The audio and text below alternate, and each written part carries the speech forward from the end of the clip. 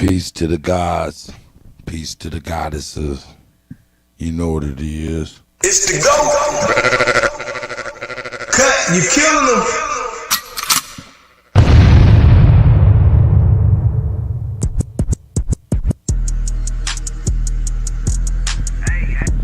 Yeah, we here.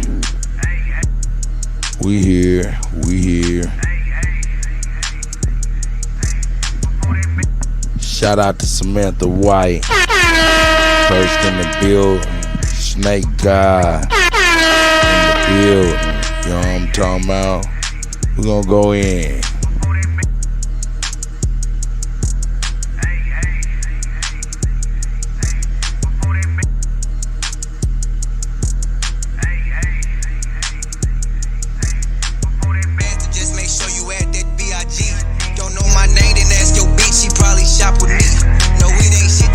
Shot, I flick my wrist with ease. You copping one, I throw you one. You gon' need two at least. Producers catching on my wave, they send exclusive beats. I'm super hot like burning rocks, I walk straight through the heat. Step hard as hell in these size 12s, I got Respucia feet. See, I been trapping all day long to get me through the week. They only got that shit that smell, I got that shit that reek. On God, I'm sitting on plenty hits, might fuck around and leak. Dream chasing, running through these phases like I like I'm with Dirk, I put in work, but can't sign to. Before that bastard, just make sure you add that B.I.G. Before that bastard, just make sure you add that B.I.G. Last of a dime breed for sure, yeah, I'm the biggest beat. The biggest boss, I pay the cost, I bet the house on me. Before that bastard, just make sure you add that B.I.G. Before that bastard, just make sure you add that B.I.G. Last of a dime breed for sure, yeah, I'm the biggest beat. The biggest boss, I pay the cost, I bet the house on me. Who is best? The hoe that's me. Can't say finesse without CT. I'm in the lane, fly on my own. I heard your song, he just a clone. We don't do internet beef. If it's a problem, hit my phone. My last bitch say I'm a dog. Still be eating me off the bone. Been booking flights and taking trips. Packing light, one carry on. Cause when I land, I get straight to it. Hit the mall, put on V-Long. Just keep my feet up in the A. Chill for a week, but smoking strong. Got on some bitches looking right. Got to the crib and did them wrong. Reminiscing about my freak. Shit was so fire, I made a song. I'm so toxic when I pop it. Left her dripping like a rose. CT Finesse. Wife it. I my nigga made it froze. Pocket stocking filled with broccoli. Pay the price to get them blown. Before that bastard, just make sure you add that B.I.G. Before that bastard, just make sure you add that B.I.G. Last of a dime breed for sure, yeah, I'm the biggest beat. The biggest boss, I pay the cost, I bet the house on me. Before that bastard, just make sure you add that B.I.G. Before that bastard, just make sure you add that B.I.G. Last of a dime breed for sure, yeah, I'm the biggest beat. The biggest boss, I pay the cost, I bet the house on me. Big bastard.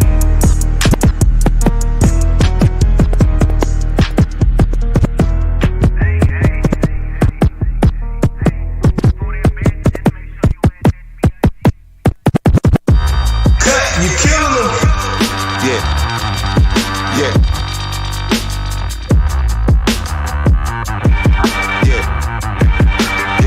Drake Cobb's music. You know the moves I had to make to get this cash. Ripping it all together just to make a bag. You mad? You criticizing cause you laying on your ass. It's the GOAT. Up on my name, up in the past. It's sad. Moves I had to make to get this cash. Ripping it all together just to make a bag. You mad? You criticizing cause you laying on your ass. Speaking up on my name, bought some shit off in the past. It's sad. Have one or nothing, need to or everything. Your mug on the block with the quail gang. Pick up, pack or deliver, this the hustle lane. The geek is in line, like a fucking freight train. Juice, Tayshawn the Confederate Don. This is motherfucking dope gang, cause we gang. True shoes. These are different, cause we's not the same. Particular set. Anthony Pickens. Motherfucking Great Dane, you little puppy. Matthew Simmons, Sagittarius Jones, that's my guy. I follow rules on the Trip, get the ooze home. You know the moves I had to make to get this cash. Ripping it all together just to make a bag. You Drake Cobbs. sizing cause you lame. Speaking up on my name, bought some shit off in the past. It's sad. You know the moves I had. Bronze Flat Pirate God. Ripping it all together just to make a bag. You mad? You criticizing cause you laying on your Big Dog. I see you, Big Dog, Philly OG. off in the past. It's sad. Cut grass, I can see the snakes coming. Cock pistol, no, I can see the snakes running. They fast too, know the bullets, they gon' keep on coming. Against all odds, you know it since I was a youngin'. I need more, got to have, I started with nothing. I'm 10 toes to the ground, I'm standing on something. My back to the wall, you knowin' I'm throwing my punches. I ate sleep for dinner, knowing you knowin' my hunger. A conga line, cuz knowin' I'm ready to rumble. I tell your ass, I hustle through winter to summer. And when my nigga try not to let this bullshit become 'em.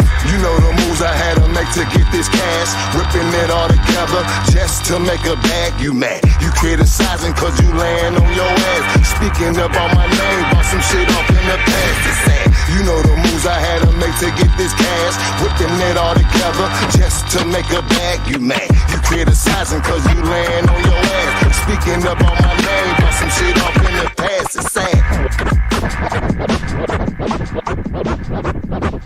It's the go.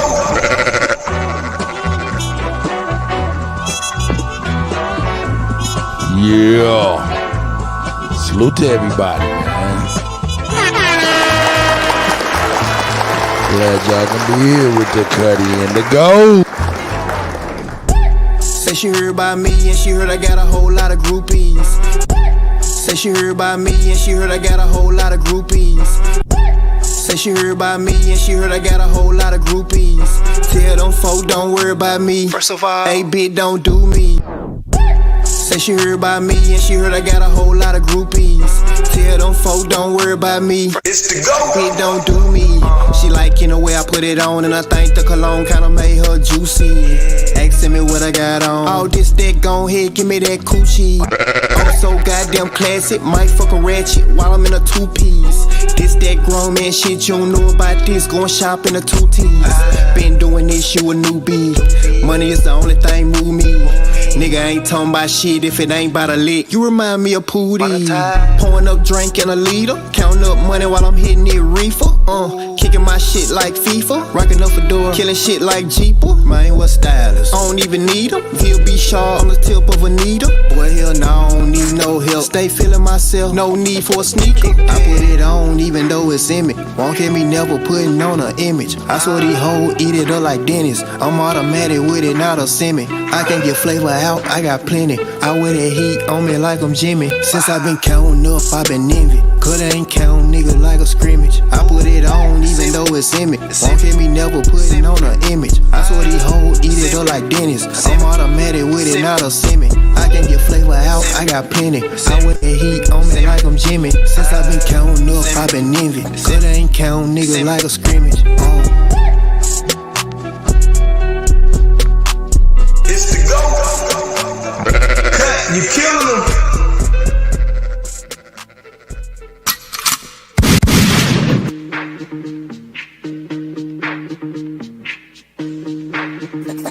Khalil, you going crazy. Nice, baby. Nice, baby. Been getting money on the east and the west side, yeah. Been getting money on the south side. Been getting money on the east and the west side, yeah. Been getting money on the south side. Been getting money on the east and the west side, yeah. Been getting money on the south side. Bunton, Rub City, Backstreet nigga, yeah. Renting out a house on the north side. Been getting money on the east and the west side, yeah. Been getting money on the south side. Bunton, Rub City, Backstreet nigga, yeah. Renting out a house on the north side. Get it 8 ways, ain't no telling what I'm doing. See me in the hood, then I'm selling what I'm doing.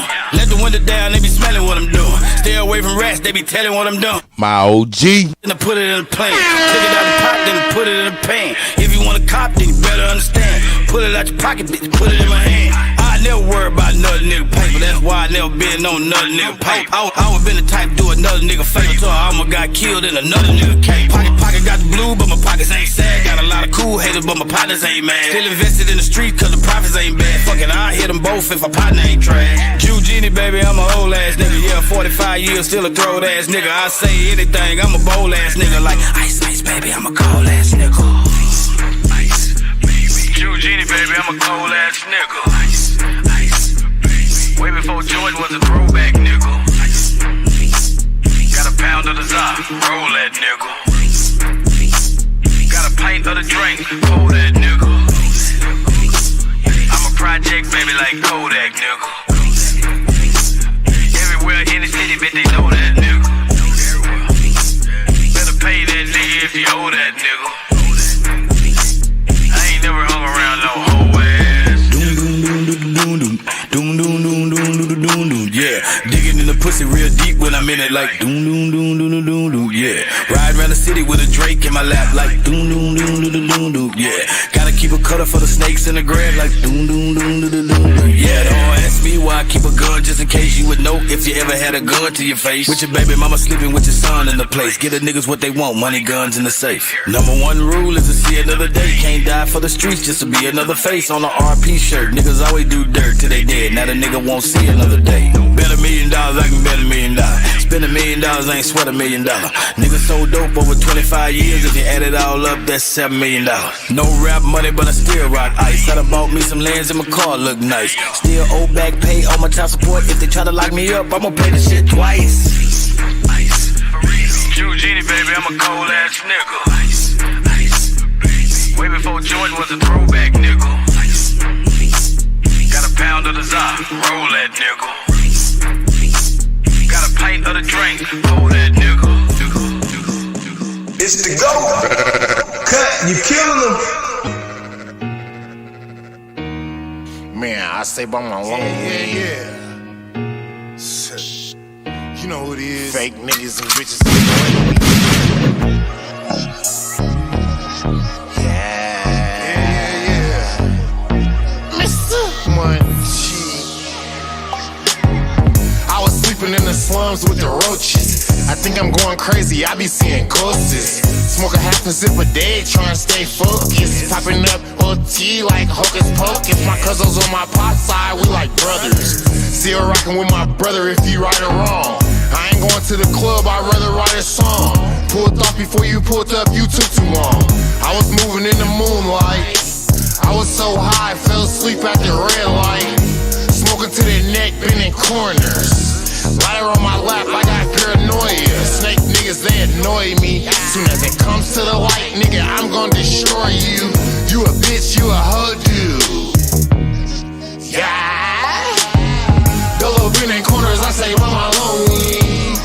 No, I don't fool with no phonies. Snake niggas better stay the fuck from around me. I was in the deep end, I was drowning. Man, ain't nobody try to throw a room. Now they like hit the J-Pay, I'm like, don't drop the soul. I run up on your bitch, snatch her coat back. We was sliding through the city in the stage. Anti-social bitch, don't approach me. I'll pop out the blue, a pipe approach you. These niggas. Oh shit, Smoke is in the building. I was in Juno chillin' in the igloo. I was OT shootout at the Piggly Wiggly. Yo, Big Dog Philly OG, man. Hit me up with hit me up on the email, man. Kuttack at Gmail, man. Hit me up with an email, man. I was going through a thing, you ain't lend a hand. Shots fired, cops slipping in a soccer van. I was bending corners by my lonely. Snake bitches, they annoy me. I was to the neck blowing OG. Yeah. Dolo bending corners, I say by my lonely. No, I don't fool with no phonies. Snake niggas better stay the fuck from around me. I was in the deep end, I was drowning. Man, ain't nobody try to throw a room. Now they like hit the J-Pay, I'm like, don't drop the soul. I run up on your bitch, snatch her coat back. We was sliding through the city in a stagecoach. Niggas don't want no money, they gon' stay broke. Never blind to the facts, I'm gon' stay woke. Smoking back to back, trying not to go to sleep. Snake niggas better stay the fuck from around me. I was in the deep end, I was drowning. Couple bitch niggas say they gon' down me. Face down by itself, how they found it. Stay to myself, I just lay low. I was ducked off eating egg rolls. Money on my mind, I ain't changed clothes. I was OT smoking out of elbow. Grew up in a hellhole. We was all bros, why the fuck you going tell for? Fuck all my enemies, no new friends. Yeah. Dolo bending corners, I say, mama lonely. No, I don't fool with no phone. It's the GOAT. Snake niggas better stay the fuck from around me. I was in the deep end, I was drowning. You killing them. Ain't nobody try to throw a room. They like hit the J-Pay, I'm like, don't drop the soul. I on your bitch, snatch her coach bag. We was sliding through the city in a stagecoach.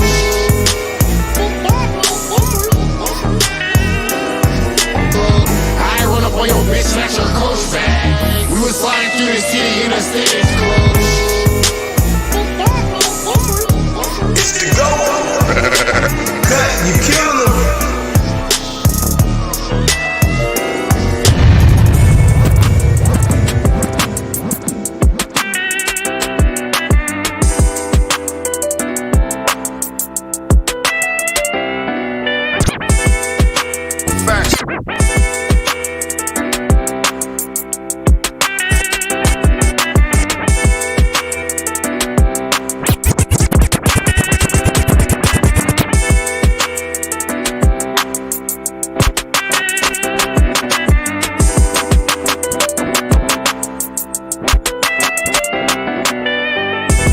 It's all facts, no chumps, Hank. Like Coach Reed, I breed champs and young gunslingers. Next time I gotta go, I'm going on a spree. If I'm asking before you go, I'll on my team, it's all facts, no chumps, Hank. Like Coach Reed, I breed champs and young gunslingers. Rich the Factor, the mayor. On a spree, if I'm asking before you go, I'll let him know it's me. I'm like a chicken farmer playing with the chicken feet. If I could feed, I could do the dirty work for free. We hit the road and drop a quarter load in your street. Keep it moving, circle back, picking up the cheese. I'm at the spizzle in the ghetto, twisting up some trees. Sitting next to a Tommy that be shredding trees. The last chopper threw away, cost me 17. Had to put him on nights, 10, 17. I've been running through the glaze like Krispy Kreme. Fuck around and have my jeweler make a triple beam. Or go well, you can tell I be in the things. Cuss you out like Sosa, then I send a team. I've been running through the glaze like Krispy Kreme. Fuck around and have my jeweler make a triple beam. Or go well, you can tell I be in the things. Cuss you out like Sosa, then I send a team. If you tryna catch a fact, I'll be in the gutter. With some wells for my sex, probably pushing butter. Shooting dice by the liquor store in the gutter. Probably play some big bad on my little brother. 50 bucks a Don Julio on the cover. AR with the cookie cutter on the muzzle. Cheap belt, but 1500 by the buffer. Brand new LV, make a nigga shuffle. I'm like Doc Holliday, coming from the hip. Got some one-way flights if you wanna trip. I'm like Doc Holliday, coming from the hip. Got some one-way flights if you wanna trip. I'm like Doc Holliday, coming from the hip. Got some one-way flights if you wanna trip. I'm like Doc Holliday, coming from the hip. Got some one-way flights if you wanna trip. I'm extra saucy, so you know the haters wanna dip. The game dry, so you know the gritters wanna sip. Cheese Church 90 Air Maxes, match the fit. Shit, you can't even tell that's a pack of Crips. All blunts to the face, I ain't matching shit. 4G autos on the feet, and they match the whip. I've been running through the glaze like Krispy Kreme. Fuck around and have my jeweler make a triple beam. Or go well, you can tell I be in the things. Cuss you out like Sosa, then I send a team. I've been running through the glaze like Krispy Kreme. Fuck around and have my jeweler make a triple beam. Or go well, you can tell I be in the things. Cuss you out like Sosa, then I send a team.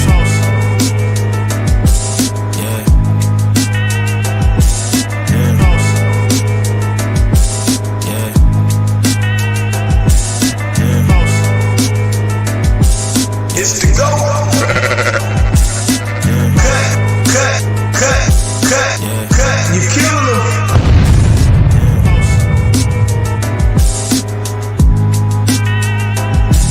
Yeah, rhyme so dope, my eyes low. When you move like God, the time slow. I came back for the blacks and John Doe's. Crack open them land patents, let go of them townhomes. What's a native to a native? He $5 dough if he not melanated. Pale faces got you waiting on a savior. Sending prayers up, he texting back on vacation. Yeah, God's children. Give all your praise to Jesus, but how God feeling? He say put no one before him in divine image. It's you with God or Christians. I got a vision, but niggas ain't gotta listen, so they don't. We came from the soil, wasn't fucking with no boats. Bible took our spirit, English potted on our homes. Tribal families turn on us, don't act like y'all don't know. But fuck them and they grudges. We was something, turn to nothing. But fuck them and they grudges. We was something, turn to nothing. But fuck them and they grudges. We was something, turn to nothing. And now we nothing's turn to something. Reincarnation of ancients, fresh up out the oven. This the message to the black man. This the message to the black man. This the message to the black man. This the message to the black man. Shooters on my roof, lawyers in the coop. We can never die, bitch, we bulletproof. This the message to the black man. Truth Master Dre. Say you wasn't slaves, you was prisoners of war. You stop wasting your time, these other bitches ain't important. You ain't meditating, you ain't mating with the sauce. Like what the fuck's a noodle if you ain't painted with the sauce? I find it hard to trust the pastor who rather side with the master who preaching we should submit while getting murdered and captured. About how we should wait on God is never our vernacular. They get paid and praised by the dollar long as they keeping us stagnant. And niggas think they woke, huh? Like you could change a whole world through a vote, huh? Like slave masters willing to let they slave go, huh? That slave master was probably your kinfolk, huh? History in reverse, a black king strategy. When blacks were your majesty, they always hide your pyramids but point to where the castles be. Aristocracies with your last name patent accurately. Yeah. And I ain't even tell half the shit. Like, I ain't even tell a quarter of the shit. It's the go. Just getting started. Y'all niggas rap about busting guns and all this weird shit. I'm trying to get my people back, nigga. Yeah. Yeah.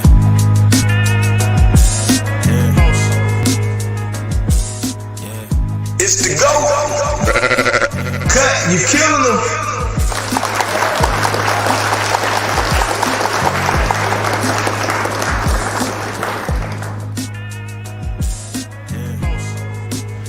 Yeah, man, trying to get this brother's device to connect. Yeah, shout out to everybody. Bronze Flat Power God is in the building. Everybody's in the building that needs to be in the building. If you don't mind, like and share. You know what I'm talking about? We about to get ready to go in for real. Chief, how you doing, God? How you doing, God?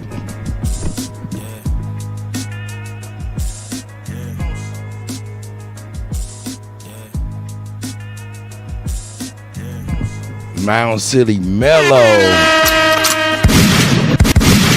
in the building. Yeah. Trying to get this brother's technology to correctly work.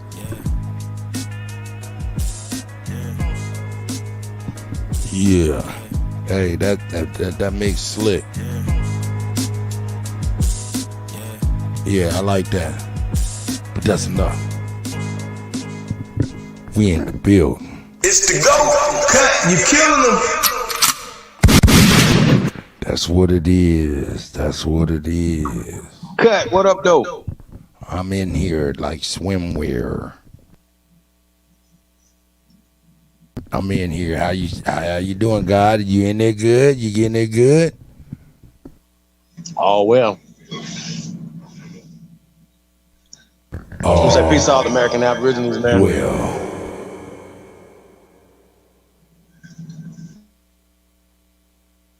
Yeah, man, we up in here, man. Hey, everybody give a like to the video, man, you know what I'm saying? And give a share one time if you don't mind. You know what I'm saying? If you don't mind. We don't mind if you don't mind. If you don't mind, we don't mind. Thank you very much. We appreciate all of y'all. Hey!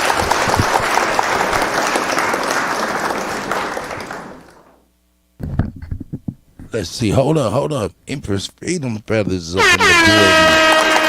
Shout out to the queen, Juan Torres.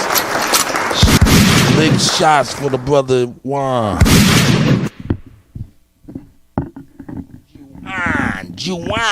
Juwan.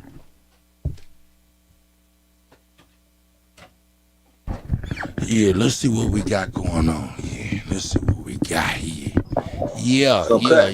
Yeah, I'm here. I got everything locked and loaded, man. I think I got a chronology that'll fit as well. I'm right here with you, God. Go ahead.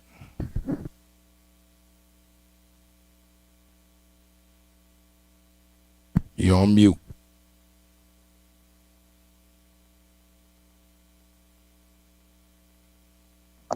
So I see we got DJ Vlad versus Tariq Nasheed, right? Right. You know what I mean?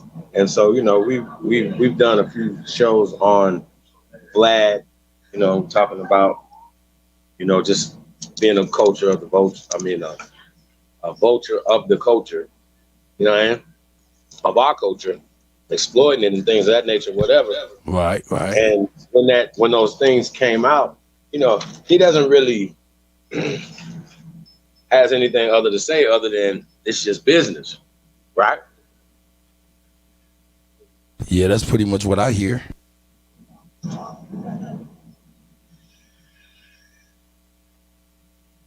It's business. You don't tell people come on there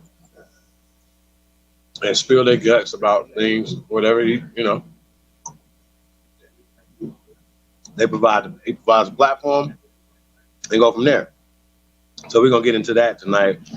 You know, just see what this back and forth's about. But you know, we know specifically that this guy Vladimir doesn't speak on Ukrainian culture. And I think that's weird when there's a air quote war that's going on and Americans are involved in it, correct?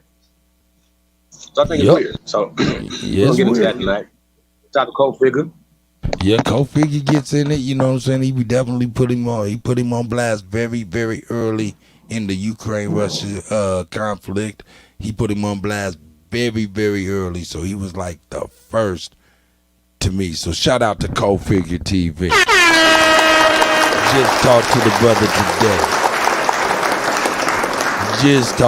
brother today. Man. You know what I'm saying? He's sending love to everybody. So, you know, maintaining the lines of communication with righteous people. So, hey, with that, you know, hey, we gonna dig in that ass, Vlad. We about to dig in that ass like Chief was on that slab of ribs he was eating or something. He was eating a slab of ribs or something. He's smacking on it in the background. That's what's up. Yo, we about to go ahead and check this out real quick. Shout out to Libra Sun Studios.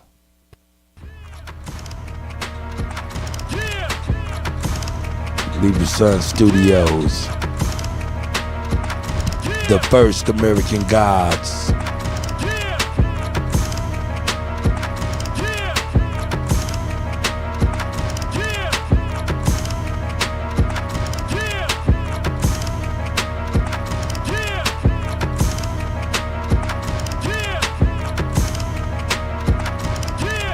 Shout out to Libra Sun Studios and the first American gods coming soon.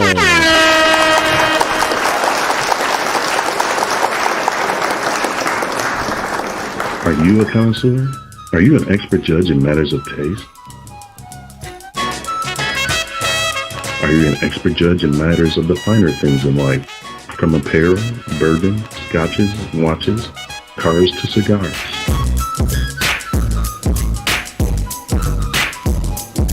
Are you a knower what's the best of the best? Do you embody a lifestyle of upper echelon in a society of leaders, winners, and bosses? Well, if you are, then you know a connoisseur is an honor reserved for a chosen few. To be a connoisseur of the finer things is like the highest honor of honor.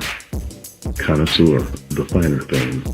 It's not a brand, it's a lifestyle. Shout out to J-Rock and Cough, the connoisseurs of finer things. Yo, shout out to Truth Master Dre, man. With that $10 tip for the Cuddy, man. I appreciate y'all, man. If y'all want to tip DJ Cut, man, you already know what it is. $Kuttack, man. I appreciate anything anybody can do in this day and time right now. It is hard in the yard, and it's definitely real in the motherfucking field. So I appreciate anything and everything everyone do. Thank you.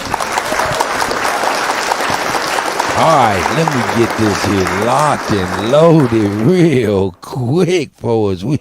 here's where we at. Hey, now, Chief, I hope you don't mind if I take liberty with the chronology.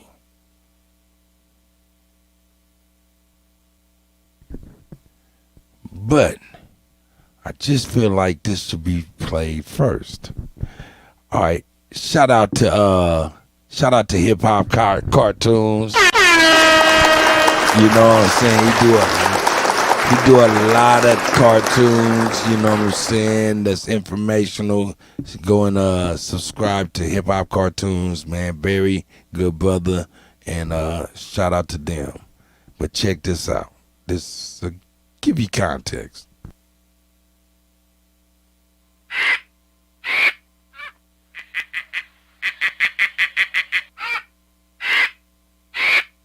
Well, I hate to say this on your show, but Ghetto child. Friend of mine. I have to admit, I don't want to be serious. Well, I hate to say this on your show, but you've been a long, good friend of mine. I have to admit, I don't want to be stereotypical, but yes, he was 100% Negro, and I hope you invite me back here. I love your people. I've done so much for you, but it's a shame.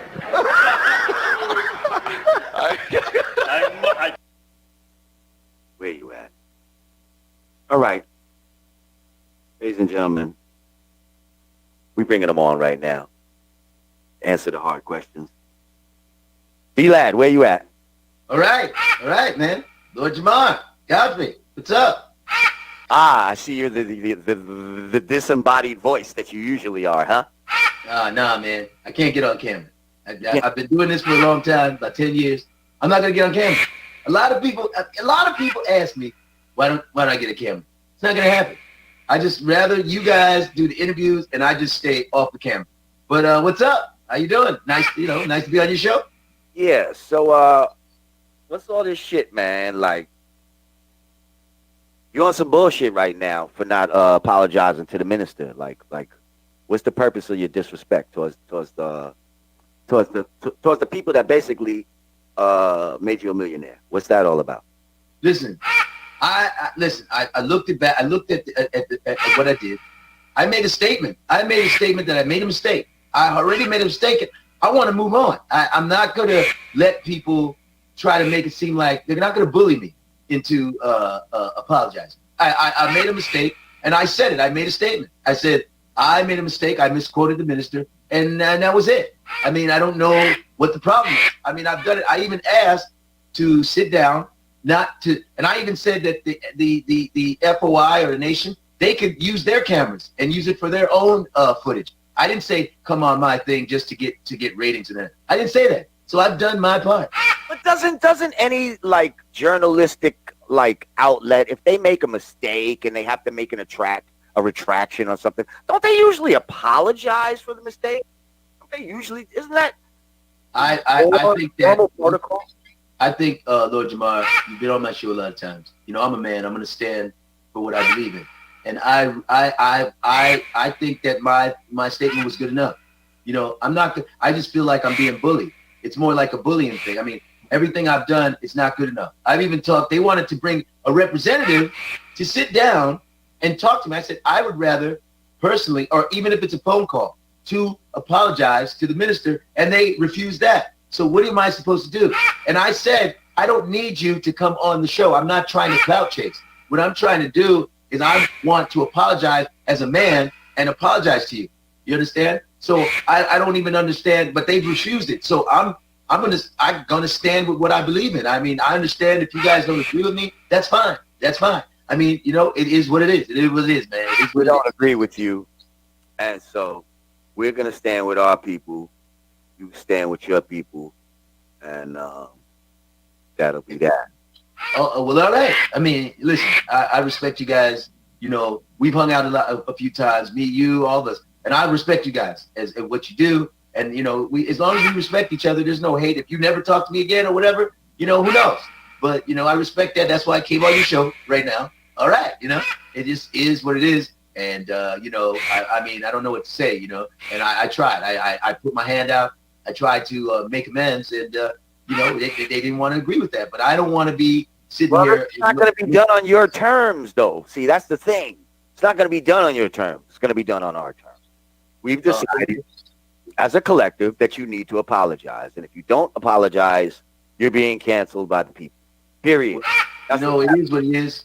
I mean, it is what it is. I mean, I'm doing fine with or without you guys. I mean, it is what it is. But it's not to put anybody down. It's I mean, I just got to keep it going, man. This hasn't happened to me before. I see you, grateful. I've had disagreements with a lot of people. I had disagreements with Nick Cannon. I've had disagreements with Charlamagne the God, and we're cool now. But it happens, We just, as long as we're men about it, it is what it is. But all right, I mean, hey, what are you gonna do, Lord Jamar? God, it's nice to be on your show. Here we are. Yeah. Well, what are you gonna do? Nothing, nigga. Shut up. That man. It's unfortunate that you come to this fucking decision, and yeah, it's gonna be a problem for you now. You're gonna see the gradual descent, and it's not gonna be pretty. And I hope apology doesn't come too little, too late. Well, all right, man. You guys take it easy. All right. Bring God. Fuck all of you. What's my name? And fuck you, nigga. Fuck y'all. I don't give a fuck about none of you stupid motherfuckers. I don't need another motherfucking chance. You know why? Because I don't give a fuck. I said I don't give a fuck. I don't give a fuck. I don't give a fuck. I don't give a fuck. I don't give a fuck. I don't give a fuck. I don't give a fuck. I don't give a fuck. I don't give a fuck. I don't give a fuck. I don't give a fuck. Tis the season and the reason why we here addressing this treason. Tis the season and the reason that we are here. Here to address this here treason. See, this is the thing. This is how they do. Notice he said, everything but I apologize. I just wanted to come to the table and say that, hey, I misspoke. Everything but I apologize. So I get it. We got him lined up, baby boy. We got him lined up. Who is this? Oh, this is Tariq Radio. He ain't gonna hit us. But shout out to Tariq Radio. You know what I find? Nonetheless is in the building. American Negroes in the building. Yeah. Ghetto Child Clinic is in the building. Go ahead. I'm listening, brother. I apologize. Well, you know what I find it interesting, right? Shout out to Lord Jamar. Shout out to the Godcast. Shout out to Godfrey. Shout out to Rob Digger. Right? Shout out to Lord Jamar and Godfrey for being men and standing on the right side of history. Because at the end of the day, when it's all said and done, they made, what'd you say, Cut? A man choice. Because a boy would have made a boy decision. An easy decision. Hey, man, it don't affect me. You know what I'm saying? Woo-de-woo-de-woo. They'd have found all the excuses to continue to deal with Vlad. Right? Every excuse under the book. Well, he has a large platform. I get this, or this, that, and he pays us. Da-da-da. Blah, blah, blah, blah, blah, blah, blah, blah, and fucking blah. Right? That shit don't matter when we know it's the sellout of that. And his platform should have been canceled the day Lord Jamar called for the boy, the man cot, because boys do boy shit. You understand what I'm saying? We shouldn't be having and shout out to CEO. Y'all big on the CEO. When we talk about Adam 2.0 or Vlad 2.0, you know what I'm saying? It's just the same thing, and you guys see how they use the content, how they, you know what I'm saying, and it's not it's more destruction than positivity, you know what I'm saying. So when that question is brought to them, they act like they don't have a responsibility to this community, right? Well, if you're a guest in somebody's house, then you have a responsibility to those people in their house. Shout out, run it back. So Vlad knows his bread is buttered, right, with content, right? is where he makes his millions of dollars at, because he doesn't make it on Ukrainian information, right? He makes it on American Negro content, correct? Right? So when he made the mistake, instead of him saying, oh man, I made a mistake, I don't believe, whatever, you understand what I'm saying? Like a lot of other people do, because they're hired by these people, they work for these people, whatever, so they have to do that. See, he didn't feel the need to do that. And I thought that was very interesting when that happened, that he was like, he didn't see no downside of getting canceled by Lord Jamar. That's where he's mistaken. That's where he's mistaken. Yo, Chief. Yes, sir. Got a little bit of breaking news. I want to share it real quick because I believe it needs to be shared. So let me share it right on the spot. Are you familiar with a goddess named Isis Wisdom? Yes. Okay. Yeah. We got her, Yeah, I think we just played a video last week. I thought that was her. Chick, you know what I'm saying? Shout out to Brother Rich, but she's on there live talking about the American gods. I figure we'll drop in just for a second, get back on topic, and we'll break this down later. Yeah, called down to the indigenous here in Mexico City. The indigenous in Mexico City started reaching out to all the indigenous tribes all throughout the Americas. And they said that we're going to go ahead and we're going to meditate. So they meditated. This happened 3 years ago. They went to the top of the pyramids and they all started meditating for the rain to come over Australia. Wow. The indigenous already went to the Australian government and had told them, we can make it rain. We have the power to be able to do that. Yeah. And the Australian government, of course, like, I don't see how you're going to be able to put out this fire, blah, blah, blah, blah, blah, blah, blah. And so that's when the phone call was made and all these things took place. And the people were singing. They were dancing. They were drumming. And they were calling on that rain god, okay? They was calling on that rain god. And lo and behold, what shout happened? out to Brother Rich in there. Don't want to get that too much, you know what I'm saying? Let them get their shine. You know what I'm saying? And we'll break that down later. Shout out to Brother Rich and Isis Wisdom. Back on the task at hand. Sorry about that, brother. I just wanted to make sure you was made aware of that. Okay, that's what's up, man. I'm saying we'll dissect that later. All right, you want to say anything before I push play on this this brother, this Ukrainian? He hasn't spoke on the Ukraine but one time, and he only did that because Figure was on his head real tough, man. Real tough, man. And that's the only one I seen really on his head up to that point that he had that Ukrainian spy and was interviewing him. I didn't even get to see it. I just seen the little thumbnail. So I ain't gonna speak on that. But I'm gonna let you get that, man. I'm gonna sit on back here. It's the go. Hey, so DJ Kuttack talking. Let's go, hey man, y'all haven't went over to DJ Kuttack, man. Go over there, man, and subscribe if you haven't subscribed. Hit the like button if you have. Show some love over there, man. Yeah, as well DJ as Kuttack 1. IDGAF, Sports News and Entertainment. I don't give a fuck. That's Sports right. News and Entertainment. Go over there as well.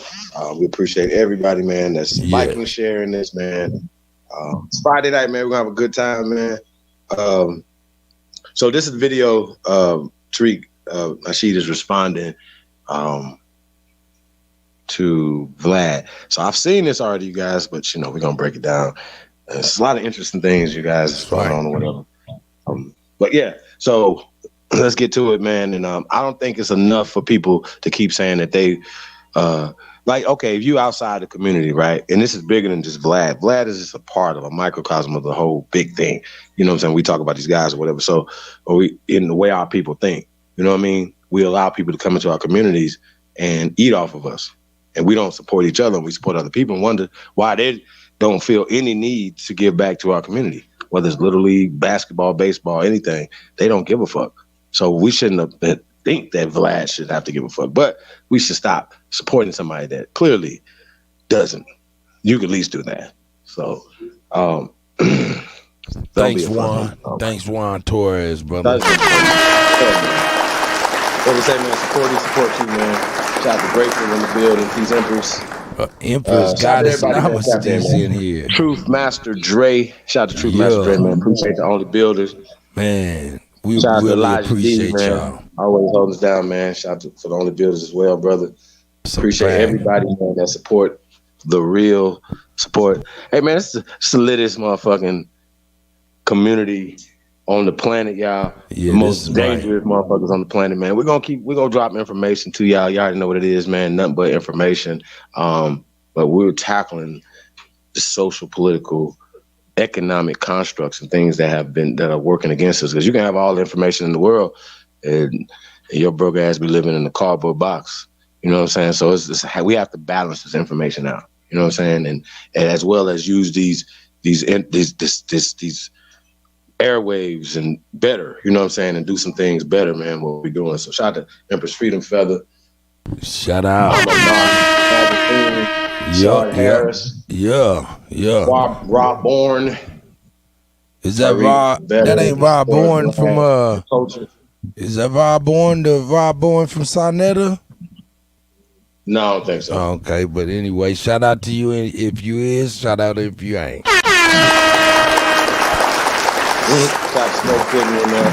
Yeah, Shy Harris is in the house. Yeah, man, we got the peoples up in here, man. We're gonna go on ahead and, without further ado, look at Vlad. He like, yeah. Well, you seen him earlier. He was like, with them vultures, there's people back there in the back. Like, he can't, at this point, like, he might as well just be like, I am. Like, and I don't think people, you know what I'm saying? Like, at this point, like, we just, come on, bro. We line up. You do got a second chin that look like a second neck. Hey, man, we have other bloggers, man. Like, we can create our own platforms and stuff, you guys. So we got to stop empowering other people and then need their validation to shout out to your boy Smooth. He said Louisville in the building. You know what I'm saying? Shout out to Louisville. You know what I'm saying? Ricardo D, Rob McCoy. You know what I'm saying? Shout out to everybody jumping up in here. We about to get it in. That's right. Yeah, man, we appreciate everybody, man. It's Friday night, man. Let's get it in. Real talk. I kick knowledge. What up, though? He said, never like Vlad while folks on the show talking. I mean, they like empowering these guys. Like, you know what I mean? It's the attention. Sagittarius, what up, though? Piece of the guys, man. It's the attention. It's like they always need their attention. But I think what was interesting about this right here, you guys. I don't want to spoil it. Let's get to this. Yeah, I want to hear. I want to hear this. To Tariq, man. Shout out to Tariq. I've had my criticism, man, over the years, man. But it's all out of love. Guys, definitely doing some great things, man. So once again, and I'm no matter what, like you just mentioned, Rob Bourne, that's our brother. You know what I'm saying? So it's gonna be that against all other shit later. You know what I'm talking about? Like I think you guys be we be getting this shit fucked up. Like as if all our people in our bloodline families are in the Aboriginal or Indian or American Indian or Moorish community or Hebrew community. Y'all understand what I'm saying? So y'all gotta stop at like we just gonna just start separating ourselves from the greater body of our people.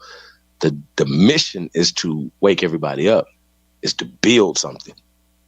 So I didn't think it was supposed to be on some reservations and that's right, on some temples and everything else. It's outside working. So if anybody got a problem with anything I'm doing, you a fuck nigga. Real talk. Just gonna let y'all know that. Yo, shout out Reginald Jones, man, and Kingdom of the English. It's the GOAT. Yeah, man. It's the GOAT. I don't care less, man. Yeah. We busting. Yeah, I know. Fight for the ancestors, man. You know what I'm saying? We speak for the people, man. What y'all want? Share the live. Fighting now. Yeah. Nonetheless, up in the building. Jones, what up, though? If it ain't you, Reginald, who, nigga? Yeah, I'm trying to tell you. You the greatest. Hey, man, let's go and put a number one beside that shit if you are truly the descendants of the greatest human beings in world history, because I know I am. And that's why I pop my motherfucking shit, nigga. That's why I pop off. And everybody you know what you're going to do? Hey, Cut, you know what they're going to do? Respect it or check it. How about that? You're going to respect that shit or check it. It's the GOAT. DJ Kuttack talk me, so man, let's get to it. Cut, you killing the white in the building. What up, though? Let's get it.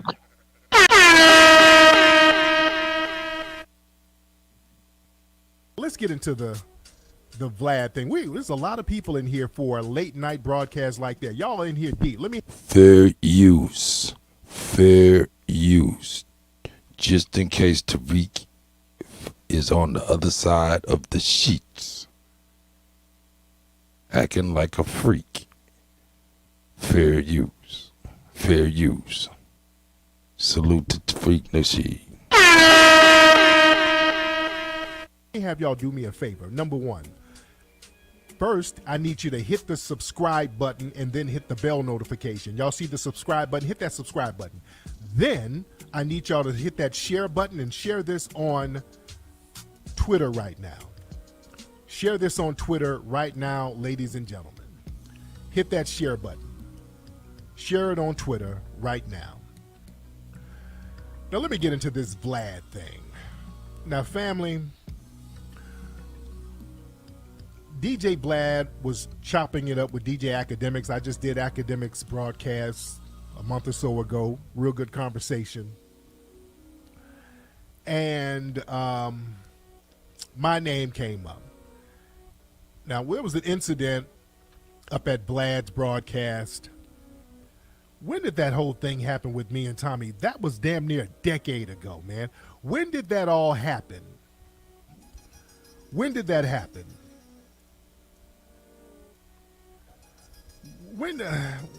I want to say that happened in 2014, right? Y'all help me out, family. If you can, help me out, family. I want to say that happened in 2014. You dig? I want to say it happened in 2014, if I'm not mistaken. If I'm not mistaken, family. But this was damn near a decade ago. And Vlad is talking about it now. And hold on. Sorry about that, guys. Let me play the clip. It's a short clip. And Vlad said some very interesting things. Vlad said some very, very interesting things. And let me play this clip right here. Hold on one second. Hold on. Let me get the audio going. Let me turn my music off. All right. Hold on one second. Where are we? All right. So this is Vlad with Academics. Hold on. Okay, you may not agree with certain things that the person says, and I had Tariq Nasheed on my platform. Mm-hmm. It was actually a relatively good conversation, but it wasn't until maybe a couple months. Yo, don't let your boy Smooth be the only one to share the show, man. Share the show. Put the likes up in there. I appreciate y'all. Thank y'all. I appreciate it. You guys are the best. The best. Months later, I interviewed Tommy Sotomayor. Yeah. And Tariq Nasheed literally burst into the studio to like confront him. Yeah. And, you know, this whole situation just turned ugly and disrespectful. I'm like, yo, I give this dude a platform only for him to come and burst into my fucking studio because he got a beef with the dude I'm interviewing. He gave me a platform. Hold on a second. Okay. Hold on a second, Kat. I got to say something. And I said this years ago when this happened. Say, did y'all think, Kat, do you think that Vlad was sitting in his studio, unlocked doors?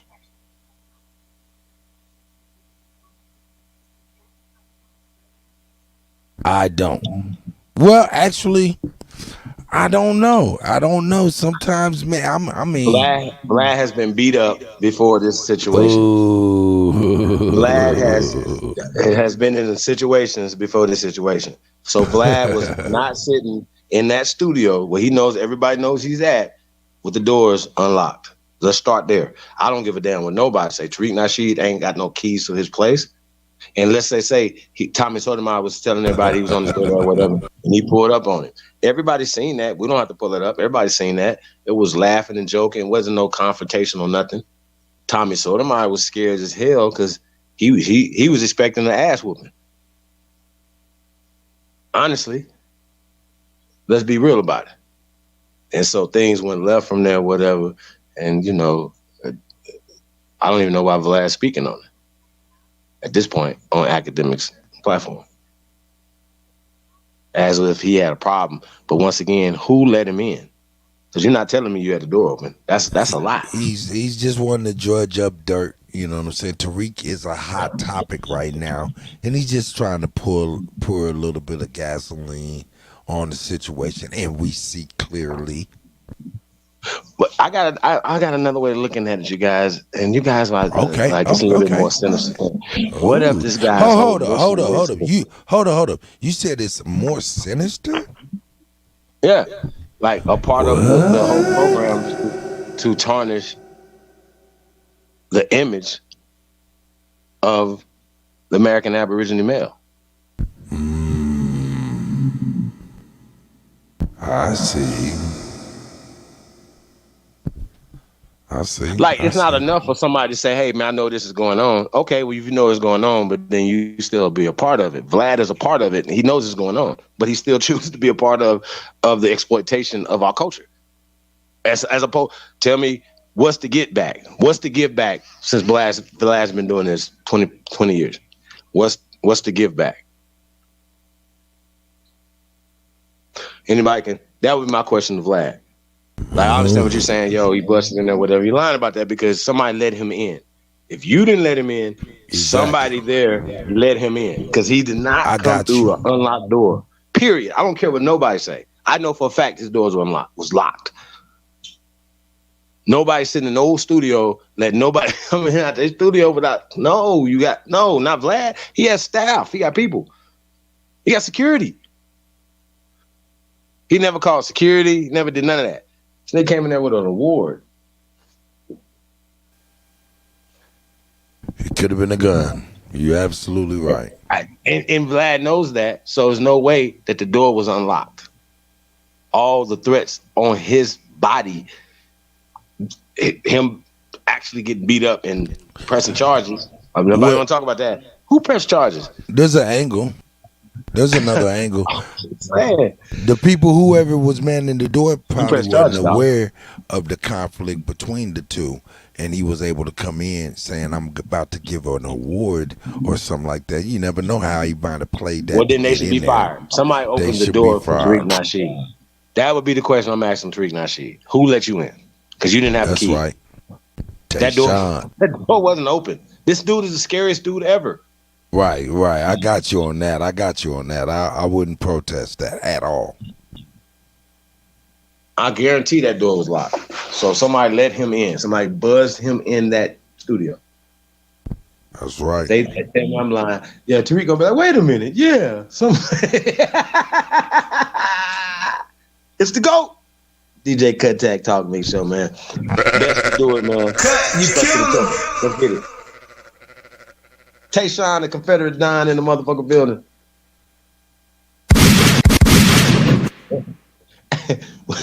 Tommy saying I set him up, and then Tommy starts recording my phone calls, and I just say, and then Tommy started my own shit. Like, I didn't really realize him, but once, you know, when I look back at the interview, which I never put out, it was like, yeah, he might have went in there and said that, Tayshawn, hey, I just want to give him an award. Hey, Miss Elizabeth is in the building. He was trying to give him an award with the 5-finger variety. Hey, Tariq wasn't on no smoke though like that. He wasn't. But he scared the shit out that boy though. He definitely did. Patrick Gabriel, I see you, brother. Birdman. Anti-black woman. You know what I'm saying? And I never put out. I started my own shit. Like, I didn't really realize him, but once, you know, when I look back at the interview, which I never put out, it was like very anti-black woman. You know what I'm saying? And I stop, Vlad. Okay, well, let's stop. Let's take our time with this. Okay. So Vlad said, yeah, I gave him a platform. Vlad, and you're listening, Vlad. I already had a platform, Vlad. What platform did you give me? You didn't give me anything with your platform, Vlad. I already have a platform, Vlad. Facts.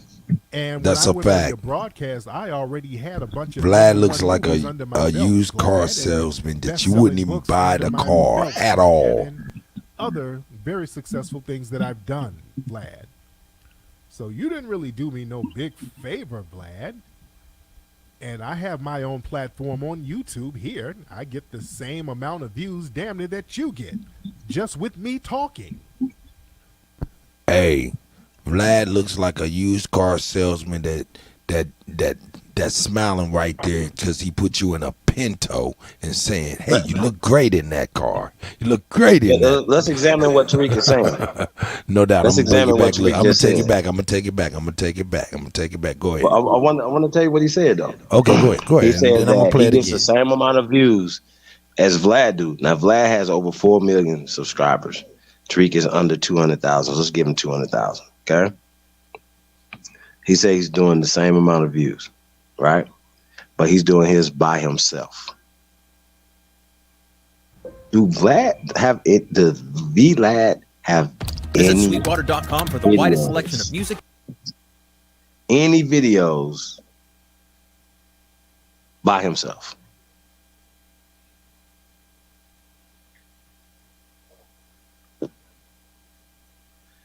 Hey, you was right on the money when you said 200K.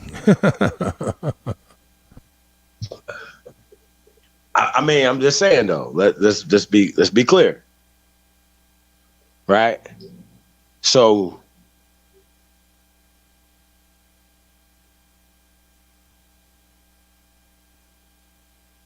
You look great in that Pinto.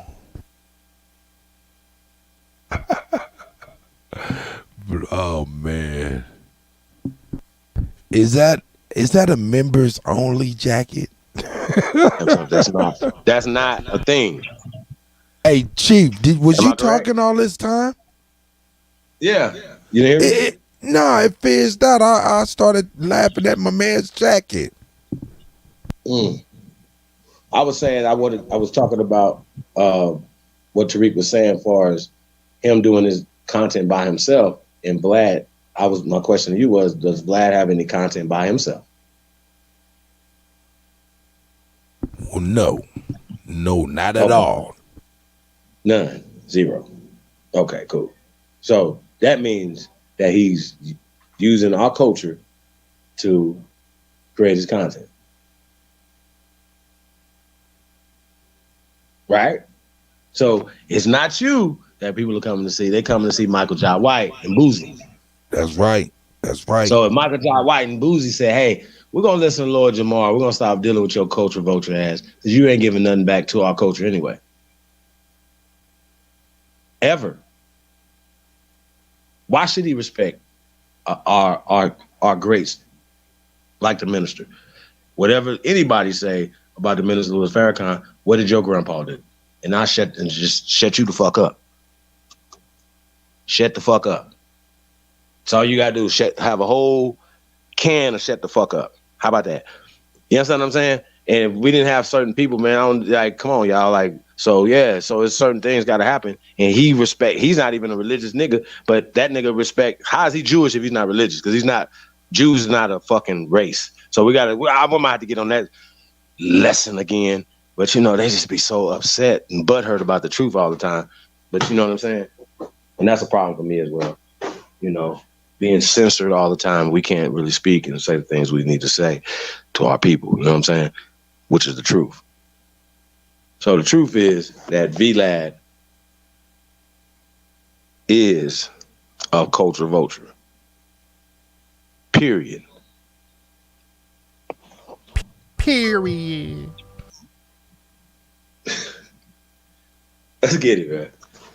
Because I already had a bunch of #1 movies under my belt, Vlad, and best-selling books under my belt, Vlad, and other very successful things that I've done, Vlad. So you didn't really do me no big favor, Vlad. And I have my own platform on YouTube here. I get the same amount of views, damn near, that you get, just with me talking by myself. I don't have to use a bunch of other public figures to put on my platform in order to get views. I get views on my own, the same amount, damn near. You understand? So you really didn't do me any favors, Vlad, at all. Vlad, I've done national and international television, Vlad. Come on, Vlad. You're not doing anybody any favors, Vlad. Yeah, Vlad tries to play this innocent role. You gave me a platform as if you put me on?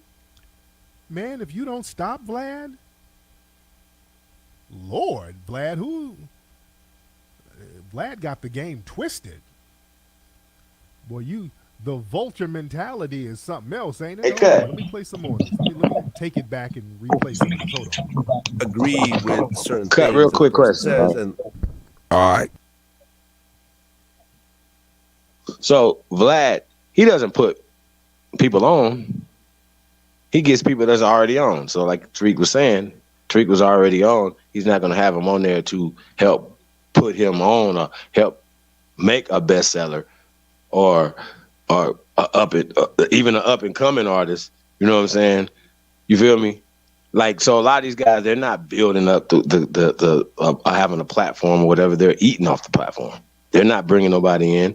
You know what I'm saying? Then the guys they do bring in, they start asking them the weirdest questions that put them in a lot of weird positions just for answering the questions. First off, you shouldn't be answering the questions. Somebody asks you a weird question, and you got to learn how to be like, yo, no comment, or that's not a good question, or learn how to answer the question the right way. You know what I'm saying? But street shit shouldn't be talked about, you know what I'm saying, if it's where you from. That's just what it is. Some people, they can't go back home. And, yeah, all right. Well, remember, they killing rappers out of town now. That's right. So, shout out to Mimi Boyana. Shout out to everybody, man. Everywhere. Appreciate y'all. Yeah. Hey. I mean, come on, man. Look at that smile on his face. Remember him? Man, look at that face. He put Slim Jesus on, bro. Man. Look at the face, man. He's telling you exactly what it is, man. He put us all in a nice 1977 Pinto, and we love it. And everybody that keeps going over there likes to drive it, meaning they like to be in the passenger seat, being driven around by the guy, or they like to see people riding in the Pinto by watching the videos. My thing is though, if you into the culture, you should not, your words should show that, right? Your actions should show that. There should be people that you could say, hey, right here, these are people that were put in position. You know what I'm saying? One thing I can respect about Adam, he is putting people in position. So I definitely got to, and once again, sometimes it's about working with people. You know what I'm saying? Shout out to AD, man. You know what I mean? Holding it down over there. Shout out to them.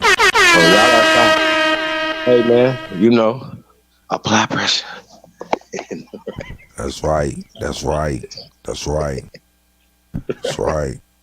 Libra Sun, the master builder, is in the building. Yep, here we go. We on. Vlad.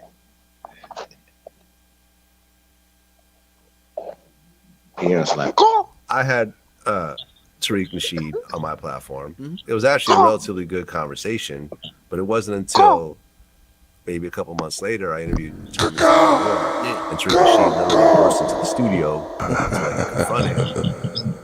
Okay, and literally burst into the studio. Okay, now here's that Dolomite talk. He's acting like I went in there like Shaft. All right. Oh, here's that old Dolomite talk. He got a pass. Talk, you know, he got buzzed in 3 doors. Suspected white supremacist is coming out, and he got patted down. Extra. Yeah, he came in there. He came through the window with a rope. Oh my God, he had a Molotov cocktail and he had a machine gun. He came in. Oh my God, he burst in my studio. I casually walked in there. I didn't burst in the studio. I just walked in there. Wasn't no burst in the studio. Yeah, the white folks like this. It's always some extra stuff. He came in there. Oh my God, he had a leather jacket on. And he was like, "I'm gonna get you, sucker." Oh my God. Oh. According to Vlad, hold on. According to Vlad, I went in there like this. Hold on, this is me. I went in there like this. Hold on. Wait, this is how I went in there. What's up, guys? Alex here from ZBEC. Today I'm excited to show you our newest product, the ZBEC Tri-Screen 2. This is a Come on, sucker! You jive turkey! Come on, jive turkey! Come on, sucker! So that's how I went in there, according to Vlad. According to Vlad, I just went in there like Richard Roundtree. All right. Stop it, Vlad. He has white man goggles. Okay, Vlad. I kicked in the door waving the 4-4. Yeah, I went in there like Shaft. He busted in there. Oh my God. He busted in there. He had a machine gun and it was stop it, Vlad. Stop being white. Now he's talking white talk now.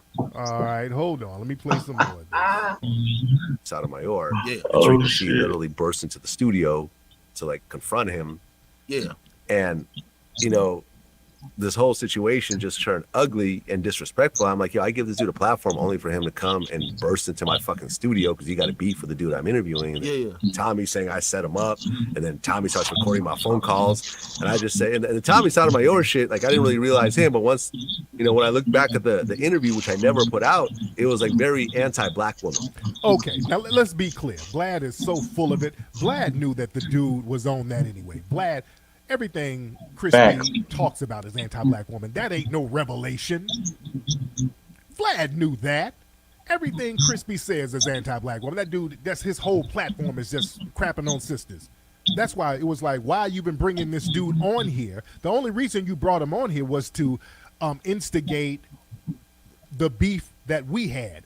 You were trying to get your little bag off of it, Vlad. That's why you put him on there. Then he act like, well, you know, I realized I really didn't want him on here. Like, you were trying to put him on after me so that you can try to concoct a beef and try to instigate the beef even more so that you can monetize it. That's what you do, Vlad. That is your whole platform. You get people on your platform whose rivals, they're rivaling with each other, and then you promote it, and then you sit back and then let it fester in the streets. That's been your whole platform, and you've been getting called out for that, Vlad, for years. People have been calling you out for sitting up here instigating things and bringing people on to promote beefs, and then you let them out the door, and then it hit the streets. So now, when the beef was brought to your front door, now you want to cry foul and say it was disrespectful. No. If there's going to be beef that you want to get in the middle of and instigate, that beef came right to your front door and you didn't like it. You see, y'all don't like when the beef comes to your front damn door. So don't play those damn games out here. Let's be clear, that's not a beef, Tariq. Trying to instigate conflict and bring somebody up who you know was beefing with me, and that's the only reason you brought him up. So when that thing came to your front door, that's, do it over there in the ghetto, don't do it here. The beef is over. Yeah, beef is fine, but just not here. It's disrespectful. It's disrespectful for you to promote that type of stuff and instigate it, Vlad. That's what it is, homie. That's what it is. Let me play some more of this. I set him up, and then Tommy starts recording my phone calls, and I just say, and the Tommy Sotomayor shit, like I didn't really realize him, but once, you know, when I look back at the interview, which I never put out, it was like very anti-black woman. You know what I'm saying? And I just said, you know something? I'm done with this whole fucking genre at this point. Yeah. All these dudes who are like anti-everything and whatever, and their claim to fame is just being edgy, and don't really have actual talent behind what they do. So So what he's saying is, right, you guys, he don't want consciousness. He don't want smart people.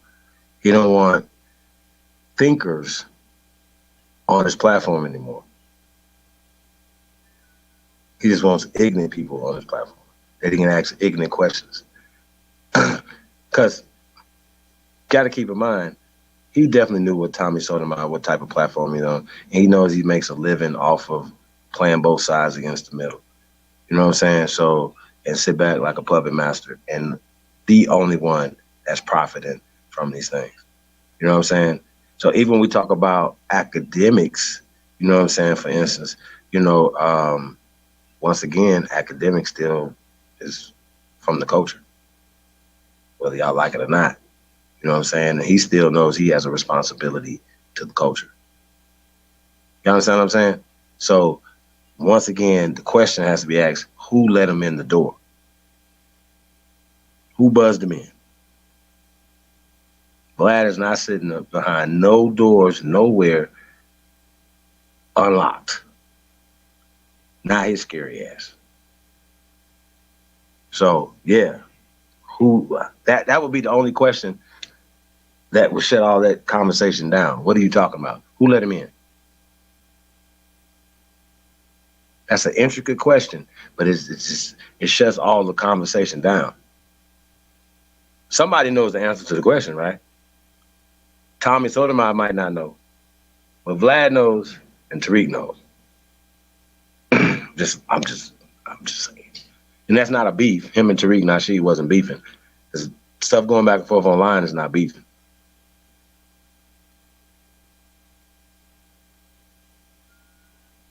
Cause you niggas be living around the corner from each other, making videos, like telling ain't gonna do shit. Meet up at a picnic somewhere, hug, then go back and make some more videos about each other. I'm gonna beat you up. I'm just joking. Just jokes.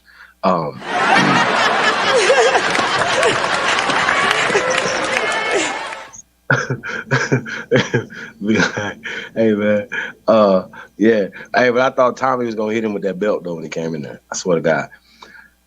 That was my first thought. When we come in there, Tommy Sotomayor had a belt. I don't know if you guys remember that. I thought he was about to hit him with the belt. I mean, that's the way my brain thinks. So this is me. I'm stupid. So I'm fucked up. But I would have hit you with that belt, Tariq. I'm just saying. So Tariq knew he was fucking with a kitten, so he wasn't coming there to do nothing. So it wasn't nothing. That's the conversation talking about beefing and shit. Y'all better definitely come up on the right people's studio. Don't do that. Don't run up on the wrong. That's people. right. I'm just saying. That's crazy. That's all I'm saying. I'm just saying. So this internet shit is just for internet niggas. So do not try this at home. You're gonna fuck around and run up on the wrong person. Okay? That's all I'm saying. So these conversations, nobody's asking a simple question. Shame. Why go there? You know what I'm saying? Especially if you were having words back and forth with somebody. You know what I'm saying? I don't know, y'all. If I have took out my time to come see you, yeah, man. I mean, I came here for nothing. You know what I'm saying? So if I'm coming to see you, okay, that's not a good thing. I'll just say that. So we in peace. So just be in peace. But that's how I say I wouldn't. That was not a good look on Tariq part, pulling up on dude in general. You understand what I'm saying? Cut. Yeah, I do, definitely. I mean, don't pull up on no nigga unless you ready to smack him. Unless you try to get busy for real. You pull up on but me, let him tell it when he doing the time. And I'm gonna hit you with this goddamn belt. So then he would have been all in the right for hitting him with the belt. Yes, don't pull up on nobody playing. Don't pull up on nobody playing. That's all I'm telling you niggas. Don't let these niggas play with y'all on the fucking internet, bro. Don't be pulling up on nobody playing. That's a fact. So if you pulling up on a motherfucker, be pulling up on them, ready to take them to lunch. Okay? Don't pull up on nobody playing. That's all I'm telling you. So that nigga was Tariq. That boy was playing. Tommy was playing. Fuck that. He was scared to death. You should have said his face. If he could have ran, he'd have ran out the back door. Scared to death. I'm just saying. That would have been Charleston White. He'd have maced him.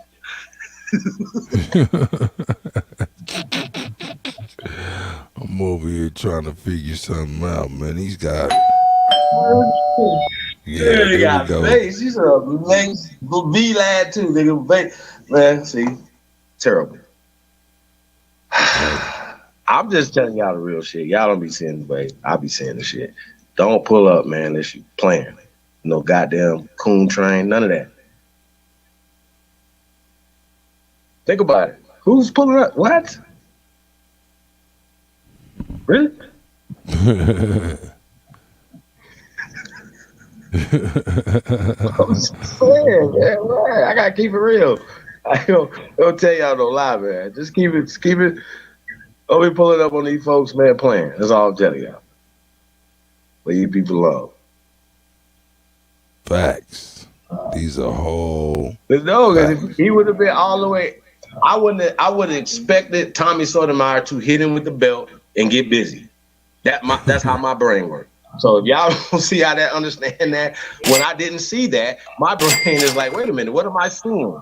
I'm seeing a bunch of pussies. Kittens playing with each other, man. So I don't get down like that. Don't pull up on people, bro, playing. That's all I'm telling y'all. So we get back to this, but yeah, I just don't know how we still talking about this years later though. VLAD.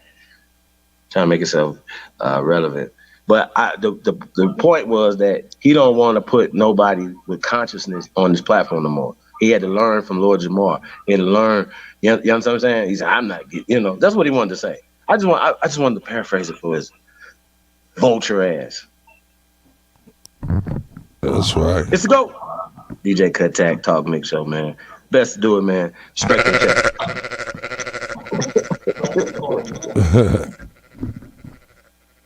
They're not like stand-up comedians or they're not artists or basketball players or whatever. I said, I'm cool with all this shit. I removed all the Tariq Nasheed shit. I never put out the Tommy Sotomayor shit. And I said, fuck this whole genre. I'm cool. And by the way, Okay, so he's talking about people who ain't got no talent. I know you ain't talking about me, Vlad.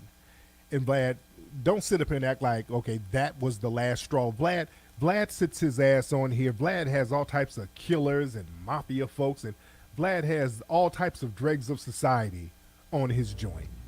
All right? Vlad has all types of dregs on his show. And now he's trying to act high and mighty. Vlad, you instigate all types of stuff. There's court cases where Vlad's name is popping up in court cases. People getting convicted based on stuff happening on Vlad's platform. Stop it, man. Don't sit here with that. Basketball.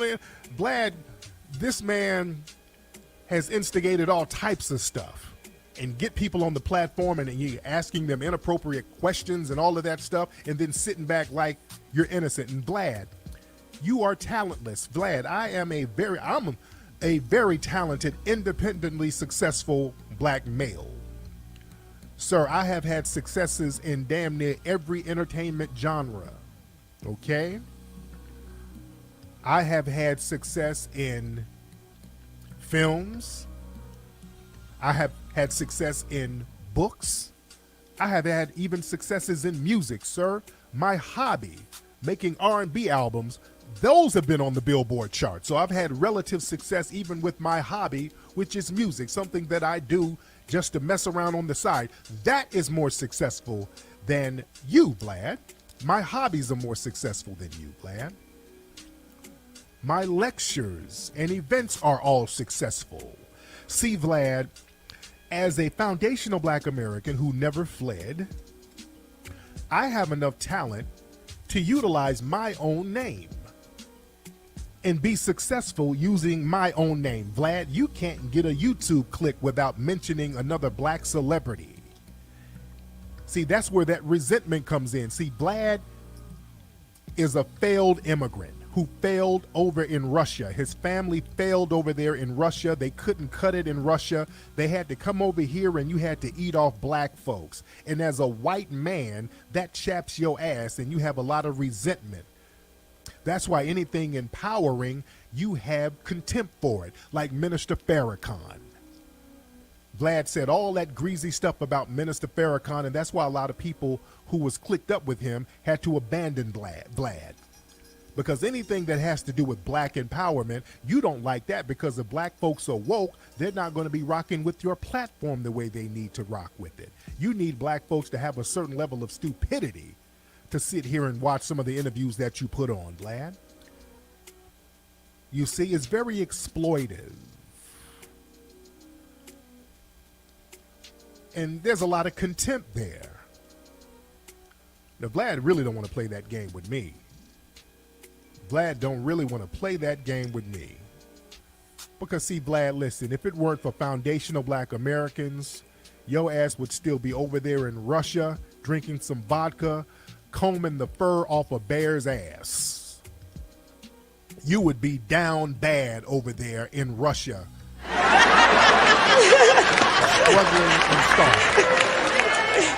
You need to thank the black Americans who helped give your platform shine. You cannot talk about what talent I have or any other black person have, because, sir, I have more talent and confidence than you can ever have. You came over here and made your whiteness work for you. And that's all it is. You're just another colonizer with a colonizer mentality. Another talentless hack who have to exploit black people to make a buck.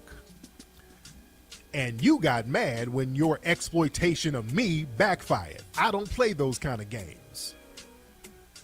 You're not going to have me on your broadcast and then have somebody up there who's beefing so that you can sit there snickering and cacaing and kikiing. That's right. While you throw fire on a beef. Shame, no, shame, will be right there at your shame. front door, and you didn't like it. You didn't like that the beef came right to that ass. See, that's what I do. I'm not going to let it trickle down in the streets. We're going to get this shit straight right here on your platform, in your space, since you want to get in the middle of it and promote it. Now, how does that feel? Didn't feel good, did it? So that's how other black folks feel when you instigate beefs, nigga, and put that shit out there in the streets like that. It don't feel good when that shit hits your front door. You try to throw a rock and hide your damn hand, and you don't like when that rock boomerangs back to your front door. See? Well, you need to stop instigating beefs with your platform. I have people on my platforms. I know what questions to ask and not ask. I had the great Nipsey Hussle on my show. Rest in peace.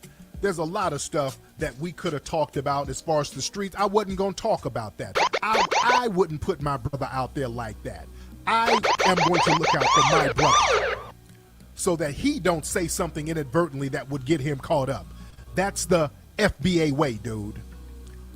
You don't have that because your thing is all about making you a quick buck off any type of beef that you promote. Even when I had my good brother Spider Loco on my broadcast, we talked about a couple of beefs, but we also talked about how to resolve that type of stuff and look at things from a positive outlook.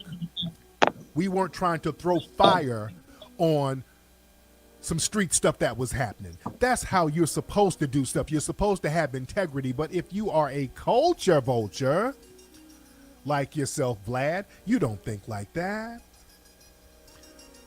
Because you got contempt for black society, black males in particular, because you don't have no talent and you have to sit on the sidelines commentating on the talented people that you bring on.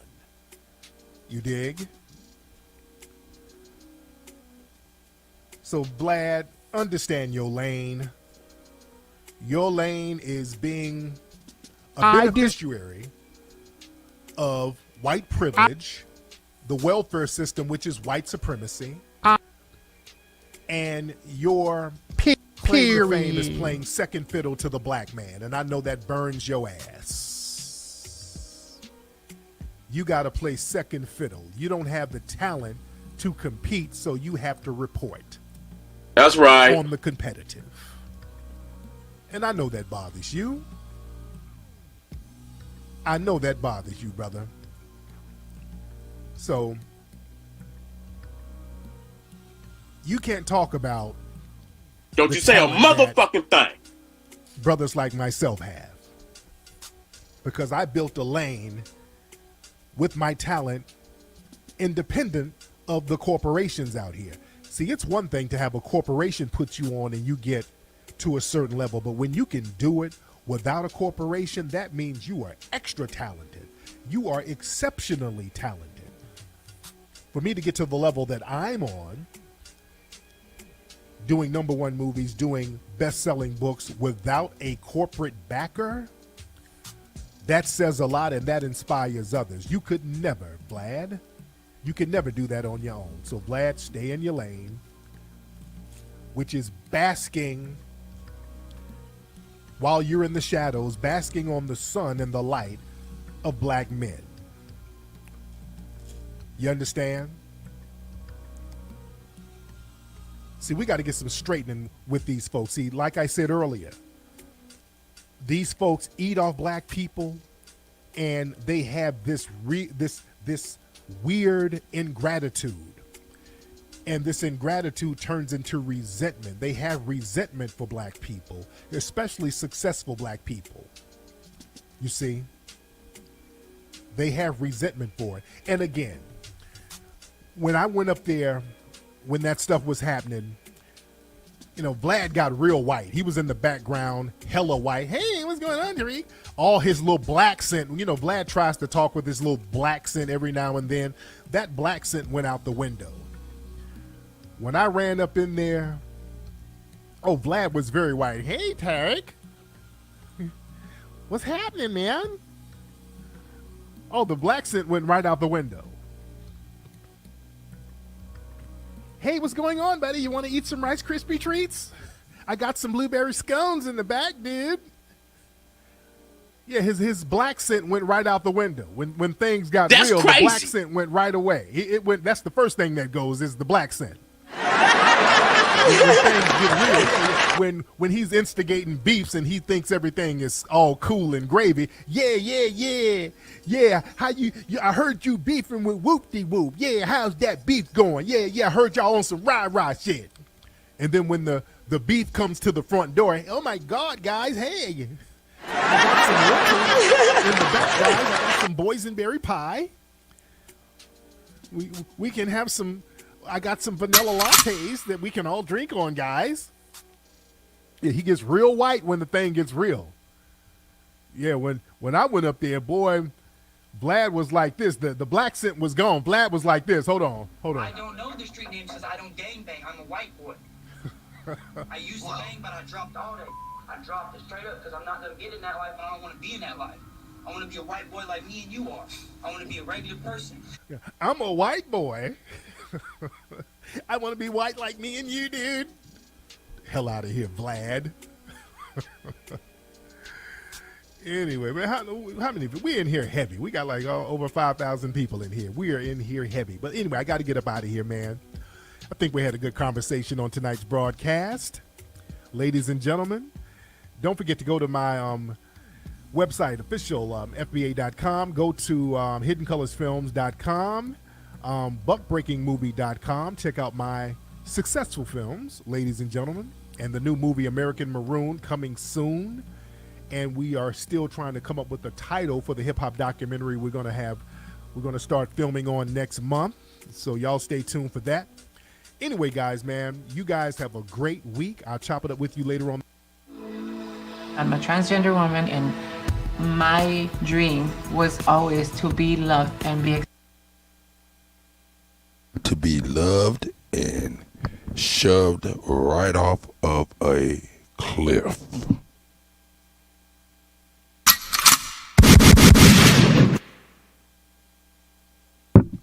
And that PSA was brought to you by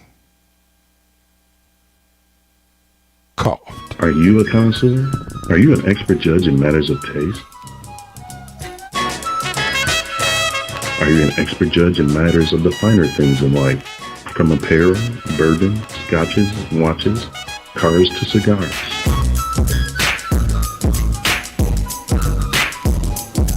Are you a knower what's the best of the best? Do you embody a lifestyle or upper echelon in a society of leaders, winners, and bosses? Well, if you are, then you know a connoisseur is an honor reserved for a chosen few. To be a connoisseur of the finer things is like the highest honor of honor. Connoisseur, the finer things. It's not a brand, it's a lifestyle. Shout out to J-Rock once again. And Cough, connoisseurs of finer things.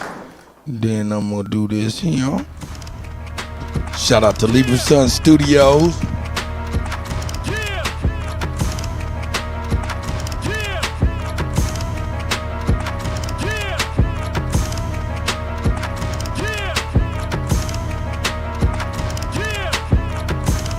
Shout out to Libra Sun Studios, the first American gods. Coming soon. DJ ZP, I see you. Shout out to Libra Sun Studios once again, first American gods coming soon. Okay. It's on you guys. Hey, shout out to originaltribalwear.com, man. Go get shout out. Tribalwear, man. Originaltribalwear.com.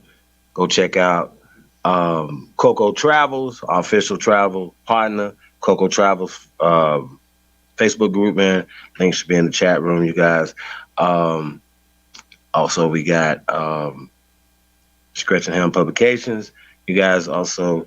No, Gretchen, I don't know if I've seen Gretchen in there or whatever. Check out those journals. Support American Aboriginal business. You already know, man. Wake up, wake up, wake up. It's time. It's 2 a.m. We are 2am.com. Official home of Supreme Chief Holiday Collection. Chief Billy Collection, man. Go get that. That's Chief Billy drip out now. Fall winter collection coming soon. BAP coming soon, Cut coming soon, Mo Drip coming soon, you guys, man. Tap in, man. Support the real, man. Support American Aborigine businesses, man. Now, if you have a business, if you have a business idea, whatever, tap in, man. You know, it's about marketing, promotions, things we can work together to do that, you know what I'm saying? So let's get together on that, man. So if you have a business, tap in. Product, service, you know somebody, the product, service, whatever you, tap in, chiefholiday@gmail.com. Let's get to work. You guys know about the opportunities, jobs, business opportunities on deck. Right now, in the Atlanta, Georgia area, we're looking for cars as well as brokers, people who want to be into the car business. You're in the Atlanta, Georgia area. If you have an extra car, if you want to make some extra money with your car, you know what I'm saying? Tap in. Links will be in the chat room as well. Just hit me up, chiefholiday@gmail.com. We're working right now. We're looking for a few good men and women, man. If you guys want to get into an exciting business, tap in. It's the GOAT. DJ Kuttack Talk Mix Show, man. Hey, that was the end of that video with Tariq. Yup, he jumped on him real good, jumped right on up off of him. That's what's up. That's what's up. So yeah, we're gonna get back to that, man. Gonna say peace to all American Aborigines, man. It's the GOAT, DJ Kuttack Talk Show, man.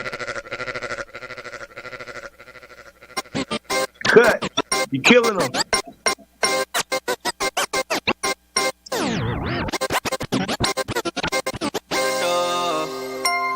You killing them. CT. Can't say finesse without CT. CT finesse. St. Louis. Let's go. Jordan's dropped. I had wanted to cop. To tell you the truth, I ain't have enough. It was times I had given my all, still wasn't good enough. In the dark, I just stared at the wall, asking myself, am I good enough? I heard grinding steady, breaking the law, like I ain't learned enough. Jordan's dropped. I had wanted to cop. To tell you the truth, I ain't have enough. It was times I had given my all, still wasn't good enough. In the dark, I just stared at the wall, asking myself, am I good enough? I heard grinding steady, breaking the law, like I ain't learned enough. Yeah, you good, but you ain't good enough. I was down, you ain't pick me up. Don't feel no love, I ain't get enough. All by myself, I'ma get it done. Come back for seconds, I ain't get enough. Come at my shield, I'ma be the one. Got hot shield, think he had enough. Got Cayman shield with his honey bun. I find it funny when they y'all come around. Started buzzing, know you fuck with me now. Roll running with my feet hit the ground. Lumberjack, I been chopping them down. Big trees, get them sold by the pound. Stopping me, red nose, he a clown. Come with me, red bone, she a stallion. Guessing me, got her ass on the 1,000. Jordans dropped, I had wanted to cop. Tell you the truth, I ain't have enough. It was times I had given my all, still wasn't good enough. In the dark, I just stared at the wall, asking myself, am I good enough? I heard grinding steady, breaking the law, like I ain't learned enough. Jordans dropped, I had wanted to cop. Tell you the truth, I ain't have enough. It was times I had given my all, still wasn't good enough. In the dark, I just stared at the wall, asking myself, am I good enough? I heard grinding steady, breaking the law, like I ain't learned enough. I just been proving this shit to myself, I know I'm the last real nigga left, don't fold. Shit that I felt, you ain't felt so cold. When I couldn't get right, yeah, you left so bold. Rather just be by myself, oh so. Shoot it till ain't nothing left, long pole. Odds against me, you gon' bet, oh no. More than enough, I'm up next, whoa, whoa. Put all my critics to rest, whoa, whoa. Dying about all my respect, you know. Working and out like a vet, Rondo. Dead body, he ain't have a head, John Doe. Putting these babies to bed, pronto. Counting my cheese, cause these chips nacho. She know I'm a pimp, never simp, I bro. She know I'm a pimp, never simp, I bro. I'm more than enough, they gon' feel me. Oh yeah, they gon' feel me. I'm more than enough, they gon' feel me. Swear to God, they gon' listen. I'm more than enough, I'm more than enough, I'm more than enough. Keep telling myself I'm more than enough. I'm more than enough. Jordans dropped, I had wanted to cop. Tell you the truth, I ain't have enough. It was times I had given my all, still wasn't good enough. In the dark, I just stared at the wall, asking myself, am I good enough? I heard grinding steady, breaking the law, like I ain't learned enough. Jordans dropped, I had wanted to cop. Tell you the truth, I ain't have enough. It was times I had given my all, still wasn't good enough. In the dark, I just stared at the wall, asking myself, am I good enough? I heard grinding steady, breaking the law, like I ain't learned enough.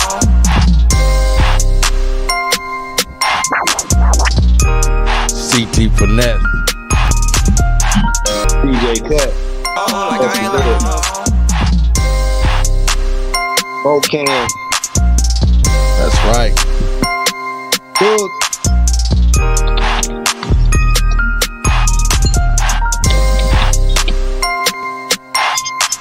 St. Louis, Mound City.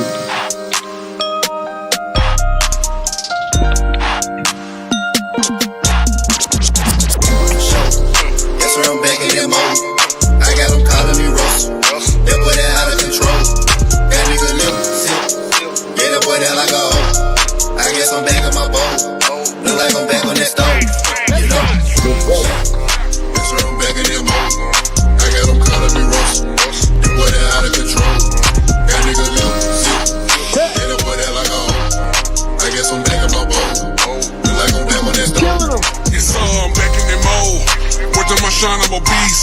I'm kinda getting obese. Doctor said I had to stop eating beets. I'm a wrecking and back in that mode. Worth on my shine, I'm a beast. I'm kinda getting obese. Doctor said I had to stop eating beets. Back in that mode. Worth on my shine, I'm a beast. I'm kinda getting obese. Doctor said I had to stop eating beets. I'm a red-nosed pig, far from a stray, but I've been off the leash. Got tats with the mind, capiche. Say you want a feature for me? Shit is gonna cost you a fee. You know? Got Bobby back in that mode. Every since I came home, got word that Dolo got on. You know, for sure, created a lane of my own. So how the fuck you put me on? What kind of dope you smoking on? Let's go, my tolerance zero. Here but arenas, me my niggas keep them niggas in arenas. In the 7 Series Beamer, with a splash of Alpina. Name a bad nigga cleaner. Got a bitch a Howard named Medina. Got a bitch a Howard name. Come on, man. That's where I'm back in that mode. I got them calling me Ross. That boy that out of control. That nigga live sick. Yeah, that boy that like a hoe. I guess I'm back in my bowl. Look like I'm back on that stove. You know, for sure. That's where I'm back in that mode. I got them calling me Ross. That boy that out of control. That nigga live sick. Yeah, that boy that like a hoe. I guess I'm back in my bowl. Look like I'm back on that stove. You know I'm back in that mode. This shit like crack on the stove. Pass up the dope and make note, he kick it up. That's why they back in the show. Said she wanna lick up with me. I put her ass in the bowl. You know I'm strapped with that phone.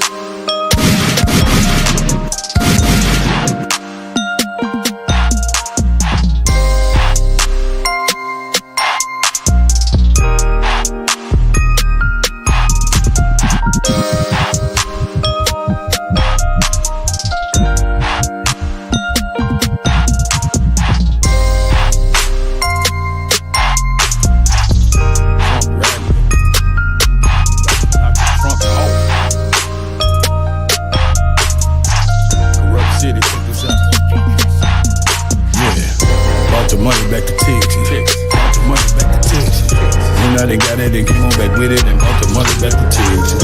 When I done got it, they came on back with it and brought the money back to Texas. Brought the money back to Texas. Brought the money back to Texas.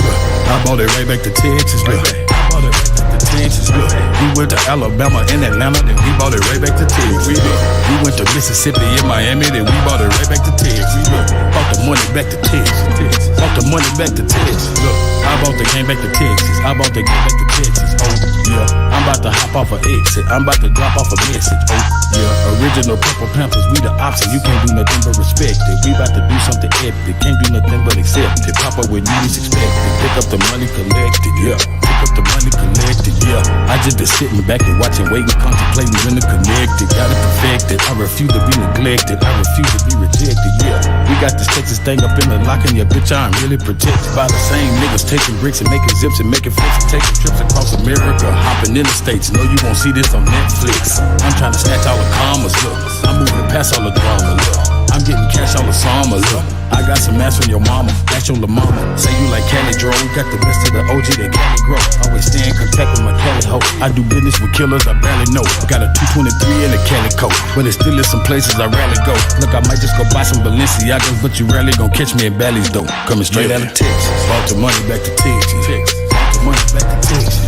When I done got it, they came on back with it. Bought the money back to Texas. My OG. It's the go. That's right. We went to Alabama and Atlanta, then we bought it right back to Texas. We went to Mississippi and Miami, then we bought it right back to Texas. Bought the money back to Texas. Bought the money back to Texas. I like that Gucci Versace, just so the group it can top me. I make a coochie get sloppy. Mostly I usually get toppy. Just call me drippy long pocket, cause my pocket usually stocky. Police, they usually stop me, trying to confuse me with Poppy. OPPC, that my posse. Blue and red mixed together, no poppy. That's a real 59 of Takashi. And a Nike, so no Illuminati. I'm trying to monopolize the whole internet like Mark Zuckerberg. Get sued by the government, then change my name to Dark Zuckerberg. I might just spend a cool $1 billion on construction to create my own cryptocurrency right out of nothing. No bluffing. I might create something that costs $1 that's needed by everybody in China, so I can make $1 billion every day to spend it all kind of investments with assessments, big developments. I'm not arrested, street tested. Yeah, I stretched it. That's a smart nigga. You guessed it. See, Jeff Bezos and Bill Gates is really who I'm trying to flex with. To make $1 trillion and build a black city in the middle of Texas. Brought it right back to Texas. Money back to Texas. Money back to Texas. When I done got it, they came on back with it and brought the money back to Texas. When I done got it, they came on back with it and brought the money back to Texas. Brought the money back to Texas. Brought the money back to Texas. I brought it right back to Texas. Brought it right back to Texas. We went to Alabama and we brought it right back to Texas. We went to Mississippi and Miami, then we brought it right back to Texas. Brought the money back to Texas. Brought the money back to Texas. These niggas. It's the go. Cut, you killing them.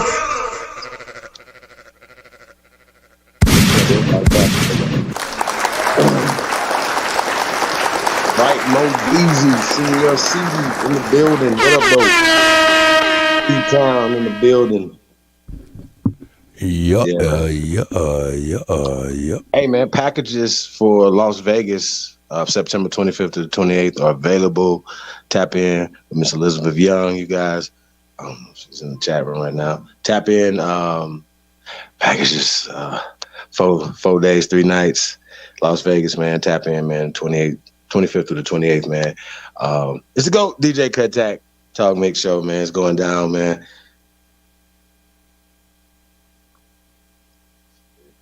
Shout out to all the lovers out there, man. It's the end of the summer love, so we're gonna do something for the fall, man. Going into this fourth quarter, man. Going into the new year, man. We're gonna end this last quarter out with a bang. Shout out to everybody, man. Tapped in. Cut.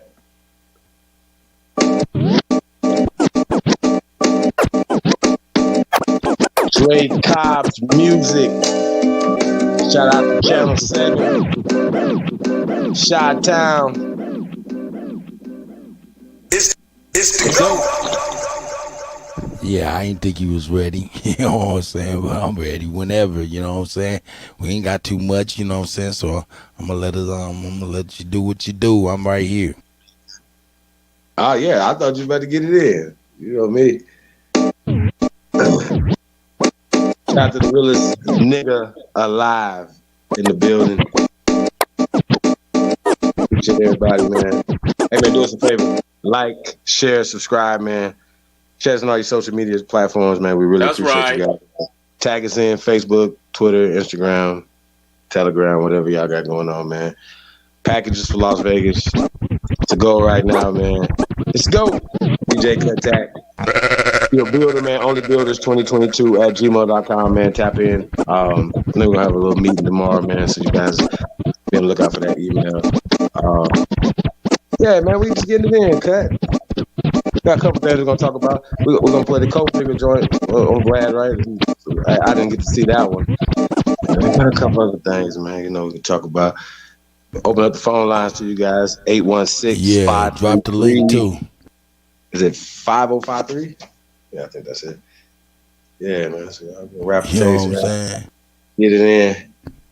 That's right, DJ ZPE, that's right. Shout out to Mimi, of course, man. All of y'all, man. Y'all the shit, man. Y'all the shiznit.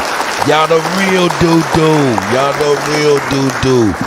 Poop emojis because y'all the shit. Poop emojis, Yeah, man. because y'all the shit. It's Good Friday, man. 420 friendly TV, man. What y'all smoking on, man? Y'all gotta roll one up. This is Drake Cobbs. Put one in the air. Drake Cobbs music. 420 friendly TV. Let's go.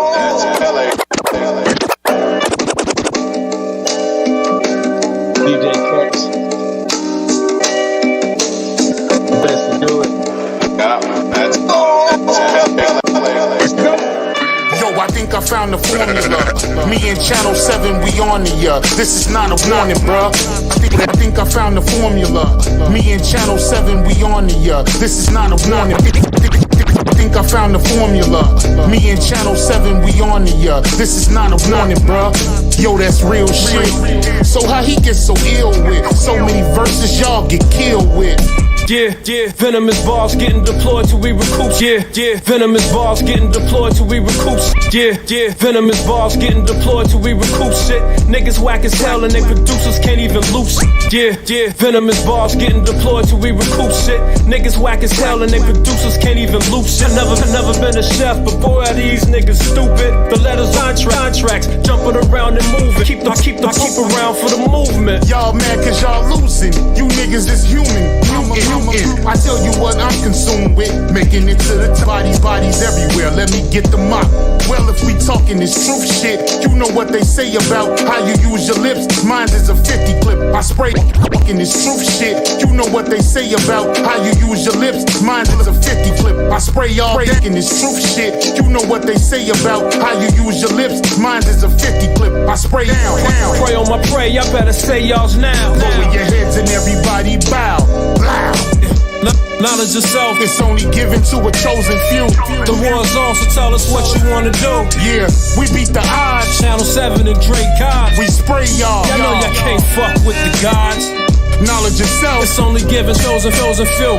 The war is on, so tell us what you wanna do. Yeah, we beat the odds. It's Channel 7 and Drake Cobbs. We spray y'all. You know you can't fuck with the gods. Yeah, bar for bar, all these rapping ass niggas so below par. I swear they be some awesome golfers. Look, shit get crazy and often bonkers. Can't swim with a shark, now they y'all some dolphins. That's a hole in the head, yeah they all in coffins. Channel 7 picked the pen up, endorphin sparking. I burn the stage down, you can call it arson. You gon' have to give my pen a pardon. My skin is made of carbon, so I blend in with the darkness. You know my steel stays sharpened. Nigga, you just a target. And my aim like Pele, ain't shit a nigga can tell, man. I'm looking at the best out, and I'm headed up the stairway. If a nigga take from you, you better strap up and rob him back. And preaching, I'm just dropping little nuggets like Robert Pack. My art is fact. It's easy to die, so it's hard to lack. Channel 7 and Drake Cobbs is bringing real artists back. Plus I'm from the underground like an artifact. I can dig it though. You did what you did to get your dough. The game's a bitch. You pretty Tony nigga, better get your hoe before another nigga get your dough. These niggas watching trying to steal your flow. I see the Spanish shooter like Coach Carter. I'ma show you niggas who go harder. 300 with me, no Sparta. We got it with us and we all marksmen. The automatic, I have them jumping around like they in the mosh pit. The Mac 10 is out of this world. It'll really take you out of this world. Send flowers to your mama and go menage with your girl. The magazine got a curve, that shit bananas. I told you I'm from another planet. I cop the cannon. Knowledge yourself. It's only given to a chosen few. The war's on, so tell us what you wanna do. Yeah, we beat the odds. Channel 7 and Drake Cobb. We spray y'all. Y'all know y'all can't fuck with the gods. Knowledge yourself. It's only given to a chosen few. The war is on, so tell us what you wanna do. Yeah, we beat the odds. It's Channel 7 and Drake Cobb. We spray y'all. You know you can't fuck with the gods.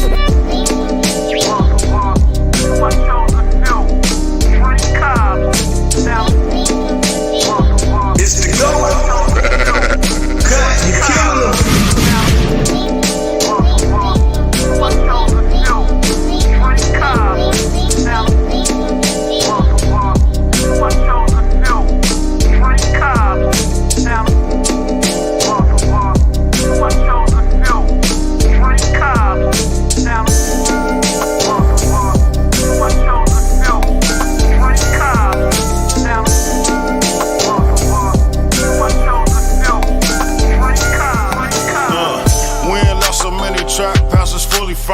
Just grab all the Kevin cash and all the burners.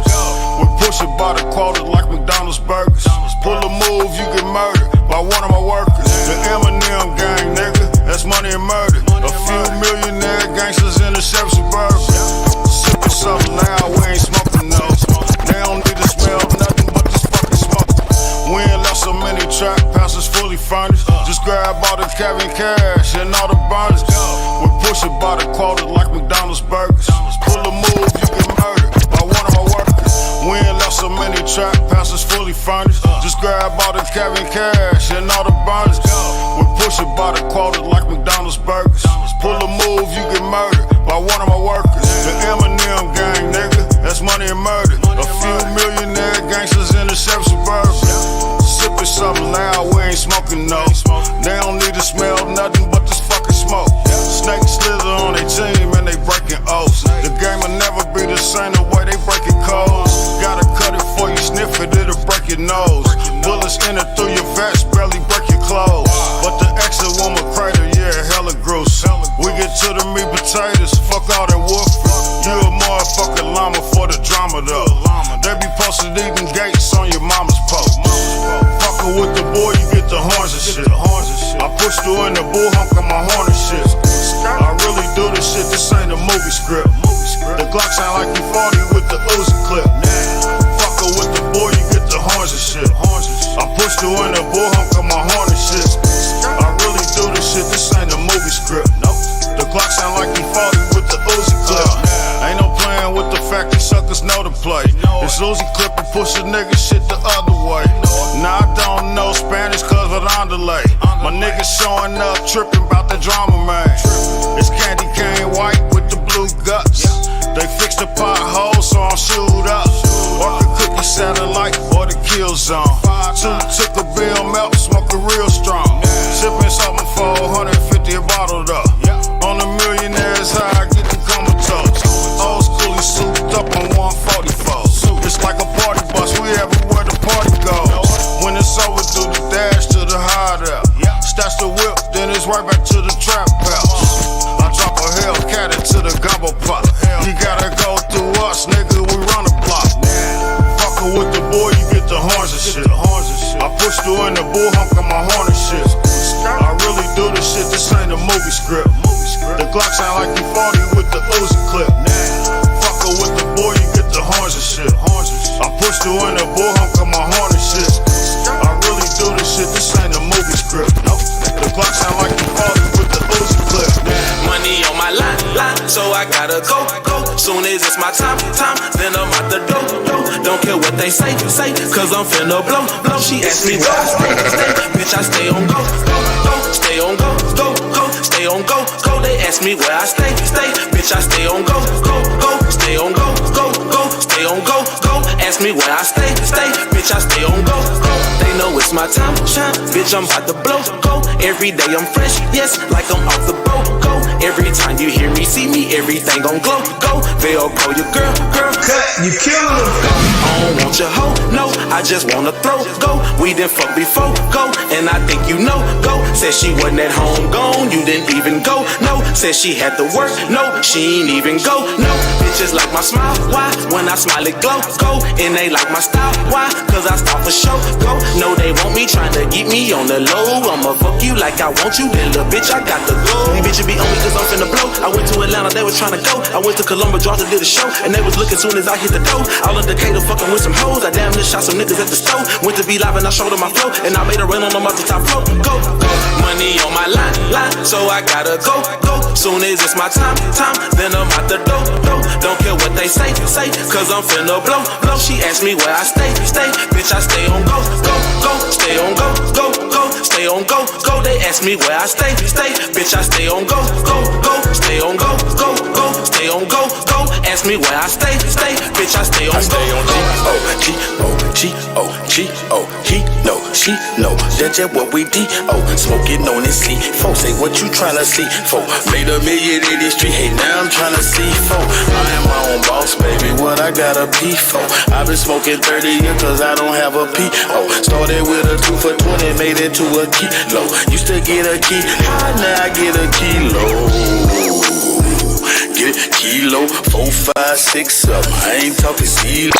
Drink a lot of Pepsi, plus I gave away some free coke. Never been a bully, though I murdered me a Debo. Family over everything, I came up in a G-code. Better keep your teeth closed, better keep that heat close. Cause you know these streets cold, never be for schizo. They playing the freak games, just snatching up G-soul. They bringing out G-code with a little bit of pink code. Better hit them money on my line, so I gotta go, go. Soon as it's my time, then I'm out the door, Don't care what they say, cause I'm finna blow. She asked me where I stay, bitch, I stay on go, go, go. Stay on go, go, go. Stay on go, go. They ask me where I stay, bitch, I stay on go, go, go. Stay on go, go, go. Stay on go, go. Ask me where I stay, bitch, I stay on go.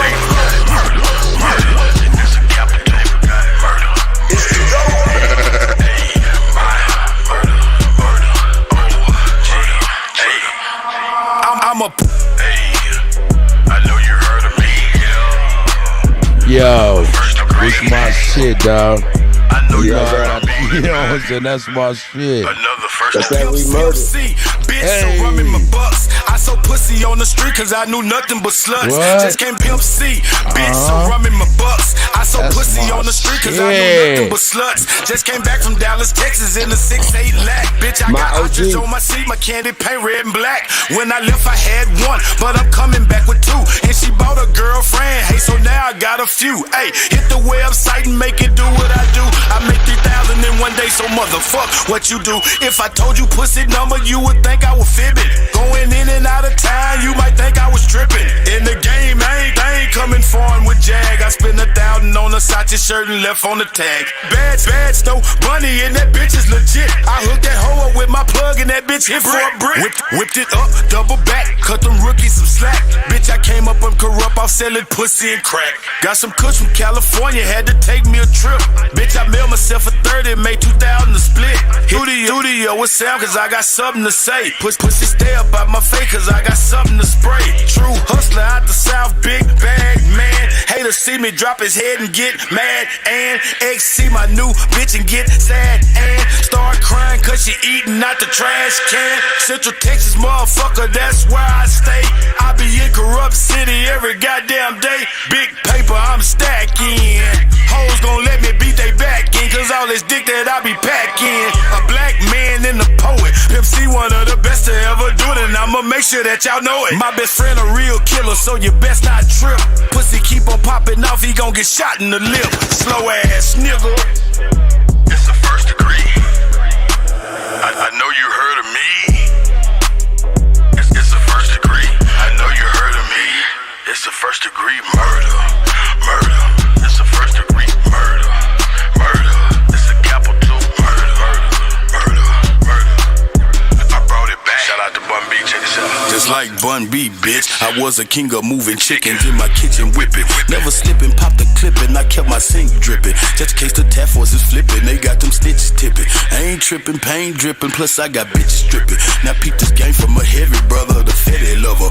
Overeating belly stuffer. Never been a petty hustler. I get this dick to your mother, cause I'm a motherfucker. Chew me up like some hubba bubba. She'll never love another. She like to eat nutter butter. I need another rubber. But keep that shit undercover. I'm trying to duck a sucker. Yes, sir, Mr. Master. Hit your sister faster than pastor to the pastor. He fucked behind the church and the pastor. Seen the bitch walking almost past her. Let the window down, then I passed her. The gas, then I asked her if she had asthma. I gassed her. Told the bitch forget about her, pass her. Skin is yellow like hello. Booty poking like her elbow and shaking like a bowl of jello. Yeah, ho, hit the track and she ain't talking about no railroad. All she said is yes, she can't even spell no. Yeah, bro, strap like some Velcro with nail blow. Brother better have my mail ho, before I catch a murder case and go to jail. Oh, hell no. Suckers gon' suffer. I bust a buster in this brother with this cutter from Russia. If the 12 wanna discuss you, I'd never discuss you. Throw your body in a mechanical car, crush you and crush you. Don't know what the fuck is up with Usher, but I'm burning you lover. Be at your funeral smoking with the preacher, deacon and usher.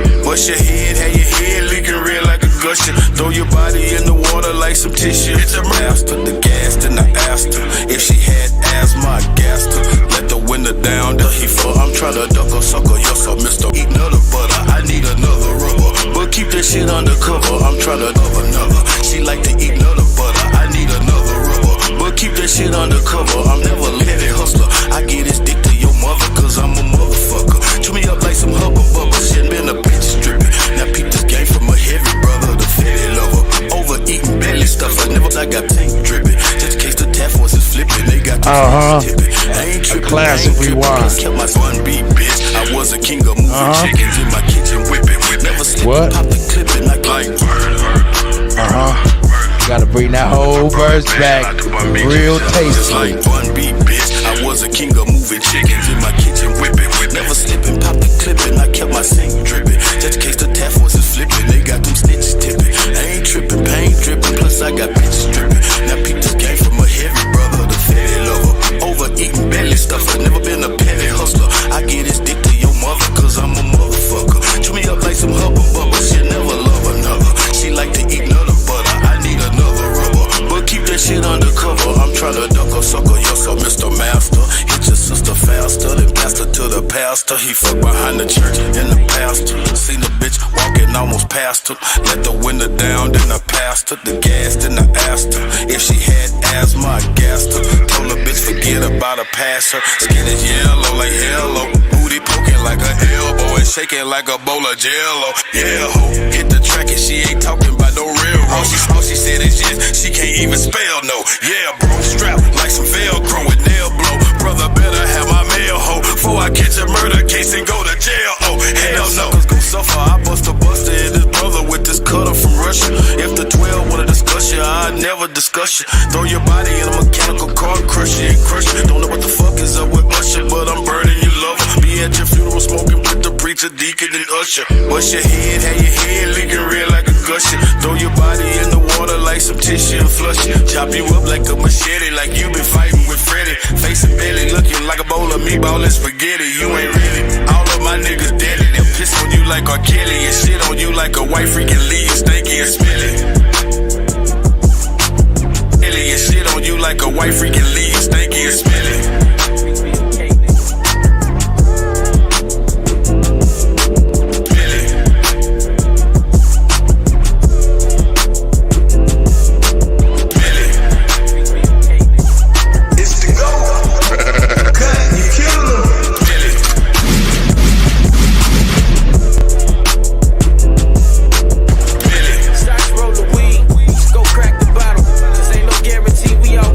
See the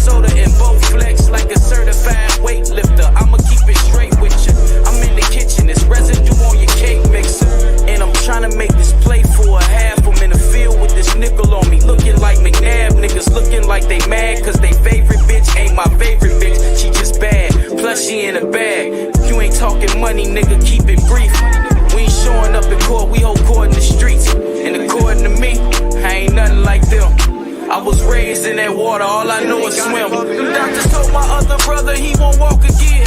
Damn, this shit just broke my heart again. Cause that cancer killing him slowly. To know him is to know me. Thinking about his daughters got me thinking about Kobe and his daughter. The good die young, work the meat lover. Hot ride to rest in peace, brothers. And Mo, we praying for your recovery. Cut, you killing them. Cut, you killing them. And now I'm in the studio spazzing cause this shit fuck with me. Look, I don't wear my heart on my sleeve, but this shit fuck with me. Remy ain't easing the pain. I'm wishing Teresa was here. I gotta keep me a thing. I feel like the reaper is near. I had the key to my city before I had a key in my city. I pray for peace in my city. The shorties at war with each other. I tell them look in the mirror. See you at war with your brother. Nas once said it was written. We supposed to want more for each other. King's A. Danville, stand up. That's right. Hey, we up in this bitch. That's right. What y'all smoking on, man? Call-in lines are open. It's the GOAT DJ Kuttack Talk Mix Show, man. It's going down, man. On YouTube tonight, man. YouTube tonight. Hey, you already know, man. Sunday, man, it's going down. Then we're gonna be on Twitch and definitely Mixcloud, man. Shout out to everybody, man. If y'all coming over here from Mixcloud, man, we appreciate y'all, man. Be over there Sunday, man. Cut. Man, got a couple things the rapper takes about, man, you know. Shout out to Zero, man.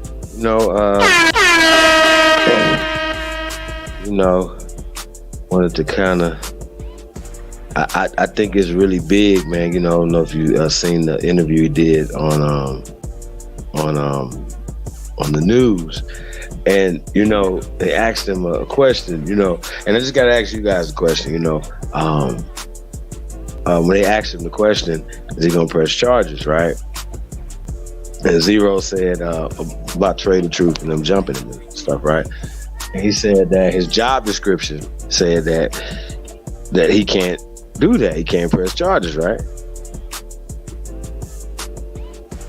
Right? And I thought that was an interesting, you know, question, you know, but isn't like doing the interview a part of testifying?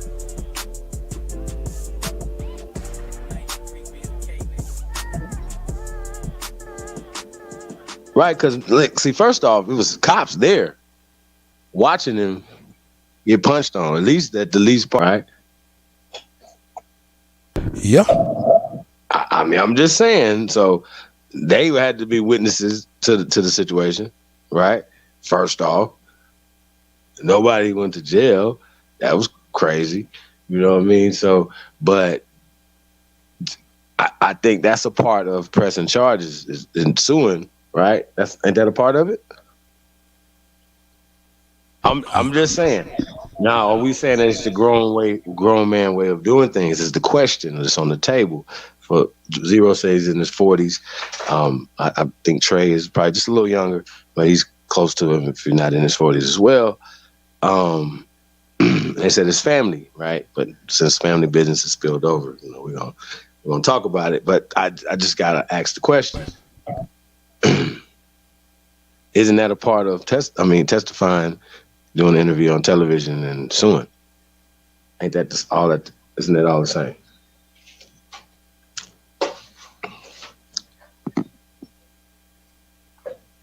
Quadruple OG Wilmore Reed in the building. Preacher to God. I mean, yeah, man, that's my question, y'all, though, man. I gotta know.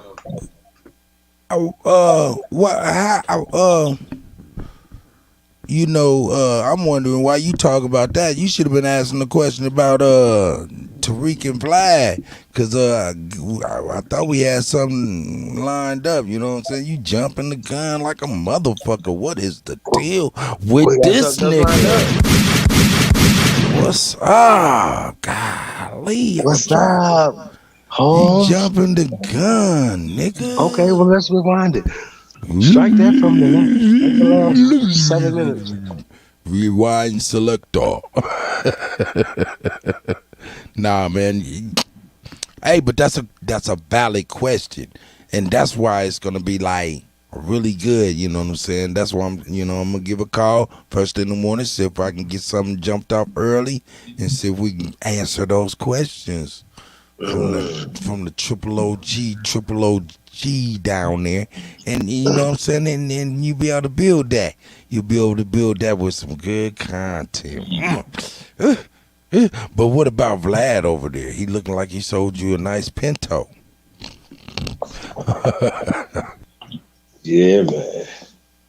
I've been peeked through that before the been unsubscribed, been not supporting that channel, supporting this dude.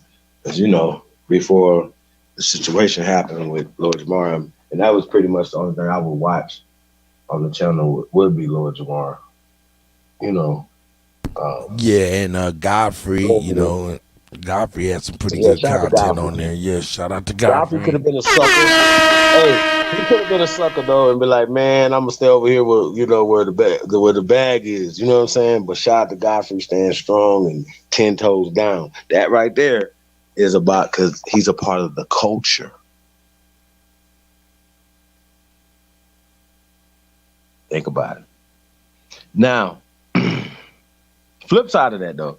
You guys, shout out to my boy Poetic Flacco, man. He hanging in there. He doing his thing, man. Now keep in mind, you guys, my first impression of Poetic Flacco was an intelligent brother. So I never seen anything other than that first conversation.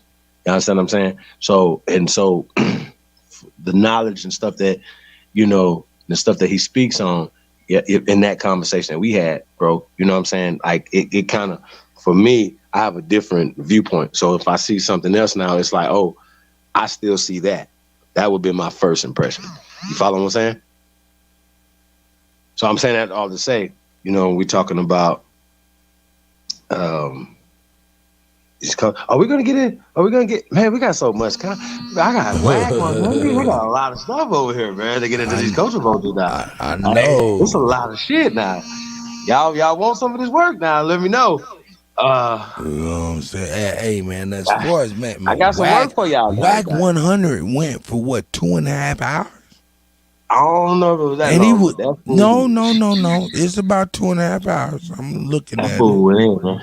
He went in, you know what I'm saying? And I tell you, man, every time I listen to him, I just walk away feeling like slime's on me. Hey, so what about that Tracks video though? That Tracks NYC, I thought that was interesting. We in this culture vulture lane or whatever. That first part of the video, you know what I'm talking about? Him and Adam. I think that would be kind of a segue in contrast to this. I don't know if you had something else on. Did you send me that? Yeah, a couple days ago. Let's check it out and see what I got. I think I did see that. Let me look at that real quick. Oh yeah. Here we go. Okay. Okay. Yeah, I got that. Yeah, man. So shout out to Adam 22, man, with letting people use his content, man. He understands, man.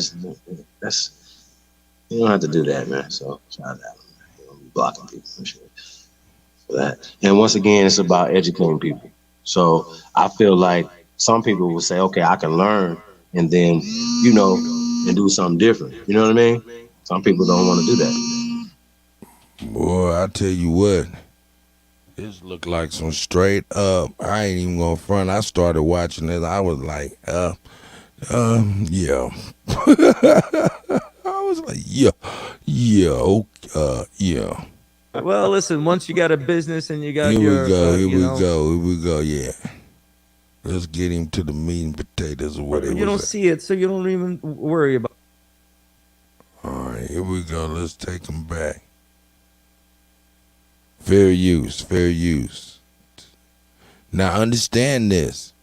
That, hey, man, and people don't realize how, even though they're at war or it seems like they had odds or something, the Muslim community and the Jewish community are pretty close-knit communities, with each other. So, are you low or is that just me? Oh no, I might be. I might be low. I'm trying to talk real cool. Is that failing? Is that a failure in volume? All right, here we go. Yeah, man, it might be, you know what I'm saying? You know, anyway, like I said, my man looks straight Iranian Muslim, you know what I'm saying? And he starts speaking on some other stuff. So shout out to him and Adam22, like you said. Can you hear me, though? Yeah, man. Hey, man, shout out to Tracks, man. I like Tracks. If you're going in. And y'all know I mess with the jewelry game as well. So, yeah, man, it's just an interesting conversation, though, you know, when you start talking about his background and stuff like that. So, it's just a real interesting man. And, you know, you guys know Adam is Jewish as well. So, let's get to it. Right. Where at in Queens? Forest Hills, Rego Park. Okay. And then it collapsed, and we had to come to, you know, yeah, I'm kind of, you know, storming this shit real quick. You know, I put in 17, 18 years of business into the jewelry business. I don't got any more fucking time or energy left. I just got to take it out and get this over with, bro. Okay, I'm very interested in this whole story. Let's start at the beginning, though. Tell me exactly where you were born and raised at. I was born in Baku, Azerbaijan, in the former Soviet Union. It was the Soviet Union at the time. Okay. And then it collapsed, and we had to come to, you know, we had the option of being Jewish refugees, even though my father is Muslim. And as Jewish refugees, you get a choice to go to Israel or United States by some mystical Jewish program somebody put together. Okay. And so your family was like, screw it, let's take off to America. Yeah, you know, the different family members made choices. Some went to Moscow, some went to Israel, but most came to New York City, Queens. Right. Where at in Queens? Forest Hills, Rego Park is a Jewish American community that was there, and then the Baharian Jewish community moved in, and I don't know what happened to the American Jews. Some stayed, and then I came. Okay, interesting. Yeah, because I lived in Astoria and Sunnyside for a little bit. Right. Yeah, that's more of a hip area. That area. These days, yeah. This was like 10, 15 years ago, but yeah. Yeah, so we came, you know, I had to learn English. Parents had to get new jobs and things like that. That wasn't particularly easy, but, you know, it gave me a certain ambition to go make money. Right. But so you're just showing up in the middle of Queens, and how was your English at the time? Zero English. Right. I mean, I learned English. I was 7 years old. It was 1994. Right. So I learned English in about 3 months, luckily. Really? You just learned it extremely fast because you had to? Yeah, I mean, I didn't, you know, I absorbed it. You know, you're going to school, you can't talk to the kids. You're going home, you're watching cartoons, you don't understand what they're saying. And then 3 months later, you do. Right. So you felt like you got good at it really fast? Yeah, I got with it. I mean, я могу разговаривать по-русски, this was my original language, or I could speak with no accent in English. Yeah, I know. You have almost no accent. That's actually pretty impressive. But I guess when you learn a language when you are that young, it really just becomes part of you. I feel like even if I studied Spanish for 10 years, I'm never going to really sound like I'm a native speaker. Probably not. But when you're young, you know, your brain is more malleable. The information enters, you know. So, but, you know, I was... Like when I came to America and my first couple of days of school, I'm seeing kids with light up sneakers, lunch boxes, and all sorts of shit. You know, they don't have no light up sneakers in Azerbaijan. Right. So what was the quality of life in comparison to what New York City was like, though? Like, where were you coming from in terms of how the circumstances were that you were dealing with? It was great in the sense that you had your family. And that's where your happiness came from. You know, you'd go on a trip and you know, there would be laughs, there'd be this. You don't need any of that extra shit to be happy. But, you know, when you come here and you see it, you know, you don't know what you don't have. There might be a spaceship and, you know, that you would really, really want. Right. But you don't see it, so you don't even worry He about said, it. you don't know what But you back don't then, have. We had a fantastic family life, and it was great, even though we had no hot water. Oh. Even though there was only, you know, 2 types of ice cream for 12 time zones. Chocolate and vanilla? Chocolate and vanilla, Got you know what I'm saying? And everything was run down Soviet style.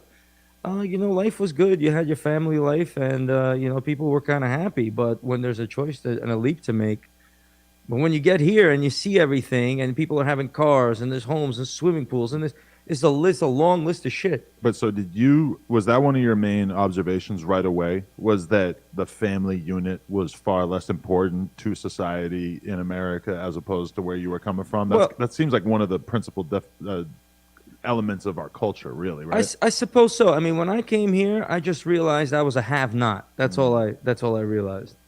I wasn't a have-not, you know, in the Soviet Union. I was kind of a have. I had a middle-class life and a middle-class family. You know, you still have your classes and so on and so forth. My father was a homicide detective. My mother was a journalist. But over here, you know, that we were just immigrants, and I felt like a have-not. And then, you know, it's a money chase. You know. I don't know what kind of that's what family gave units him you the have here in excuse to United say States, but he's. if you have a nice home, Hey, I'm and hip family hop. gathers, that's great.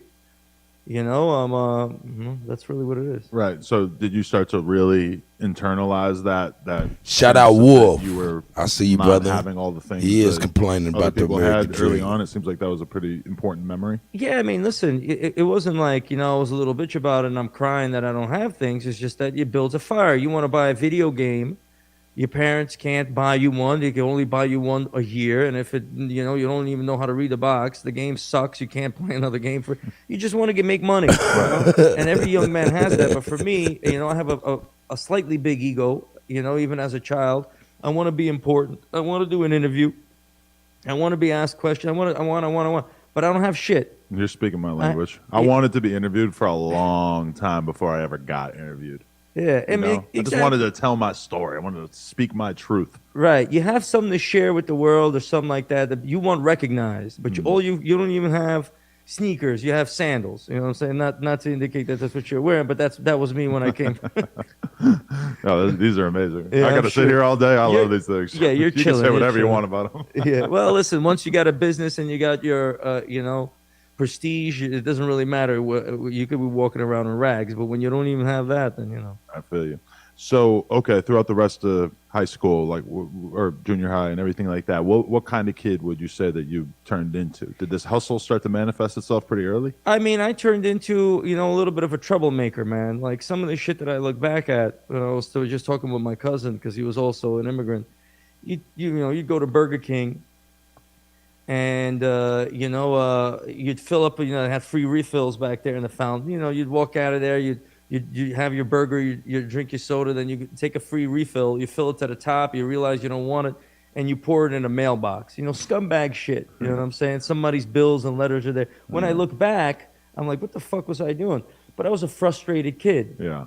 You know, I got a lot of memories like that too. Of like, wow, I was a shithead for no reason. Yeah, I mean, it's you're just working out your frustration. The world is being mean to you. You're being mean to the world. You know, but if you have a good heart and a good family, maybe you could work all that shit out, and that's really what it was. I think that's kind of like establishing the hierarchy in a sense too, where like young boys want to basically like prove how callous they are and how much they don't give a fuck to sort of like impress the other ones. I remember a lot of stuff like this. Think about it, like teenage kids, what do? They drive around and smash fucking mailboxes with bats. Right. I mean, why would they do that? Just because Right. it's like proof of like, look how badass I am. And it's kind of like the training wheels version of shooting somebody or Right. robbing a bank, doing the stuff that adults sometimes end up doing. You Or know? exercising some sort of a power, or saying, you know what, I do have power and control over this of mine. I could pour water in your mailbox. I could Right. do some bullshit.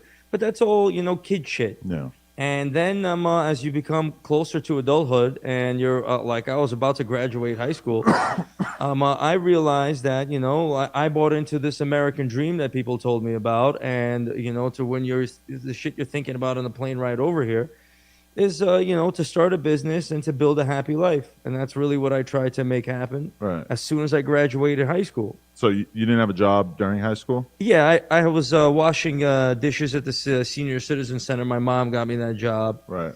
Then I was doing making dog tags on the USS Intrepid. Okay. Stamping out dog tag. My mom got me that job as well. Sounds like jobs that give you a lot of time to sort of think about how you don't want to be doing this job. Well, the dishwashing shit was miserable. I Yeah. had to clean a grease trap that was, you know, I was like, well, I don't know what the hell I was. I was 16, 17, 18. And, you know, I did a couple of things and I made a couple of dollars. It got me by. And it was luckily because my mom was, you know, a great person that got involved with a couple of people, got me a job. Otherwise, nobody would have even hired me. Right. You know, in the interview process, I was an awkward, you know, I don't want to say retard, but, you know, that's what people thought I was in essence. And, Right. You know. How strong or how tightly knit was the Jewish community in the area that you moved into? Like, did you still have some of that sense of community? Well, I have a Muslim name. My name is Maksud. Okay. You know, Oh, so no. Community was the Jewish. thought I was. Nobody would have Hey, hired me. hey, now I didn't say he did. It just was really funny, though. But yeah, anybody can make it. Special ed kids in society. Right. You know, in the interview process, I was an awkward, you know, I don't want to say retard, but, you know, that's what people thought I was in essence. And, Right. You know, How strong or how tightly knit was the Jewish community in the area that you moved into? Like, did you still have some of that sense of community?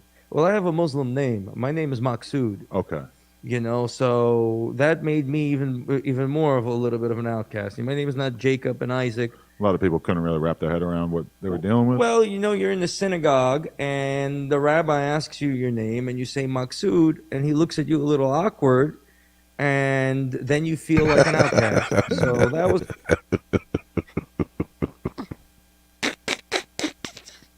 an aspect of it. Interesting. But that wasn't a big deal. But, you know, the community was a Baharian community in Rego Park, Forest Hills. And I'm not from Buhara. And, you know, they like to keep things tight-knit. Right.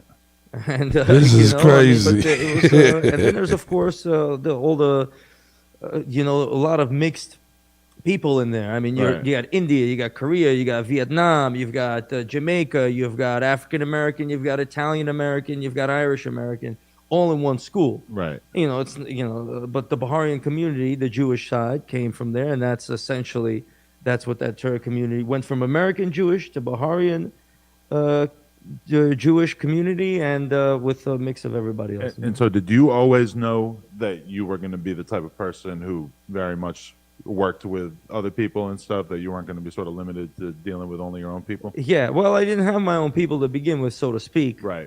In essence, you know, when I started that business, and I didn't even comprehend that type of thought.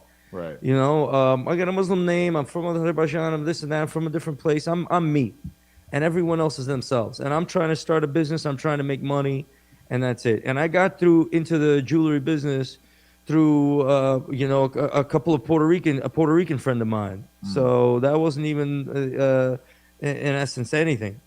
And then I'll tell you exactly what it was real quick, right? How do you start a business from zero? That's really a more important thing that people might want to know. If you're a young person watching this and you want to make an honest fucking dollar and you don't want to be a bum for the rest of your life and you want to know exactly how to make an honest dollar from nothing, I'll tell you exactly what it was.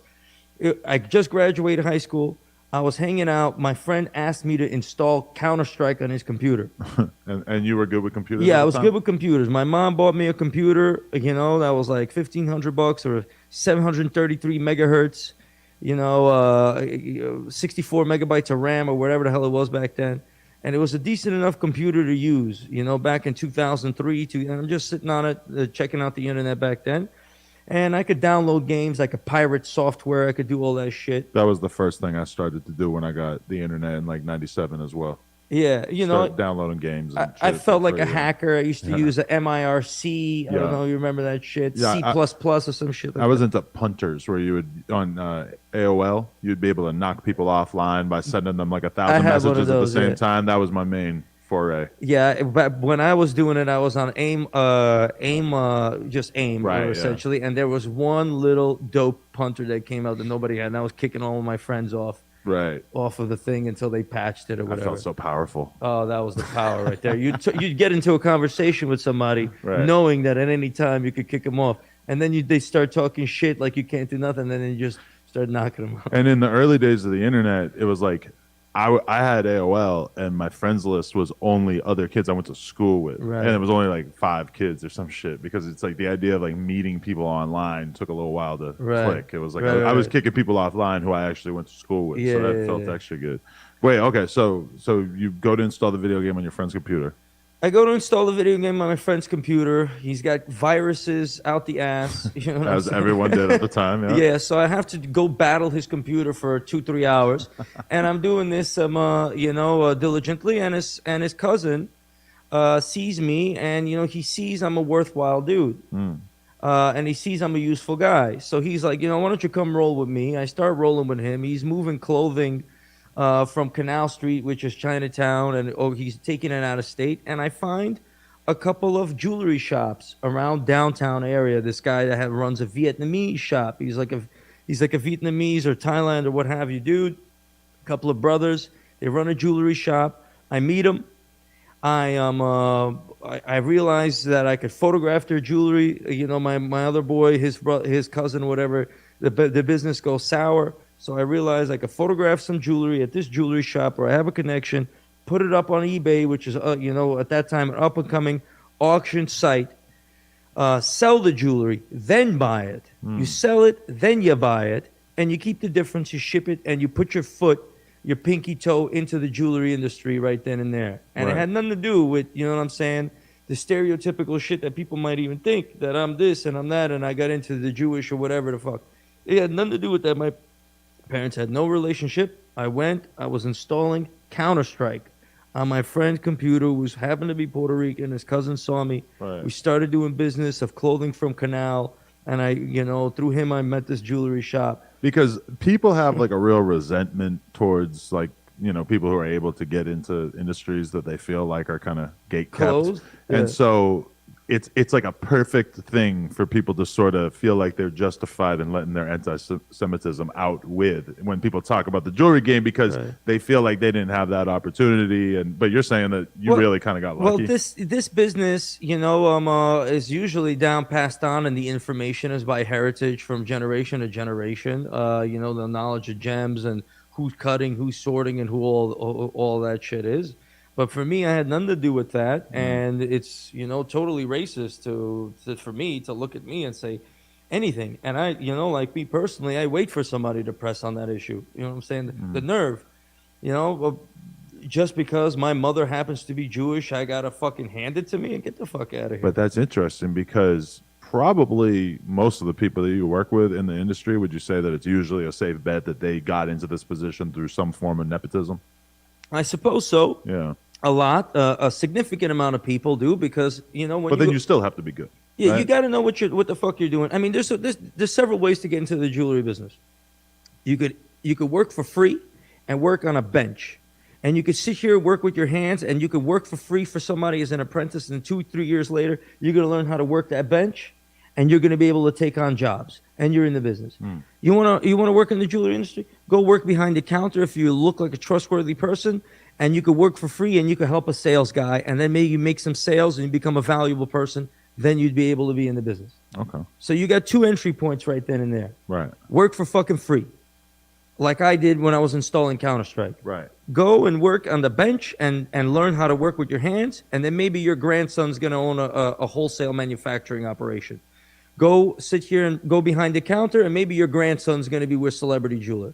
Those are your options. You want to do it in one generation, then you got to get your shit together and your head out of your ass. Right. But so you're not somebody who had any particular affection for jewelry or anything like that? No. It was pretty much just a total... I was listening to rap music, Right. Nas, Biggie Smalls, Wu-Tang Clan, and Jesus Pieces and all this other stuff. And I was just, that's what all I knew. Right. The rap music brainwashed me as a kid. You know what I'm saying? So you thought it was cool, but were you really trying to take... Brainwashed him? That didn't sound too positive. Part in it? Because I noticed you're not exactly wearing a bunch of gaudy jewelry, which some people in your position might do, right? Yeah, not anymore. I mean, I'm a 35-year-old dude. I just want to live in a... Getting an LLC for your business doesn't have to look like this. Just Google LLC Taylor Brands. It's totally easy. You pick a state. An adult life. I like to, LA is a dangerous place. I'd like to be more iced out and be, flashy, but for what? I'm a flex with making 1-minute videos, teaching, a whole generation of people something that they should really know, and that's going to be my flex, man. Right.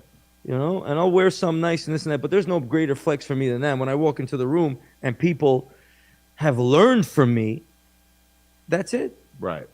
How are you not going to respect somebody you're learning from? But to a lot of people, having the diamond grill, having 5 chains on, whatever, it's all just marketing for the thing that they're selling. Like literally, if somebody gets a TikTok of you in the club and you got a bunch of jewelry on or whatever, that's just advertising for your business, right? Because I sometimes feel like that. Right. Like, damn, if I had $100,000 chain, I bet people would pay more attention to me, and maybe that would be good for my career. I don't know. I mean, maybe it would be a smart idea. I don't really fucking feel like doing it. Well, first and foremost, if any music brainwashes you, then it's not the music, it's you. you want to be adorned a little bit, because if you take this watch off and you take everything off, and I'm just a guy in a shirt and a pants, something you could get at the store, right? The appeal comes off. If you have a little something on, that's better. Now, if you want to look like a fucking superstar, you want to look like a, you know, like Achilles and Hercules or whatever, like a Greek god, then yeah, you know, you put on 4 or 5 Cubans and you're going to be very impressive sight. But you got to roll with security. You got to do the whole thing. Right. And the entourage and shit. And that is a dope look. I mean, that's my industry. I don't want you to wear less fucking jewelry. Right. You know what I'm saying? That doesn't help me. Doesn't help other jewelers. But, you know, I got to be honest about it. I like to wear a little subtle something. Right. And so on and so forth. And on the other hand, I got robbed at, you know, at gunpoint in New York City. Right. You know, going to dinner with this jerk-off piece of shit that I went with. So you weren't anywhere near your business at the time that this happened? This Nah. is totally unrelated? They were coming for Richard Mille watches. Right. For this fucking lowlife that I was doing business with. Oh, so they were coming this for him? grindball. Nah, yeah, they were coming for I was showing watches on my social media. Okay. And they saw some of these watches, and these watches, 150 grand, 200 grand, 300 grand, 400, $500,000. You got to Right. be fucking kidding me. Of course, that was their job. I mean, all these guys went to jail eventually. And, you know, this jerk off goes to dinner at 10 o'clock or whatever it is, you know, at a restaurant that only dickheads would go to. You know what I'm saying? And then it's almost like a trap. And, you know, you go there, a recognizable restaurant, you know, in a dark area of the downtown, with Richard Mille's $500,000. By the time I come out, you know what I'm saying, I turn the corner to get my car, these guys are popping out or whatever. Right. And so it just went down? Yeah. Like how they didn't rough you up? They just Nah, put the they gun in your face listen, and took it? Yeah, they took everything except my Jewish star, which I decided to keep, because I said, you know, this is from God, let me keep it. And They just didn't notice it? Or? Well, no, they noticed it. You know, the guy let me keep it. Really? Yeah, one guy did. The other guy was like, hell no, but he wasn't the leader of the little crew. Right. Whatever, listen, long story short, you know, this is real life. Yeah. You know, a lot of people might not bring that up themselves or whatever it is, but I'm not here to pretend I'm a fucking superhero or anything like that. This is real life. I just want to make an honest dollar and, you know, do well and have a fantastic business. And that's really what it was. But Okay, so a lot of funny shit going on. I want to hear a little bit more about the build up here, though. So you sort of get in this very entry level way, and then how does this start to progress? Can you let me know Right. some of the steps that you had to take in Yes. order to get to the point you're at now? I will break it down in the easiest way because I lived every fucking second of it. Right. Right? So you're on Canal Street, you got your digital camera, you got the jewelry counter, you photograph some jewelry, you sell it, you come back to the guy, you buy it. Sometimes it's out of stock, you have to negotiate with the customer, you're ripped in all sorts of situations. Right. But you know, you start building a little bit of a business because you got an eBay store, you're listing items, they're selling this and that. One time, this guy went on vacation for 2 weeks, and I have a customer that I need to fulfill this order for, where I sold. And now I realize, you know, he's getting it from the Diamond District. Right. I go up there, I turn the corner, and I start finding the vendors. The first vendor I went to where that had this particular item, right away they're trying to rip me off. I'm going to do them a favor and not mention their name. You know what I'm saying? Right away, the wholesale was divide by 4. Right. Right away, they see me, I'm a young dude, and they you know, it looked like a Spanish guy, whatever. I had line, you know, a goatee and all sorts of shit. Does that happen where people think you're Latin? In some cases or whatever. I mean, Before listen, you open your when mouth. I was dressed, rarely, but when I was dressed back then, man, I had my Walkman, CD fucking player. I had the baggiest jeans you could have fucking seen. Oh man. And I had a big white tee on, and I looked like, you know, like a young kid, man. Right. I didn't look like an adult. I didn't look like I look now. I looked like a young fucking kid with a buzz cut and a fade and this and that because of the culture I was in. Right. And I mean, ripping somebody off in the jewelry game, it's kind of all in the eyes of the beholder, right? Because ultimately, everybody's charging a markup. What markup is appropriate is kind of variable. But you're giving wholesale, right? You know what I'm saying? There's a price on the tag. You can't do this every day with every wholesale customer coming in and you're going up and down. You got to have a system if you're going to get through this. Right. You don't want to go in a 7-Eleven and bargain over a soda. Right. You know what I'm saying? You going in there, the price is divide by 4. Right away, this cocksucker, I'll never forget him, looks at me and wants to screw me and do me a divide by 3. Why, bro? Why you want to rip me off for? I came here to do wholesale. I have a shop and I want to open up a wholesale account. Why do you want to rip me off? Right. You know what I'm saying? Just give me the fucking wholesale. Let me get my business going. Nah, he wanted to rip me off like a jerk off. I worked with those people for years and years and years and so on and so forth. But I never forgot it. I walk in, I'm like, damn, this is where the wholesale operation is. Look, that's a lesson within itself. He goes in there and he doesn't get his divide by 4. He gets the divide by 3, so he's missing a 1. And he never forgot it. We've been robbed of our culture and our land, all of that stuff. And we forgot it. It's crazy. I know that the dude that was getting it down a canal is dividing the tag by 4, adding on a couple of hundred Vietnamese dude, right? Adding on a couple of $100 for me. Then I'm coming up to my own people supposedly, and they're fucking me over by divide by 3. Right. That pissed me the fuck off, and it still does, man. That happened 18 years ago, bro. So that whole game and that whole system really pissed me off. The griminess there. And I'm struggling, and you know, and the long story short, I opened up my first office for $450 a month or $650, whatever it was, hole in a wall. I have my printer. I'm printing my labels. I'm picking up jewelry from these dirtbag pieces of shit in the Diamond District, whose fucking head right now I'm gonna put in a toilet bowl, bro, and strangle him, drown him in that shit, bro. You wanted to? Not back then. I wanted to. I didn't want to. I couldn't. Now I can and I will. Okay. You know what I'm saying? Right. So there's a lot of animosity. I mean, they took my time away from my life by doing grimy shit, and I was a soft kid. Right. You know what I'm saying? You could push me, and you could sit here, divide by 3 me, and this and that. And they wanted me to sit here and fight and bargain. Well, now I'm going to fight and bargain. Now you're going to get fucked over and thrown off the roof. So you don't respect that business?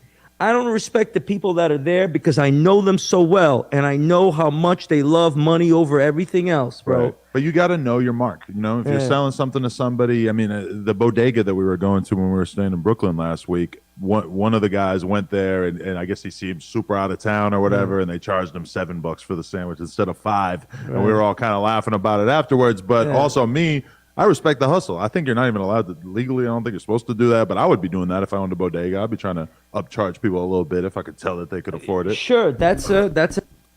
Look. Who is the people? Who is the people they are upcharging but us?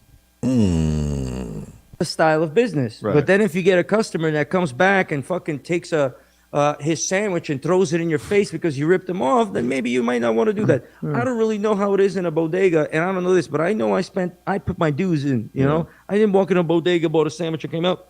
I spent 17 years of business. Right. And what do? I pay my bills, I buy my shit. Don't waste my fucking time. Don't play games with me. We know what it is. It costs this much. I need to make it a routine. Just because I'm checking the bills over there doesn't mean you get to fuck me on that bill over here. Right. Not if I spent $10 million with you, bro. Not if I did serious business with you. I'm not playing any games anymore. Would you say that your sort of like confrontational personality style is essential to this business? Because you just can't, I'm guessing you can't really survive in this business if you're a sheep and you're just going to let people fucking charge you whatever. And if you're just going to be kind of passive, right? You have to be willing to get in their face You're and right. talk like this, right? You gotta sit here and you gotta pull the levers and you gotta get, but that's not the way they do it. In the Diamond District, they waste each other's time talking back and forth about, the conversation for bargaining. Baba John, I'm giving it to you honestly, this, that. These motherfuckers are saying honestly the dishonest, saying this, I love you, you're my brother, you're not my brother.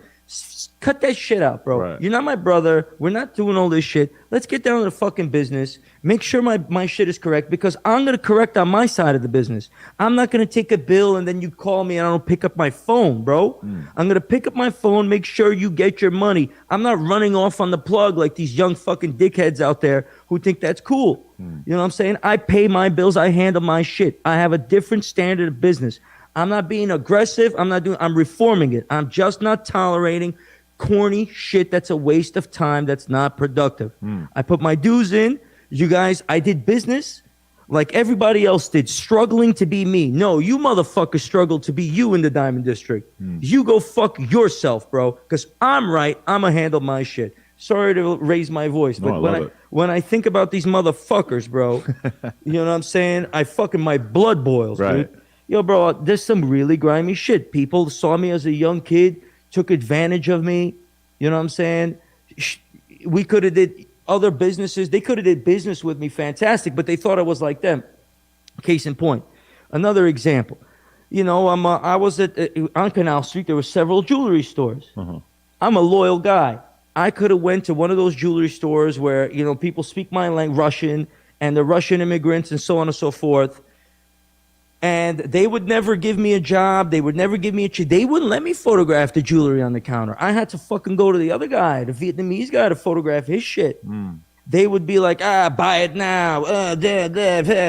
All this ghetto, corny business style. You know what I'm saying? They couldn't comprehend that if you take me in, give me a job, I'll be able to move your entire inventory on eBay within 3 years and make you millions. They still couldn't figure that out. I still see the motherfucker, you know, he's a good guy, a friend of mine, whatever it is, an older dude, like 65 years old. I still see him. I say, yo, bro, you know, I sell $2.5 million worth of jewelry a month. I ask him, why couldn't you give me a fucking job for $8 an hour when I was 19 years old, bro? 18 years old when I came to you. Why couldn't you make me that offer?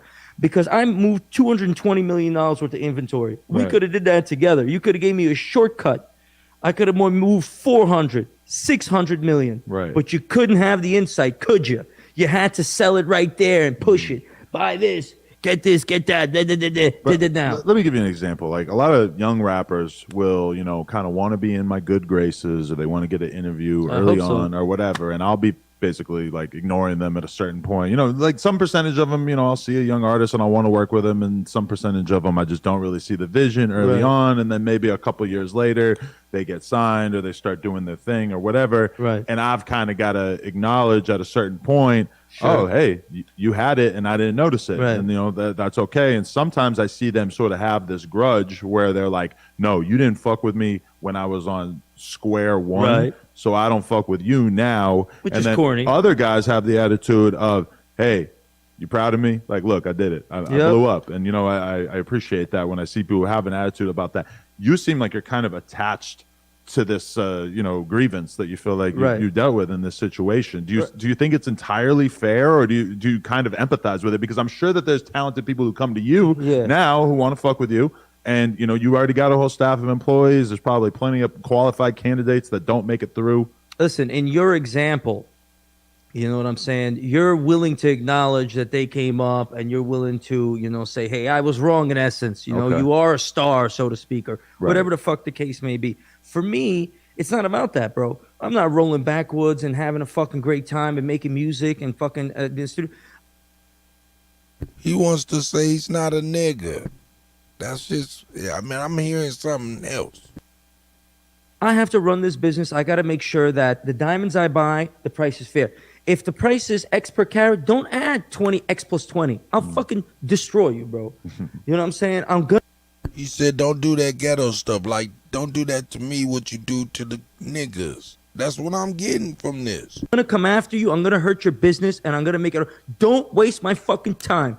Don't correct me if I'm wrong. I have been wrong before. Well, maybe pick up the phone and say, hey, why is the price $20 more than the other guy? Just give me the fucking right price so I could pay my bill and handle my shit. I don't want to be 45 and 55 years old dealing with this problem. I got to nip it in the bud. It's got to stop. I should have did it when I was a young fucking dude. Okay. Because all they understand is force, or else they're going to keep pulling on your shit, asking for shit, give me this, do that. They surround you. You're looking over there, they're fucking you from over there. Really? It's a shiesty business, huh? They're trying to get you for whatever they can, however they can. And, instead of plugging all of these holes and making sure I'm this and that, I'm just going to give them a fair fucking warning. I have weapons in my mind I will deploy against you backwards cocksuckers, bro. And you will fucking bow your head on that instance. Because the tactics that they're using is tactics from ancient Babylon, bro. The same old schemes and scams. They don't work. They only work for fucking idiots. They should have never worked on me. And I'm upset I wasted my time. But people took my lifetime away, I could have been way more successful, way farther along. They took it away with their bullshit. Right.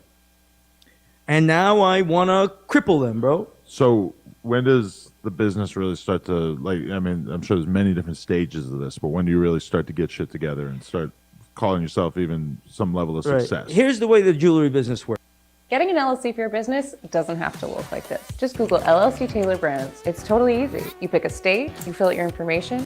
Works. The jewelry business is an inventory business. If you got $20 million worth of high-end watches and you paid the right price, you're already in the business. Right. Because you're going to be able to, if you need this particular Richard Mille or Patek Philippe or the Rolex Submariner with the green, whatever the fuck, where are you going to get it? Not everybody got it. If you have the inventory, you have the business. Now you have to market that. If you're starting out, and whether you're bench or a jeweler, and you have to raise your capital and start investing in inventory, and then you got to grow that inventory to whatever a couple of millions of dollars, and then you got to finagle and keep that going. That's what the young dudes are doing out there, and I have love in my heart. I see a guy, Benny the jeweler, young dude, Eric the jeweler, whoever it is. I'll give him a shout out. It doesn't make me any money. I do it out of love because I know how hard it is to put a fucking footprint down in that shithole.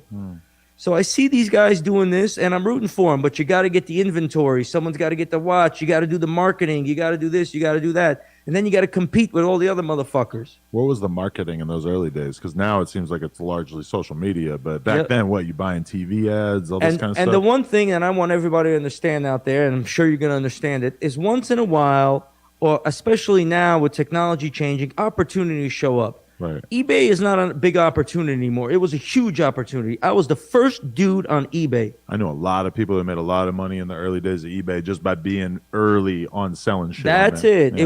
It was a free market, all you can eat buffet. So what did I do? I went to a vendor.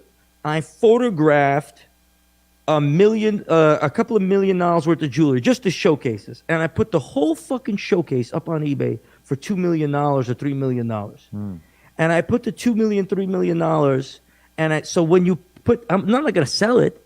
I'm just going to see when you put highest price, I'm number 1, 2, 3, 4, and 5. Nobody had thought of this yet. And then you click it, and then you go to my eBay store, and you shop the rest of my collection. And I would have made a fucking killing if the people I was doing business with gave me a fucking proper chance and weren't trying to fuck me over every day. All they try to do is take me for everything. And then I find out that, I'm 18, 19, 20 years old. And then when you're 25... Maybe we should be madder about some things. ...years old, you find out that the fucking $5 million, $10 million you spent with somebody, should have cost any other person would have cost them $5 million. So now you would have had $5 million to fucking live your own life, but you don't have shit. Because somebody fucked you over because you were too nice of a young dude. But you weren't making good money? You weren't able to turn a profit on eBay? I was turning a little bit of a profit, but, again, I was soft. Right. I'll admit it. They're raising the price on me. I'm like, fuck it, I'll pay it. They're forcing me to pay bills early. Everybody else gets 30-day terms. I'm paying it at the end of the fucking week, full price. They're getting credit. I'm not. I'm getting this, I'm getting that. They fucked me over. It's my fault. I don't hold a grudge. You know what I'm saying? It's all water under the bridge, but don't put a drop of fucking water over the goddamn fucking bridge. Because you're going to go over that bridge, bro. It's all right. Water under the bridge, we did it. Right. And I lost it. 25 years old, I could have been a millionaire, but instead I was struggling. It's all good. 28, and I lost, time. Don't take a second more. You took a decade. Do not take a fucking second more. I'm warning you, motherfuckers, bro. I'm telling them, man. Really? Do you think a lot of people just sort of put their dreams off too much? And then, because I sometimes I feel like that, bro. I'm 38 and I feel like I'm really getting my business going like the way that I really want it to be. And sometimes I look at myself, I'm like, God damn it, you're almost in your 40s. Like this, just if if I had postponed my dreams even more, who knows? Like, what's the value of discovering your shit when you're in your 50s or whatever? I don't know. Those early days, your 20s, you got to fucking grind and you got to discover what your passion is because you don't want to be figuring it out super late in the game. You got to set up a foundation in your 20s for your 30s. Yeah. You know, but I don't know. Like, you tell me how you did your business. Somebody in your studio, or whatever, told me that you had a bike shop or some shit. And I had a cool sign. That's all I understand.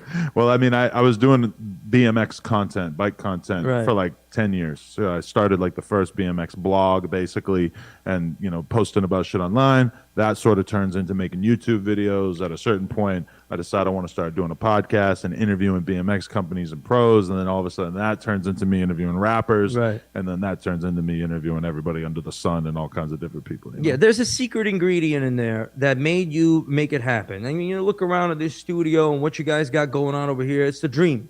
Thank you. Appreciate it. Somehow you pulled it off. Somehow you have a little bit of a secret sauce. You're interview number 2 in this space. I appreciate that. You know what I'm saying? So obviously you could point to that. But what's the worth of the listener? The worth of the listener, is what would warm my heart that out of this interview came. Somebody made the right choices as a young man and built a good, productive life where they could help their family, where they're not going to end up, with drug addicts and weighing down this society. That's for me, grown adult shit. That's something I wish somebody told me when I was 18, listening to Nas and Jay-Z and doing all this stupid shit and smoking blunts. You know what I'm saying? That was a waste of fucking time, bro. And I still smoke weed. I still listen to music. And I still that. But I realize what the fuck it's all about. You got to be in a productive society. You got to be fair. You got to have love in your heart for, whatever it is. I think, like, I spent a bit too much time in my life just hanging out and just having fun and whatnot. And when I look back at it, it's like, listen, even if you're going to fucking go out at night or do whatever it is that you're going to do, every day, make sure that you're at least taking a couple of steps, even just one significant step towards where you want to be at. Like, you should always be doing something to keep rolling that ball up the hill. I'll give a piece of golden advice, and you tell me if it's good advice or not. Cool. Right? I'm watching a YouTube video that is productive, like it's teaching you something, Photoshop or whatever the hell is out there, learning business or Warren Buffett. It's like laying down a brick. Now, you watch one YouTube video, you lay down one brick. You can't live inside that brick. That's not a fucking house. But if you lay down another brick and another brick and another brick and another brick, and you watch 40 or 100 or, over the course of years, and you fill your head with the knowledge that's available on the internet, the knowledge that 100,000 years of your ancestors didn't have that you have, you're going to have a castle. Yeah. It's up to you. And that's just YouTube. That shit that's for free online. That's all you need. Sometimes I do interviews, and this honestly kind of is it good advice before we continue? Yeah, I think it's great advice. But sometimes I do interviews, and I even kind of think of this as one. It's like we're giving away. It's almost criminal that we're giving away this much game for free, right? Right. Like, this is like stuff that's real actionable shit. Like, they could really help you shape what you want to do with your life. And sometimes I think about how many podcasts I've done or how many podcasts I've listened to other people do, where it's just like a shocking amount of information that's available these days. When I was coming up in the 90s and shit, it just wasn't an option. You had to you would argue with your friends over shit. You know what I'm saying? Somebody would say that, the moon is this far away, and then you'd be like arguing. Now you Google this shit and you know what it is. Right. I mean, say you want to start a t-shirt brand and the year is 1995. It's like, you're in the middle of New York City. I'm sure that it was not insanely complicated to figure out that there's people who make t-shirts somewhere around Canal Street. But, it was very difficult to just hop on the internet. And like, now you could watch 100 YouTube videos that are all how to make t-shirts that are going to break down the whole fucking business. I'm sure there's a whole podcast about the issue screen printing. You could go tune in and learn everything about that business. The issue is now you're going to have more competition. Yeah, before for everyone else was dumb, deaf, and blind, and you were the one that knocked on that door, you had an advantage. You know what I'm saying? Because you had the balls to go to the fashion district and ask a couple of questions. Right. And then, turn some corners for 15 days and look like a loser, but even though you paid your dues and you got in. Now you've got more competition, but you got a more productive society and so on and so forth. But there's advantages and disadvantages to every time and era. Back then, you'd put an ad in print and you'd get business. Now you buy an ad in a magazine and you're threw your money away. Right. But meanwhile, Well, okay, but let's talk about this. Is that when did you start to really affiliate yourself with celebrities, and like was that a part of the business early on, or did it take a while for you to get to the level where you were creating those kind of relationships? Right before I had a hard time struggle putting the business together. So before I even put the business together, before you market a business, like having a restaurant, you got to have your menu, you got to have your ingredients, you got to have your assembly and all your ready to go. Because if I have Jay-Z, Beyonce, and whoever else come and shop at my shop, and I'm not ready to do business, it's going to end up badly. Right. So it took me a long time, and I had a blessing. I had P. Diddy, when I was like 25 years old, buy something for his son's birthday. Right. And I fucked that watch up because it came up from a vendor. It was an underpriced watch. It was a G-Shock iced out, and the quality of the stones was shit. And P. Diddy never did business with me again. Really? So but you think he bought it, thought that it was cool, and then later kind of figures out that it's not as good as he thought it was? Listen, he found me through his secretary, or his secretary found me, and they were buying gifts for his son, Justin, I believe his name was, right, or what have you, birthday party. Sweet 16 was back then. It was like the Sweet 16 or whatever it was. And there was a couple of items, and I'm like, wow, P. Diddy, Bad Boy Records was the delivery, and all of a sudden shit like that. I'm like, damn, this is my chance. But I wasn't assembling the jewelry myself, and I had a shitty product, and you know what I'm saying? He looked at that product and said, I'll never do business with this fucking guy again, even though I was like 23, 24 years old. So you don't want that. Right. You know what I'm saying? And, that's really what it was. But that's why if you're in the B leagues and you get your ducks in a row. Yeah. Get your shit together maybe before you start shooting your shot on a big time level, because, hey, that's some real shit. Like a lot of times you only get to be new once. Right. Like if you get into your line of work, and you do a couple shady things and word gets around and all of a sudden people think you're a piece of shit, you're fucking done. Yeah. So it might be good for you to, figure out how to operate as an ethical business person or how to do business in general before you necessarily enter into the big leagues, right? Listen, there might be a person watching this that even if me and you followed them around for the rest of their life and gave them advice, they'd still fuck it up. Oh, yeah. You got to be wise, man. You got to figure out the timing. You got to be patient. You got to be reasonable. And you got to figure out where that comes from. Because I can't hand that to anybody, man. You know what I'm saying? I could speak till I'm blue in the fucking face, but they still won't get it. So, for the people that can absorb it, you got to be shrewd. You got to be patient with business and very, very strategic and reasonable. One mistake, like I gave an example the other day. You got a mountain filled, that's got gold veins in it, right? That you could dig. You've got the tools. You've got the labor. You've got this. If you start digging on the wrong side of that mountain, you're going to wear out your tools. You're going to be fucked. If you didn't take the time to check which side of the mountain yields more gold and to dig on that proper side of the mountain, and you just went in there willy-nilly and started digging on the wrong side of the mountain, you're going to wear out your tools, wear out your energy, and you could have been just a fucking couple of feet away from the big, from changing your life. Right. You got to be strategic. You got to be sensible. You got to say, hey, this is a big mountain.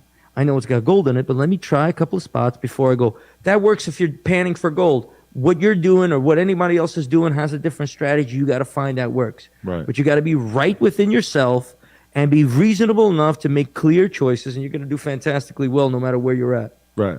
So the celebrities in general, was the after the P. Diddy thing, did you have kind of after the P. Diddy, I had a fucking, I wasn't even in the realm. I was just building an eBay business. I was lucky that P. Diddy even bought anything from me. Right. I could have capitalized on that, but I didn't. Nobody even knew P. Diddy bought anything from me other than right now.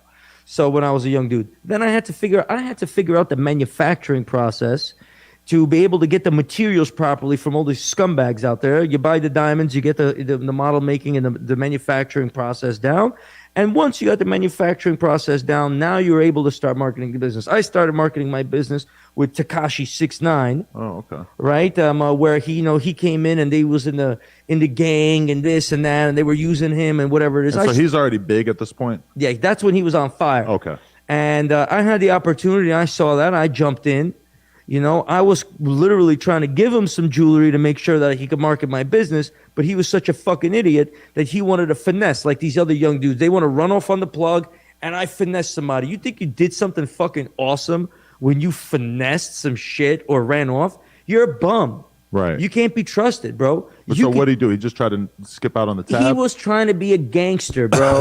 He's in a shooter. He's this. He's that. This old kid shit. You know what I'm saying? And you're throwing your life away. Sure, you could project that image and you could be hard and make, but in the back of your mind, you. Skittles said, "You know, I ain't about to listen to this battle vagabond." Shout out to Skittles. Chief want this on there. I don't know why, man. This guy, yeah. You gotta know what the fuck you're doing, man. Right. You know what I'm saying? You gotta be able to understand that you're trying to build a life in the back scenes.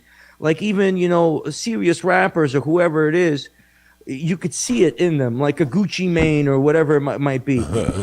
Deep down inside, you see a reasonable, smart person preserving their life and making sure they're going to be growing. Are you a connoisseur? Are you an expert judge in matters of taste? That your top priority. But he didn't trust some tough guy. The Real Real, authenticated luxury from Gucci, Rolex, Prada, Louis Vuitton, Hermes, Cartier. Got shit with you? He just kind of skipped out on the tab? I gave him the bracelet, and him and his crew, were supposed to do a marketing something for me, and then he decided to say fuck it and fuck off with the crew that he was working with, and then I used that as an opportunity to use the images I had of him and get inside and challenge him with one video that went viral, and then he tricked me. Because, he FaceTimed me on some shit and he was acting like some shit and I was all goofy looking and whatever it is. And then I realized this kid is this kid. It was what it was. I got everything I wanted out of here. I'm standing here, sitting here doing an interview in LA off of that shit. And his career's done. But whatever his career, I wish him the best. But, he ended up putting people in fucking jail. But so wait. You were too nice? Like he basically like apologized or told you he was going to pay you back, and so you publicly said we're on good terms, but it wasn't real? They ran off with the piece, right? He was doing a business with Treyway and this whole other thing, and he was using the gangster image to make that happen. Right. We were getting going on something, but they had the intention, right? They had two options. Do the gangster hood bullshit of I'll bring this right back, and fucking walk away with it and never come back and pick up a phone call, or build a real business relationship and a brand. They wanted to do the hood dumb shit. Right. The retard shit. So, they wanted to do that, and that was cool. I saw that from a mile away. I'm like, well, if you do this, I'm going to be able to get into the jewelry business or the marketing that way. Because he was so big at the time that if he rips you off and you publicize it, then that could probably be big for you as well. That's enough, right? Yeah. It's not a great look. Right. But if you're not a fucking pussy and not a fucking little bitch boy who's scared, ran off, finesse, if you don't think like a fucking a gnat that's flying around, I'm here. I'm still here. Then you sit here and think, all right, this kid's gonna be this, tattooed or whatever it might be, whatever it is. You know what I'm saying? He's gonna grow up, he's gonna have his life, but I'll be able to strategically build a brand. I gotta build a future. I can't sit here and be on top of the world today and then have my friends in jail tomorrow. I can't do any of that corny shit. I'm not going to sit here and be the #1 rapper and then end up fucking in a grand jury indictment, bro. Yeah. You know what I'm saying? That's not smart, man. But so when you saw him catch the Fed case, did you have a little bit of a thought of like, well, that might be some karma for all the people you treated like shit? Yeah, I mean, I already knew what was going on. I mean, you know what I'm saying? Like, if the eyes of the world are watching you, you don't have the option of committing murder. Or ordering a murder. Or ordering a murder. Right. It's very simple, bro. On camera. So how the fuck, if you're seeing that, you're seeing that, but he's a young dude. He didn't have a dad. He's growing up and he doesn't know what to do. That's the problem. You know what I'm saying? Rather than ragging on this guy, it's a societal issue because you want to have the best of success or whatever it is, but you can't fuck things up, man. Was the Scott Disick situation similar? Yeah, it was another trap for me. You know what I'm saying? In all essence, the trap is very simple. Do fair business, fuck me over and deal with the consequences. Right. I'm not going to sit here and guard my shit, bro. I'm not guarding my shit. You could come and fuck with it if you want. I'm going to do something about it, and I'm going to handle it. I'm going to get my marketing out of it. Right. And I'm not going to do it like I'm done with this. I'm done with this. I'm done with this. I'm done with this. We about to get on some real shit. Hey, what was interesting to me is go ahead. Yeah.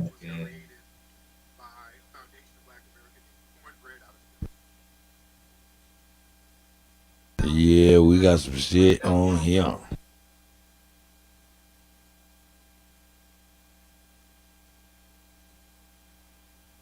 Check this out. Sal was the only one. The Italian community was just as racist now as they were then towards black people. They were racist all the way, openly racist Did up into Italians the 80s and help 90s, with create so many racial hip hop incidents too? happening with those white Italian American communities in New York. So that's another story. Hold on. Than me, drop some names in the comments, but I think it's time that us Italian hip hoppers get the respect that we deserve because, well, like I said before, hip hop is a New York City street culture, and you can't tell me that Italians ain't on the streets. Can't tell me that. Oh, I think it's really cool lately that family. This is what we get for all of this. Inviting everybody to the damn barbecue, man. This is what we get. We are to blame for Tariq be going nonsense that's being in. spewed out here. When we start letting other groups come in and try to infiltrate the culture, everybody feels like they can do it. This is big, man. This is more serious than we try to make it out to be. We can't give away our great contributions. We have to gatekeep that stuff. Now, everything this guy said was horse crap. Again, but they see the Latinos doing it, so they're like, why not? Why not us? We were there too. We were around. We were on the streets. You know what I'm saying? So everybody is looking at us as a free lunch because we have so many Ascus and Negroes who are afraid to say no. This is our culture. Got to stop being afraid to do that. That's why so many people are real butthurt about this documentary that we got coming out. We haven't even started filming, and these people out here copping pleas because they know we're going to get some straightening. We're going to clean all of this stuff up. We're going to get the chronology, all of that stuff correct. We're going to show what was really going on with the Puerto Ricans up in New York. Some of those Puerto Rican gangs, and some brothers were pointing this out earlier, in New York in the 70s. You know, many of these Puerto Rican gangs like the Savage Nomads and people like that, these guys were running around with jackets with swastikas on them. Many of these Puerto Rican gangs were running around here with their jackets that had all types of Nazi memorabilia on it. Do y'all know that? And at the creation of hip hop, black people, there was a consciousness there.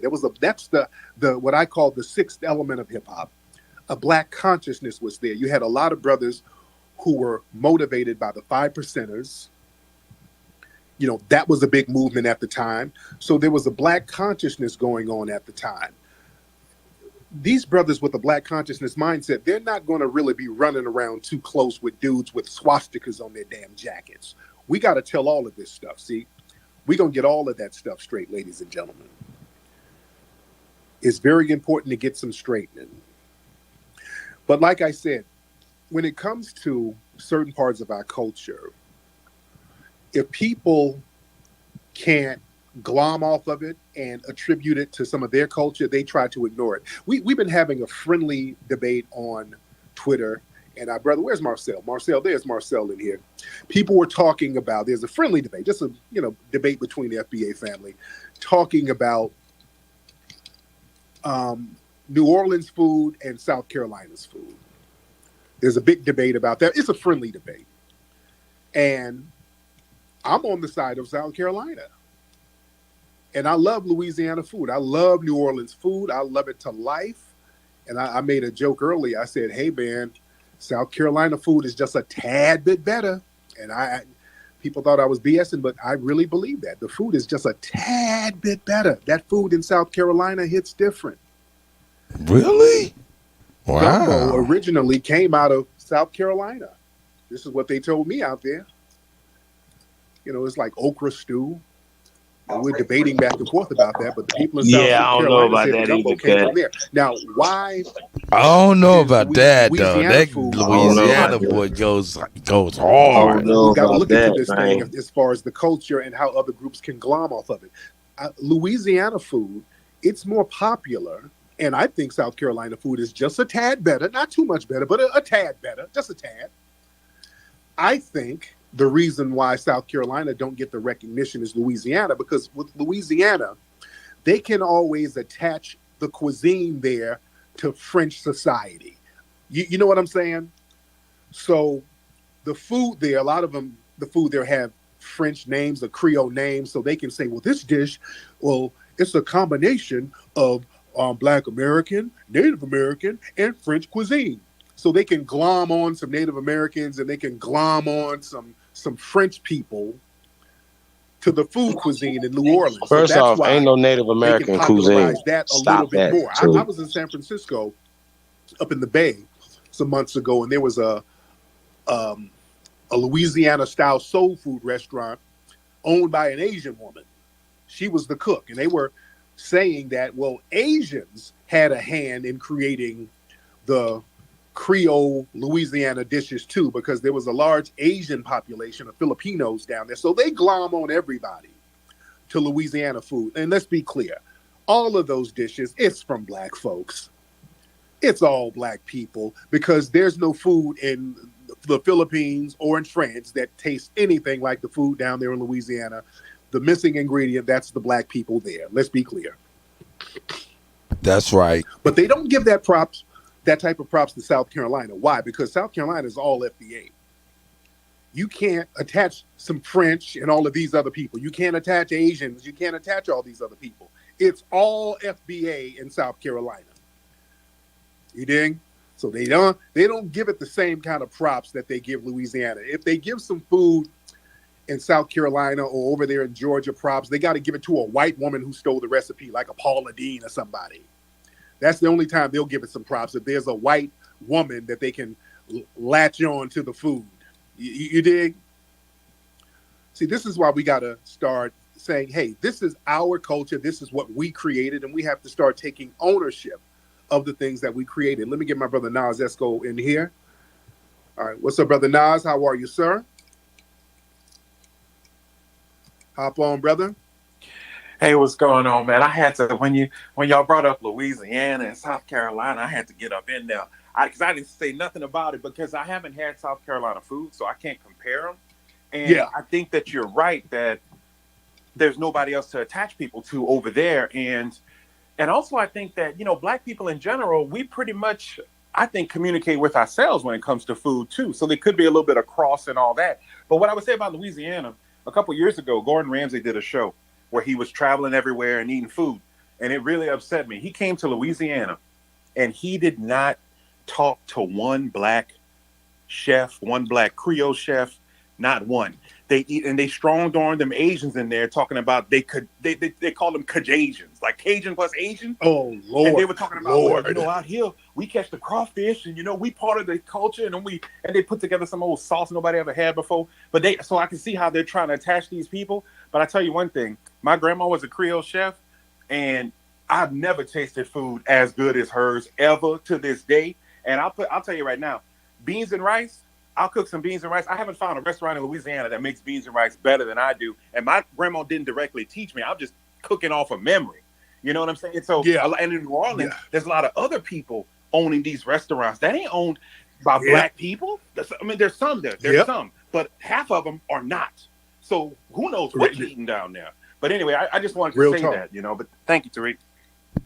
Thank you, brother. That's real talk, man. They'll go down there and start interviewing all of these white Cajun people.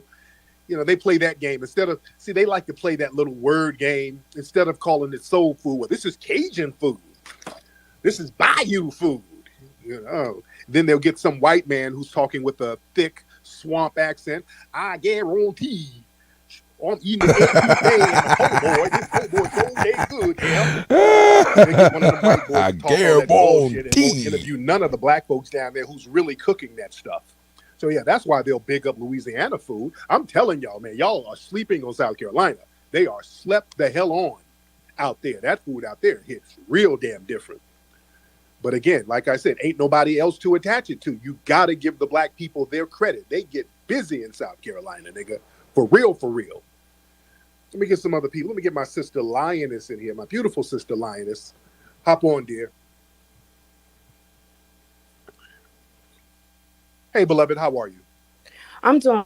I just wanted to make a comment about the Italians creating hip hop. Just two quick points. One, the movie Do the Right Thing, and our brother Spike Lee put out the film. I know you remember that monumental scene where all of the different races were going against each other.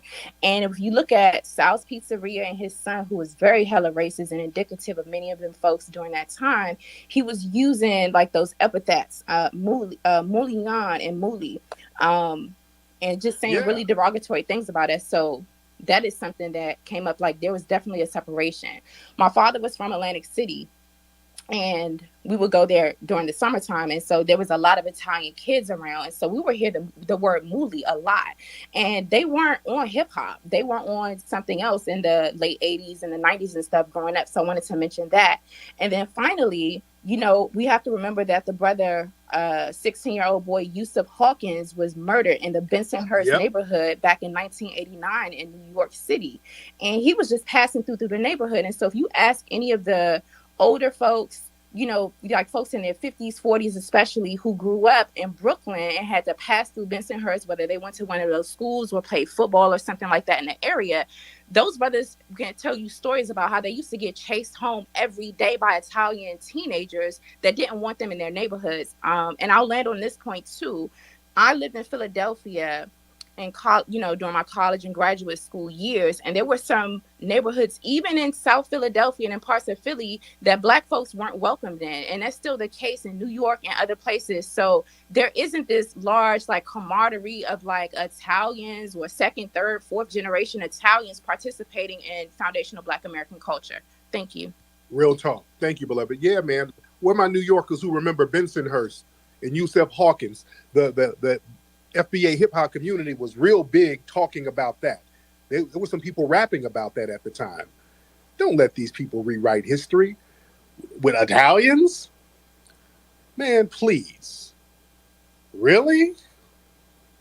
And let me tell you what else they're going to tie in. Let me tell you what they're going to tie in. Fuck out of here with that shit. Moulian is what they used to call us. Scarface, Fuck a lot them. of rappers like What's Scarface. the Also, Italian what they're going to do, they're going to rapper or start talking producer about name? how many Black rappers use Italian names as their hip hop monikers. Gambino, That's movie Gotti, culture. and They all got of shit that to do stuff. with nothing. They're going to try to tie all of that MC in. Ragu. See, why we got to be on top of our game as far as our culture. I already see where they're going with it, family. I already see where they're going. They were like, well, since y'all use some of our crime figure names, that means we created hip hop too. You know. So yeah, it's a hell of a reach, but we let them reach. We got to stop them from reaching. We got to cut that stuff out. What's up, Hustle? Hop on, brother. Yo, what's up, man? I'm gonna be very short because you just took the very point right out of my mouth. Like I was just about to say that it's to the point where I hate that our best rappers and stuff use like Al Capone's and the Scarfaces. You know what I'm saying? Like it's to the point where we really can't have nothing to ourselves at this point. You can still hear that? I'm just over it. Real talk, man. Thank you for the call, brother. All right, let me see who we got in here. We got a lot of folks. Can in you here. still hear that? Who is this person? Yeah, I Let's can hear get Kobaya. Let's get Kobaya in here. See, What's niggas up, is just Kobaya? on movies. It wasn't that we was looking at Scarface or anybody, the Italian culture. That, you know, artists, when they look at a movie, you know what I'm saying, or people take on certain monikers and stuff like that. Now, Kobaya, You know what I'm saying? Look at the Outlaws. They took on Orlando, Florida. Gaddafi's and Mussolini's and all these other What's things. up, You know what I'm saying? I think it When was I even a saw rapper this named Hitler out there. well, You know what I'm talking about? Right. So with all that being said, I'm from Ghana. I'm not foundational they Black wasn't American, pushing, but I even know that you know, Black fascism Black and things of that Hey, nature. hey, hold whatever. on, man. Let's hear what this Ghanaian brother saying. So like He should shut the hell up. At least he be saying. I didn't even know this, but y'all, it goes That's back right. to, I saw this video on YouTube about these guys in the 1940s that were even doing some sort of rapping that it was like, oh, yo, that guy's has some bars. I don't know what their names are, but he even goes far as back as that. So for them, for Hey, Italian yeah, people to Mom's try to claim Mabley, that they started hip Skillet hop and just like them, they did with, they was rapping way back in the black and white days. When Latinos started saying it, maybe I could give them the benefit of the doubt. Let me at least hear him now. But for Italians to say that, no, I'm not with it.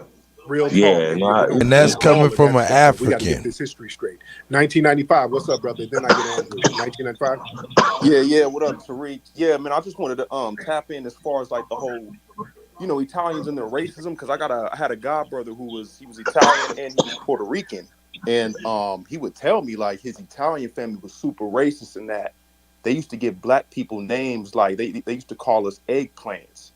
Like down there in the East Coast, they used to call us all, and you can even, man, they even got it in movies. And, Lord, they got hey, it in movies we having that package. That's Davis, why. was it Sammy Davis or something like? Yeah, I guess he was performing, and the one lady, she made a comment talking about, oh yeah, hey yeah, he just sounds so good, and he's like, whoa, wait a minute, you don't say stuff like that. So Right. yeah, for them, I think that was in Goodfellas in one of those movies. But yeah, they've always been funny style with black people, especially in New York. They've always had that funny style stuff. So again, we got to do some straightening here. What's up, Andrew? Hop on, brother. Yes, sir, Tariq, man. Appreciate all your work and everything you do for us, man. I just want to say, man, first and foremost, man, I lost a lot of respect for Buster and Fat Joe over these past couple weeks. And I'm not even going to touch on the Italian thing, man, because it's a foregone conclusion. We already know what time it is when it comes to the origins of hip hop. You feel me? So I'm not even going to give them any energy, man. But I'm up here on my third shift trying to grind, right? And I'm over here listening. I'm a big gospel fan.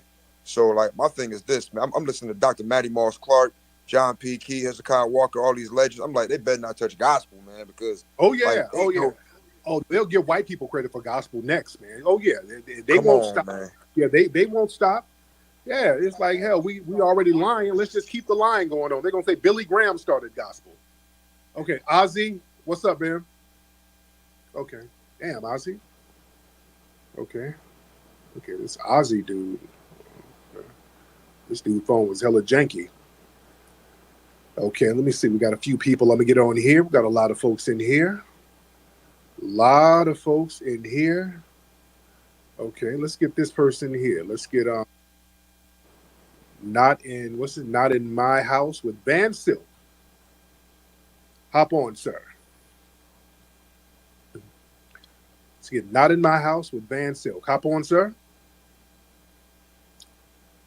You turn your microphone on, sir. Turn your microphone. Can you hear me, Brother Tariq? I can hear you. How are you? I'm okay. I ran across your page earlier today. A lot of the pioneers from the first journey, we will address this situation. Yeah. Now, is this the real Van Silk? Yes. Oh, shout out to this brother. This brother is a legendary promoter from New York. What's going on with you, brother? Well, I was listening to you earlier today on your YouTube page, and it's sad that was even said. I'm not going to call names because I'm not going to rock no boats right now. Right. But I know in 73, 74, and 75, it was Kool Herc, Coca Rock, Clark Kent, and the Nigga Twins. Yes. I talked A1 B-Boy Salsa, Wendell. I talked to Trixie. No, all of them. There was no Hispanics B-boying then. A lot of people get the graffiti mix up. Like you mentioned Cornbread from Philly. He wasn't part of hip hop. Yeah. Phase 2, One Arm Case, that generation was part of the hip hop culture. Even my brother that we buried 4 months ago, K Slade, when he was 15 years old, right this dash and TFA, and Tracy 168 and all that. But like the State High, 223 and 149 is super cool. They wasn't part because that was real old generation. But yeah, I can tell you because I lived it and I was there. I'm telling everybody that's listening. I talked to Charlie Chase from the Cold Crush Brothers, and he came around 77 and 78. At one point, he was the DJ for the Furious 4, and he was the DJ with Raheem joined Grandmaster Flash. Well, Flash wasn't DJing for about 6 months. He was the DJ. Disco Wizard with Grandmaster Caz. Ruby D is the first Puerto Rican MC in hip hop. Yes. And he's from the Fantastic Five, and Whip is Puerto Rican. And and Whip didn't even want the members of the group that he was Puerto Rican then because he didn't was going to be accepted. And see, a lot of people don't understand. They're trying to push the timeline. Like me and Shaw Rock was talking about it. We talk every day. Me and Melly Mel's upset, but he ain't gonna say nothing right now. But the whole point I'm trying to say is you can't push the timelines after records. Everybody is trying to push the timelines after records. You got to go before. Because Van, what I see, Van, they get everything that happened in the mid 70s. They jumble it up. What they say is, well, Kool Herc had a party in 73. There's this dark area that don't nobody know what happened, and then records came out in 79, and then they build everything off that. But you know what we need to know. Hey, Tariq, this is go my ahead, thing. bro. If you ain't over 49 years old, and if you ain't over 49, if you ain't 60, you ain't witnessed nothing in hip hop. Yeah. Because if hip hop is 49 years old, you got to be at least 58 to 60 plus. Because Kool Herc is 67, Coke Rock is 67. I'm 64. Red Alert is 66. And he wasn't even at Kool Herc's first party. Now, Van, did you see Grandmaster Flowers and Pete DJ Jones in the early 70s? I know. Flowers was Brooklyn. And I'm gonna say something. Pete DJ Jones, I knew well up until his death. I seen KC because Jones had his club right up the block from Disco Fever. And as we were speaking of Sal had a club in the Bronx called Disco Fever in the 80s. Sal's contribution was that he had a spot that we could go to that the police didn't bother us and activities that we all did. Right. I didn't want to say that because I've heard some stuff, but I didn't want to say that, but I'm glad you said that. I knew Sal farther before I knew Sal, but Sal did help at a certain time point. But see, a lot of people keep missing the point. If you didn't live before the records came out, they want to eliminate themselves. There was only two groups that was popular at first. That was the Funky Four with Sha rocking them and Grandmaster Flash and the Furious. They set the blueprint for everything in hip hop. And a lot of people always talking about, people rapping. No. When you got a DJ cutting break beats, all the break beats that the DJs did off Flash, Bam, Mean Gene, Brothers Disco, Breakout Barry, all the break beats that was found to make these older artists more money, and the MC had to come and try to spit on top of a 3-second piece. That's hip hop. Yeah. Rap has been around forever. But a lot of people trying to take credit away from what we did because they wasn't there. Right. And Van, where's your family from? Where's your family from? Well, I mean, we come from South Carolina, but my family descended from England. Okay. But now, were you clicked in with Slick Rick? Huh? With Slick Rick? Now, what was your relationship with Slick Rick? I'm the one who put Dougie Fresh on. He was a 16-year-old kid. I put him on first. I discovered Dougie. Right. And Dougie and Slick Rick started doing show because me and Mike, there was only like 6 promoters back then, Tariq, that did all the shows. Me, as RC Pac Jam, my beloved brother who's no longer here, Cool DJ AJ, Mike and Dave from Lincoln Projects. You had Arthur Armstrong that owned Ecstasy Garage. You had Richard T that had T Connection. And then you had Jack Taylor that owned Harlem World. Those were the main spots, besides Celebrity Club, other spots. But the thing with Slick Rick is when he got down with Dougie. Okay. That's my relationship of knowing Rick. I know Dougie. Okay, because I've always heard your name associated with Slick Rick. So. Well, my name anything between that and when I did the first hip-hop TV concert for TV breaking news. Media, everybody done breaking news. From Ice-T to, Sugar Hill Gang. I mean, who haven't? I mean, I took Tribe Called Quest out of New York to Virginia the first time. MC Light first show for me was at The World. I discovered the Force MCs. I put them on first when I had Stevie D, Mercury, and Dr. Rock, who are all deceased. Well, not Stevie, but Mercury, Dr. Rock, and are deceased. And then the Force MD members are deceased. Yeah. Well, man, we got to chop it up, man. I definitely want to talk to you, man, because I'm not going to, like I said, the original B-Boys, and I asked Trixie, I called them up. Hey, man, fuck that, man. We invented spaghetti. Okay. Now, when they see a lot of footage, Bam Bada and over there, and tortillas, chopped up footage mixed in with old taking all that shit in. Footage, like, it's wrong. No. I'm telling you, no. Yeah. I want to. Now, Shyrock, that was the first. Was she the first female MC, or was it Debbie D? Shyrock was MCing. You got to understand something. She was MCing before a lot of male MCs. Oh wow! And when people understand that Flash, Melly Mel, Scorpio, Shyrock were B-boys and B-girls before they became MCs. Okay.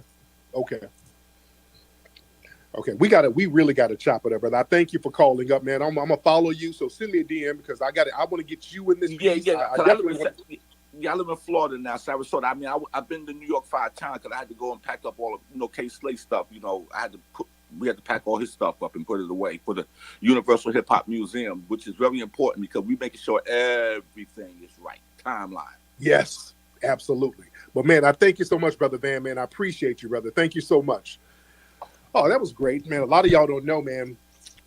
That brother right there, very important figure in hip hop. I'm a big fan of hip hop, man. So a lot of these names, but yeah, this brother was an early promoter out there grinding, very respected in the hip hop game. And as we see, notice when you have brothers like that, people who were there, breaking news, people who were there during the real formation of hip hop, notice they always say the same thing. It was just us. It was just black people. Wasn't none of these other groups around. And all of these other hip hop heads, they know it. But again, a lot of them don't want to rock the boat. A lot of them don't want to rock the boat. No, don't be afraid to rock the boat, family. Just tell the truth. Because again, we open the door to these dudes with hell. I'm an Eskimo, and Eskimos created hip hop. Rocking all that ice. We don't rock ice first. We taught y'all how to rock ice. You see, they'll say anything, man. These folks will say anything. That's why it's important to get some of these legendary cats who was there to let the new generation know who they are. I want people to know who Silk is. I want Eskimos started hip hop. Female MC. I love Shyrock. She's a phenomenal sister. I want people to know this. We should know this. This is real history that is being deliberately hidden. I don't like lies and I don't like hiding history. That's why my films are called Hidden Colors. We got to take all that hidden stuff and bring it back to the forefront and tell the truth. All right, that's a fact. A couple of more calls in here. Let me get a couple of more calls in here. I ain't about to do that. I'm about to do this real quick. We about to do this real quick. That's what we're gonna do.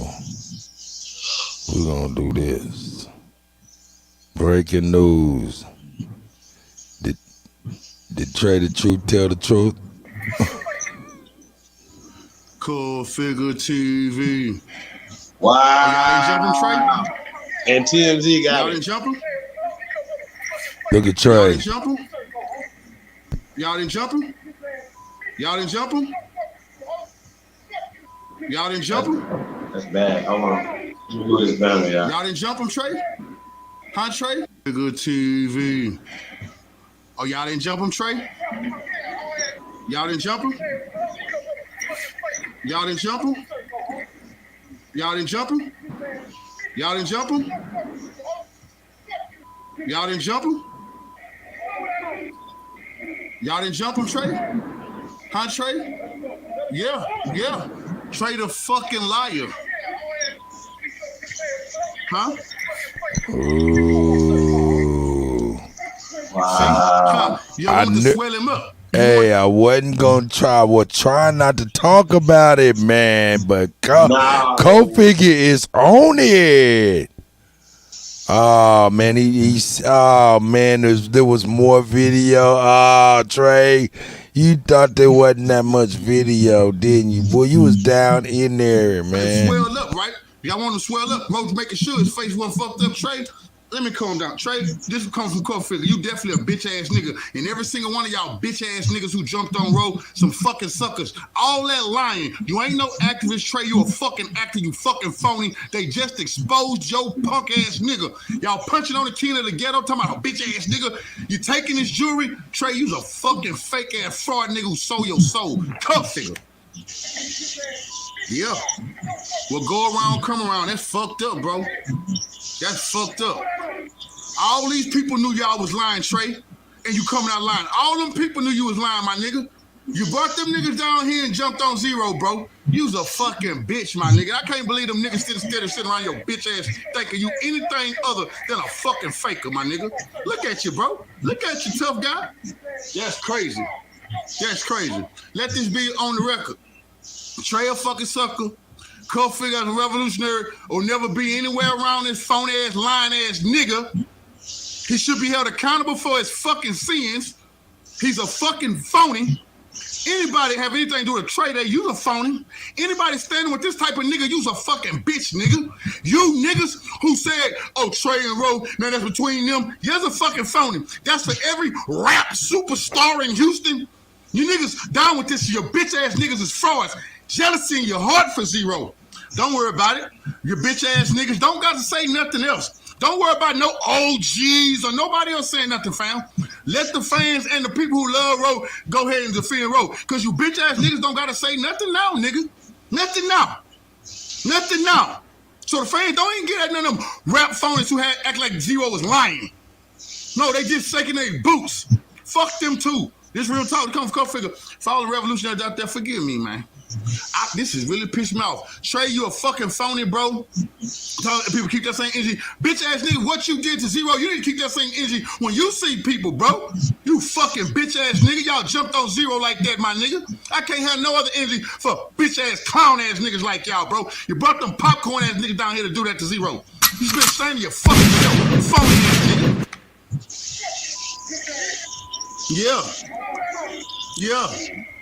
Yeah, nigga. Then you lie one nigga. You got there to call a nigga. I ain't gonna let nothing happen to you. What the fuck is you talking about? Nigga, that's when we seen it. You niggas had already jumped him. You Trey, talking ain't nobody jump him. Trey, you a bitch, bro. You done that to Roman, nigga? That's crazy, fam. Yeah, that's crazy, nigga. That's crazy. Somebody should definitely make you niggas get in that motherfucking ring and clear that up, nigga. Fuck all the extra, nobody gotta die. You niggas tough in the ring. You niggas should definitely have to get in that motherfucker, nigga, and get that paper. I don't believe you. Trey, you a bitch, nigga. This cuff figure saying that, bro. That's straight up, nigga. In the ring, I know you not who you say you are, nigga.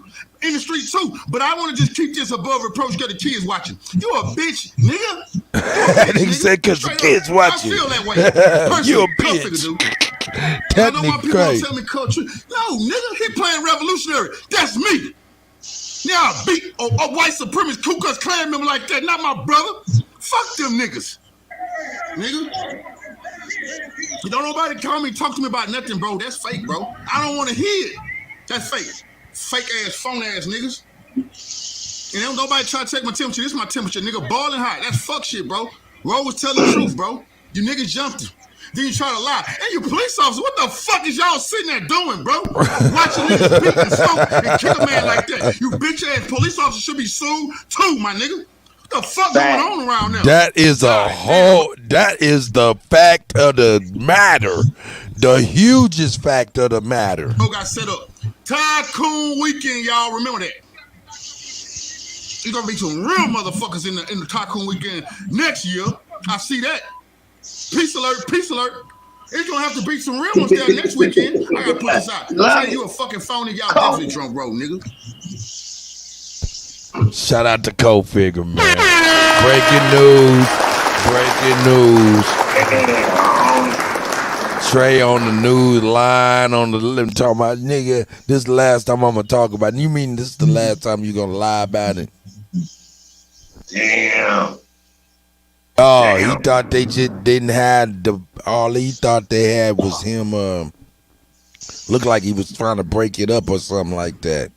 See, and here's the truth of the matter. Cut. Here's the truth of the matter, Cut. Let's just keep it real, right? Ain't none of us ain't Superman, right? Like what, 6 niggas on him, 7 people, you know what I'm saying? Kicking, stomping on him, hitting on him, right? He by himself, right? So ain't no smudge on his record. Period. I don't. And looking at that right there, it's not even a good look, Trey. You know what I'm saying? Kofi can speak on it more because he knows these guys personally. He's from there. You know what I mean? Yeah, but that ain't a good look. But it looks bad. It looks bad. Coming up off all of that flood shit he was doing, helping people, feeding the hungry and all of that, he set himself back for all of that community service. He set himself back. So no, hey man, and he lied. I mean, I understand why he lied, because if you do something that you're not really proud of or embarrassed about, most people lie on it. And what that tell you is maybe you shouldn't be doing the shit you embarrassed about. Period. How about this? I gotta say this though. Yeah, Go ahead. that looked bad because we only just seen up until that, the end result of it. And that looked bad within itself. But that right there looked like some man. He was down in there serving him too, man. He that was looked like serving Rodney him King too. and them, man. That looked Hey, bad, hold up. y'all. Hey, yo, Grateful said, how would TMZ be there? Pay attention. I'm going to tell you exactly how TMZ will be there. TMZ has a 1-800 number where if you got the footage that they want, they will give you a check. So anybody that got more of that footage and hit up TMZ and say, yeah, I need a couple thousand, they gave that on up. TMZ is everybody that got a phone with a working camera. That's a fact. That's facts. So it was somebody driving by, like they outside. It's broad day. It's gonna be some more angles. Yeah, because the other angle we seen was close and it was behind them.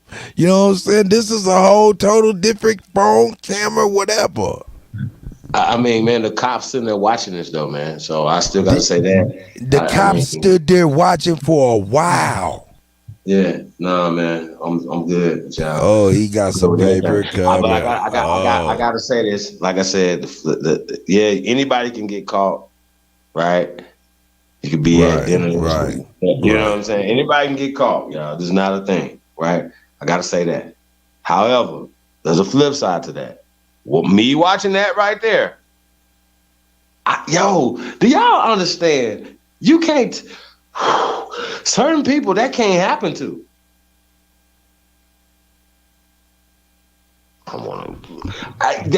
That can't happen. Like you can't see that happen to your brother. What? Hell no. What are y'all talking about? Do y'all understand how crazy that is right there? I don't think people understand how crazy that is right there. I mean, look, check it out. I mean, it's really crazy when you think about, man, those brothers, man, we have to keep it $1,000. Them brothers is grandfathers. Nigga. They grandfathers. I don't know about none of that. I ain't asking no nigga age, bro. Are you crazy? Yeah, I'm just saying. Grown ass niggas out there fighting. Right there, bro.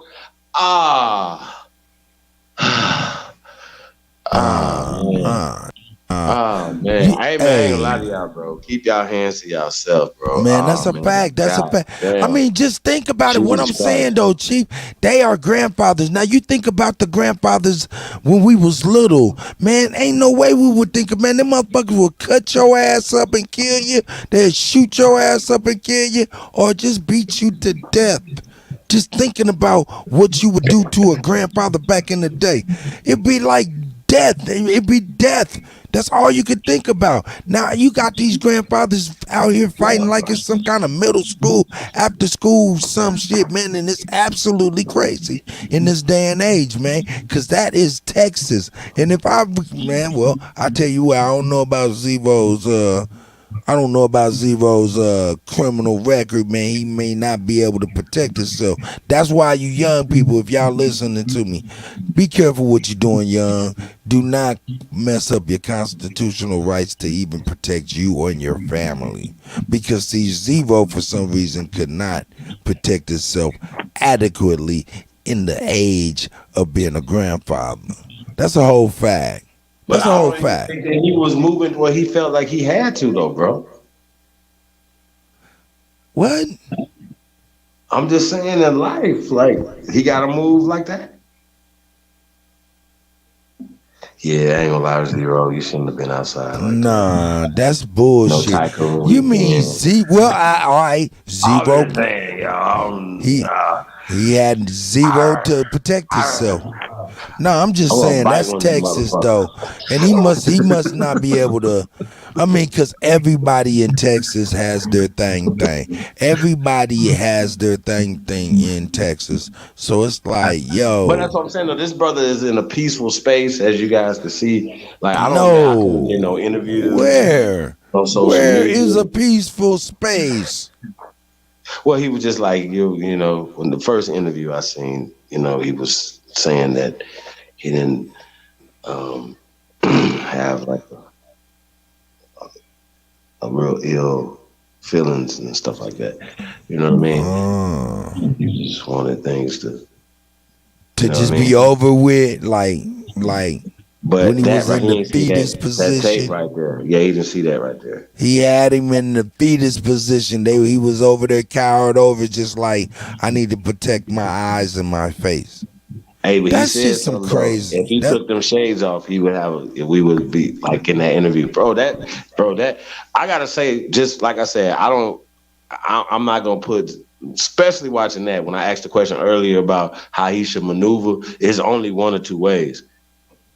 You know what I'm saying? Like it's no, ain't no in fucking between, motherfuckers.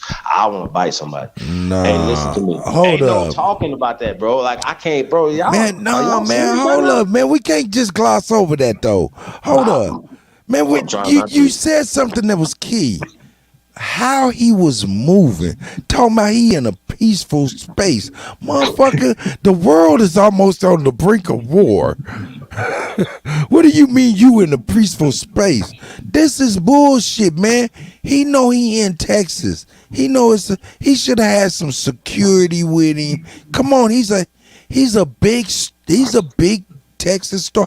He shouldn't have not been there by his damn self. What happened to his homie? He ain't got no homies. All of that type of stuff, man. That's kind of crazy. Shout out to Hawk Yost, man. He was moving man. crazy. But once again, though, man, this brother felt like he was in his home. He had a dinner. You know what I'm saying? Come out of a restaurant. Once again, you could be at dinner. You can be at the grocery store. You know what I'm saying? At a movie, you can't. Like everybody ain't moving like that, bro. But he was like at Tycoon Weekend. Tycoon Weekend. Solo Dolo like he was a fan. Hey, I get it. I understand. Now, if I was like, hey, and I get that. I'd have did the same thing. You know what I'm saying? But I wouldn't have been in that. Yeah. Hey, okay. Yeah, he ain't. Yeah, where's it? Yeah, you right. Shit. But that's once again, Texas. there's a flip side to that too, though. There's a flip side to that too. You know what I'm saying? I just think, though, once again, if it's what is the flip side to what? Your girlfriend him leaving without his girlfriend? What's the flip side? I'm just saying though, when people come, when it's like that, then it's like that. You know what I'm saying? So I know Zero. I mean, I don't think Trey was on that time. But then once again, even the tape that they put out was terrible. And then let me ask you this question. To cut it out that all of them jumping was. Let me ask you this question, and I'm asking this for the chat too. I want to know this from everybody that's listening to the sound of my voice. This is the question. Was what happened to Zero, right? Worth them all being shot? I'm sorry, excuse me? Is it worth all of them being shot? For real, for real.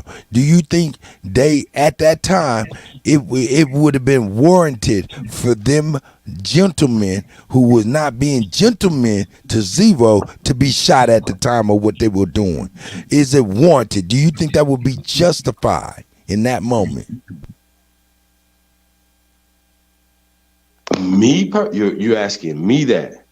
You want my question? He said, well, I don't even know why you're even asking me that shit. I'm going to keep it real with you motherfuckers. No. Okay, go ahead. I just thinking about putting hands on me to get your shit, touched. You know what I'm talking about? Like, I'm just that type of motherfucker. Like, I'm just going to keep it real with you. I'm somebody might punch me and knock me out forever. You hear me? So just thinking about they having don't a know what. conversation about Hey, the nigga could have been anything on about blood putting your thinners hands and on all me kind of is a shit. problem. You know what I'm saying? So that's just me. Any motherfucker talking about putting their hands on me, I'm talking about cutting your shit off. So I'm just letting you know. So don't have you. I'll come in peace, and I want peace. So especially with people that say they want peace. So you just got a These is difference of grown opinion. ass fools. Please just have that shit and keep that to yourself. But if you want to talk about putting your hands on Supreme Chief Holiday, anybody I love, bro. Like I don't know, fam. I don't believe in that. I don't believe in doing nothing aggressive to nobody. All right, let's. And, all right. and if I look. do, I Chief, feel like whatever I'm coming with should be able I to got be you. I got you. reciprocated. You ain't got to Yeah, go into yeah. this. I got you. I That's don't me even. though. So I'm gonna keep it $1,000. We're gonna keep it on real stuff that we do know. Number one, there's a law called stand your ground. There is also with stand your ground, there is a provision within stand your ground that says that you have no duty to retreat. You have no duty to retreat. You don't have to run. You don't have to cower. You feel what I'm saying? Look, what these grown ass men act like they could not understand. Hey man, let's keep it $1,000, man. Trayvon Martin, man, didn't even have a gun, dog. He didn't have a gun. He was whooping that ass.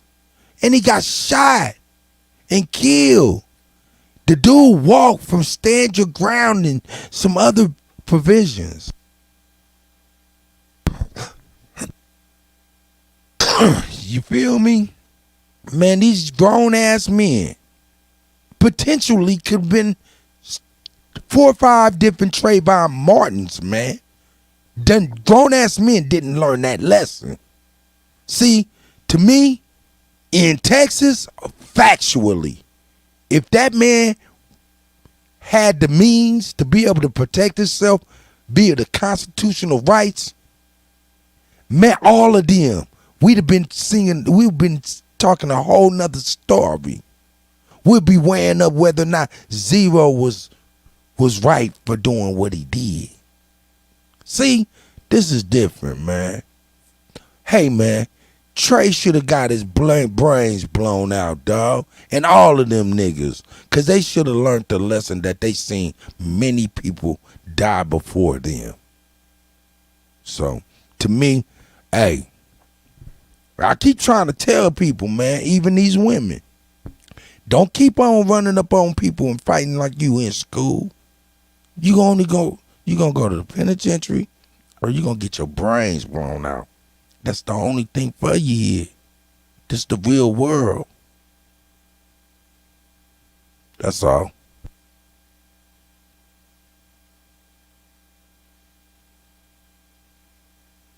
For real, man, all that fighting shit, man, cut that shit out. And this coming from somebody who used to love to fight motherfuckers all the time. Man, can't keep on doing that shit, man. Motherfuckers ain't gonna take that shit, man.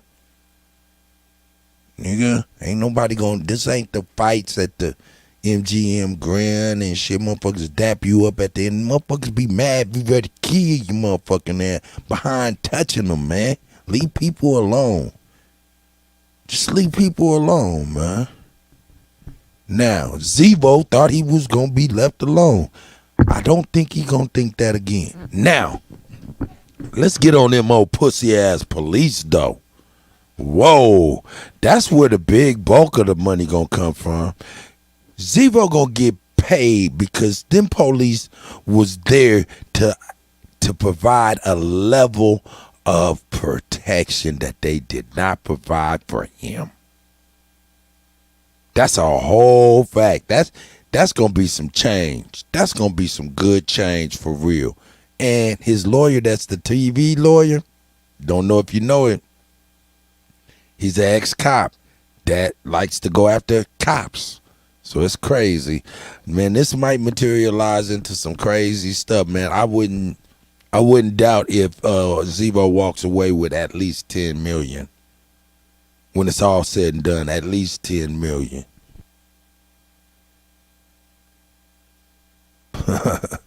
Hey, I'm telling you.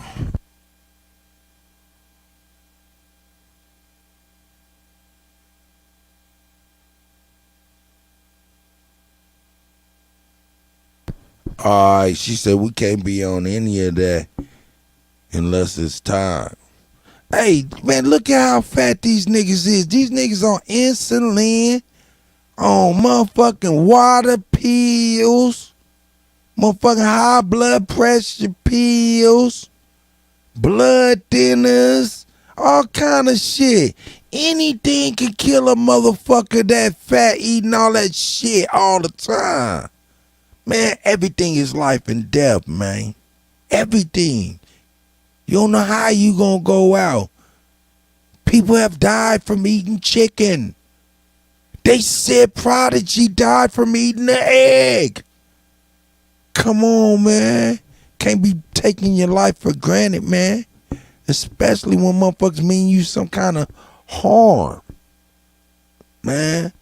Hey, man, hey. Miss me with all that stuff, man. I ain't got no kind.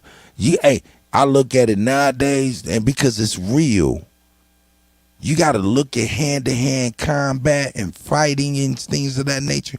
You have to look at that stuff as if it's sex. I know that sounds weird. Have to look at that stuff as if it's sex. Why would I say that? Because that is a form of intimacy. That is real. You touching each other, exchanging skin flakes and shit. You know what I'm saying? You might get hit in the mouth. Now you got spit going everywhere. Now you might got blood everywhere. You know what I'm saying? Come on, man. This is an intimate deal. If it wasn't intimate, you know what I'm saying, they wouldn't need to test you like they test you in boxing and shit like that. It's an intimate deal.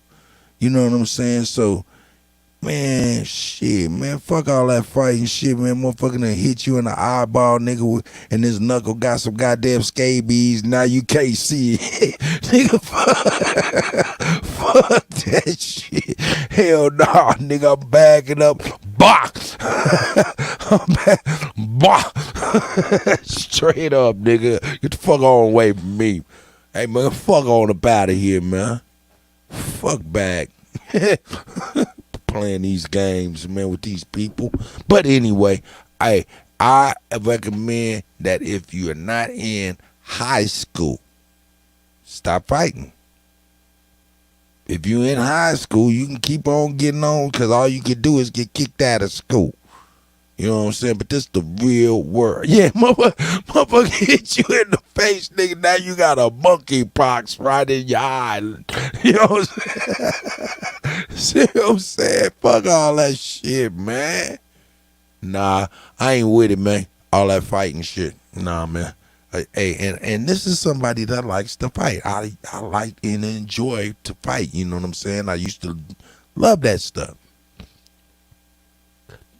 I like to think I'm proficient. But fuck that shit. Fuck that shit. That shit mean for nothing. That shit mean for nothing. Leave that shit alone, folks. Leave it alone. Before you be thinking you fighting Trey the Truth and then the truth come out, nigga, it's Trey the Truth and 5 of his other youth. That shit crazy, man. That man got on TV and internet and told a bold-faced ass lie. He said, and he had the audacity to say, I don't want to even, this is the last time I'm going to address this. Like he was about to have a mouthful of some truth. Yeah, for real. Yeah, shout out Skittles. That's a fact. It's called fuck fighting. Hey, stop all that fighting, y'all. Ain't even, hey, you know what? Don't even, if you gotta yell at somebody, that's That's crazy. You think about just having to just kind of yell all the time. Man, that ain't a situation that you want to be in. That's not a, if there's yelling going on all the time and you got to yell, and I ain't even talking about physically fight, I'm talking about yelling or screaming, and man, you got to reconsider where you're going, baby. You know what I'm saying? Because that ain't it. That ain't it. So, anyway, I digress. I'm sorry. I just want everybody to not fight. You know what I'm saying? So, it is what it is. Chief, come on, man. Yeah, what you eating, man? God damn it, what you eating? Nah, I ain't eating nothing, man. Oh, man, I'm just crazy, man. Cold figure's hot. I feel it, though, man. That's not a good look, bro. It's a black eye across the board. And, you know, his breakdown on it from off Doc Hicks' channel was pretty dope. Stuff I didn't know. Yeah, that's real. Once again. Hey, was you able to watch that whole thing? Yep. Good, because when we have him on, man, you'll be able to touch on that stuff, because I didn't get to watch that, you know what I'm saying? But, you know, his history goes back with these people, plus he's right. Think about this, though. Think about this. This is what's admirable, and I want everybody to pay attention to this, because this is very important. When things go down in Atlanta, when things go down in New York, when things go down in California and other places that are questionable, man, has anybody stood up against that shit like Cold Figure? Stood up against the wrong and despite who it is and how unpopular he might be. Man, I've not seen this. Man, God damn it.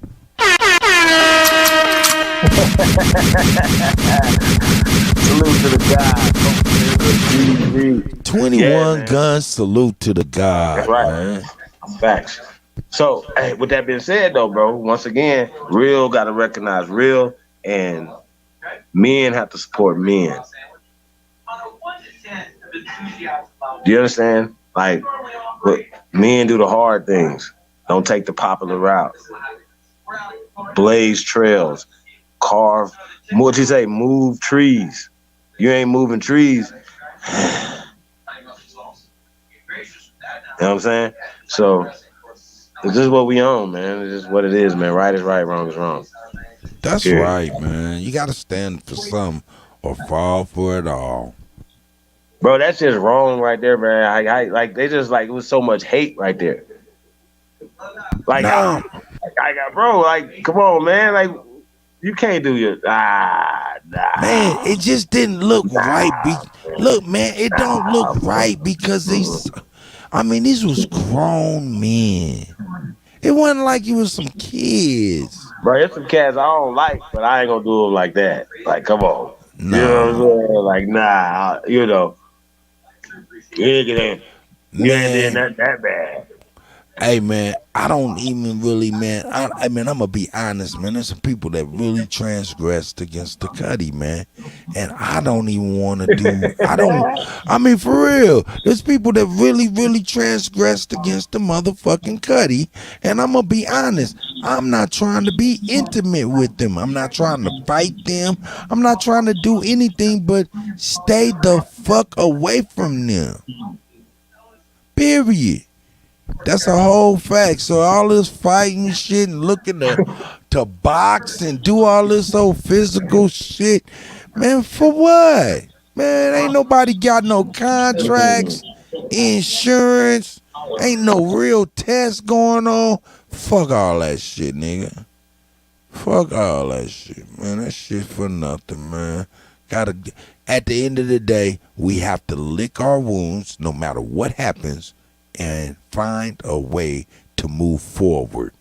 Despite what happens to us, we have to lick our wounds and find a way to move forward, period. And we is not going to be able to fight every fucking battle moving forward, man. We ain't going to be able to do that. We ain't going to be able to fight everything. Well, I want to write a book on revenge. How about that? Shit you can do to motherfuckers to make you feel better. Hey, there's only all this extra shit. Nah, money grip. Nah, man. Hey, there's only one true. I wish you. There's only one true. There's only one true revenge. There's only one true revenge. There's only one true revenge. Period. There's only one true satisfying revenge. No, it's not. Period. Yes, it is. Yes, it is. Nothing else. Everything else you might think is, but it's superficial. It's a weird thing. It's not really what you want. For real. The only real revenge is called success. Period. If you don't have success, even if you say something happened to you and you want a motherfucker and the motherfucker end up dying and shit, not even that that shit ain't gonna make you feel better than if you was able to move on despite what happened and be able to be successful. Be happening soon enough for some people, bro. What you say? Some shit just don't happen soon enough for some people, man. So it's yeah, that's true. That's true. But as far as that's concerned, yeah, I'm just joking, man. I'm joking. Me myself, man. Hey, man, just gotta let that shit go, man, and try to aim for the success. Just gotta aim for the success. I'm petty though, man. I'm petty though. I just like this little stuff like that. You know, they get a flat tire or something. Nothing major. Nothing deaf. Hey, man, there's nothing wrong with having instances of petty thoughts. It's okay. But to act those things out, that's when it's a problem. You know what I'm saying? Everybody go through that flashing in mind like, damn, fuck that motherfucker up. But in our reality, we can't fuck people up. We didn't talk about Tracks and Vlad, right? I mean Tracks and Adam. Man, what the hell was that dude talking about? Man, he was talking about how to break it. Look, man, you want to know what I got the most out of that conversation? What'd you get out of it? He was forced to identify as a small hat.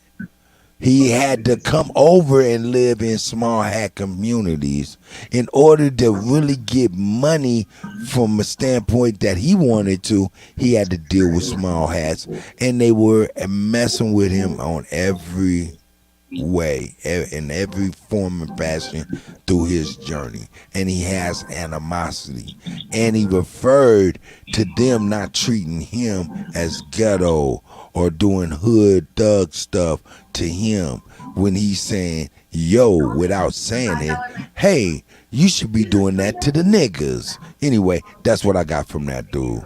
And I'm like, fuck him and his goddamn old school can opener nose.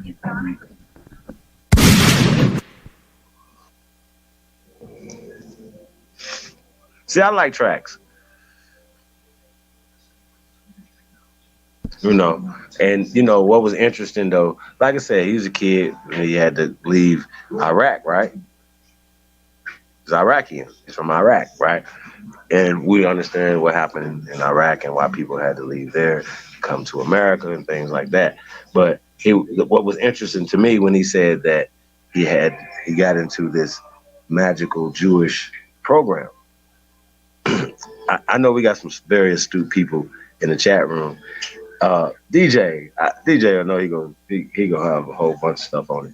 But what's this program that gets them? He said he could have went to Israel or America, right? Now, what's interesting about this program, right? Apparently, all you got to do is just say which is this right here. You don't have to take a blood test, blood quantum test. You don't have to take a spit in the tube. Nothing like that. You just got to say, hey, I'm Jewish. And you exactly. He was on the census as Jewish. I know, to boost them numbers up. Go ahead. But all of that though, to get the rest of reparations or the benefits from that. Not you know what I'm saying? Not to say they can come here and work hard in these things or whatever, right? But you gotta keep in mind, thousands and thousands and thousands of people are coming into this country and resources are being diverted to them. And we have Americans sleeping on the streets right now. We got soup kitchens in America right now. So what you're saying is you're going to move these people past the soup kitchens into the Ritz-Carlton? We're going to bring people from outside this country before we take care of the people in this country? No. That's what they've been doing. That sounds crazy. Okay, well, all right. Well, who's making them decisions? How about that? Fuck Lori Lightfoot and Abbott. What the fuck is y'all talking about? Y'all not going to be affected by none of this bullshit. Chief Holiday, you will be governed. Not me. I told you I'm running for president of Liberia. They said I could do it from America. I'm an actor fool too. Talk so much shit. Yeah, we succeeding from Africa, nigga. We're Liberian Americans around this shit. Yeah, talk my shit. I'm gonna be the president of Liberia. But look though, the seriousness of this though, man, like I said, niggas gotta start talking power. I don't care about all that weak talk you niggas talking. As long as you talking power, I don't care about that. Stop being stupid. Hey man, just go back and listen to your stupid ass sometime. You be having these conversations, man. You sound dumb and weak, and then the words that come out your mouth only manifest losery and weakness. And if you speak in power, then you're gonna manifest power and winning. We talking about winning some shit. We ain't talking about selling for shit. I don't know what the fuck y'all talking about. If y'all haven't looked around, China is building. All these other places are building off us. We are the blood that motherfuckers are sucking out of. Are y'all serious right now? Wake up. I don't feel sorry about shit. It was up to me. Motherfucker, we ain't had no choices.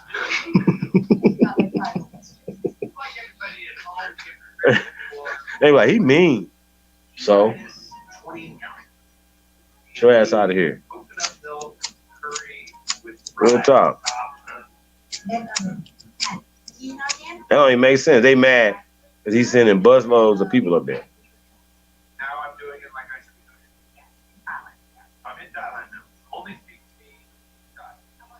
How the hell y'all think we feel? But yeah, man. So yeah, I thought that was interesting though. He said that, but I definitely want to know what that program is that they're talking about. I know I heard a few things, but you know, we want to know what's going on with this, and we talking about all these discriminations and you know all these things. Once again, pushing black will get you a reverse discrimination, or at least a social discrimination, right? You know what I'm saying? You can't push black. That's illegal. See what I'm saying? It's socially unacceptable and it's not legal. So when people are doing these things or whatever, like I said, you know, you got to understand that. So even the brother pushing the foundation of Black American, once again, he's on his journey. He just went on No Jumper a couple weeks ago and was like, hey, black is nothing. It doesn't really exist. So he understands this. And of course, you know, Brother Tariq will be making this transition. He understands that we are the Maroons of America. And that doesn't mean motherfuckers are shipwrecked like Gilligan them or runaway slaves. It is a descriptive term of the copper-colored people of this land, a.k.a. the Aborigines, a.k.a. the Americans. Who's going to dispute that? Where you at? What's your name? I dare you. What's your name? Who won't?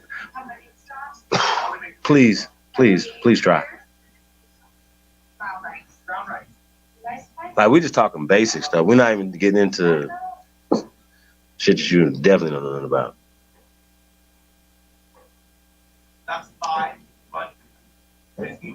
So yeah, I'm trying to figure it out. Juice, what up, though?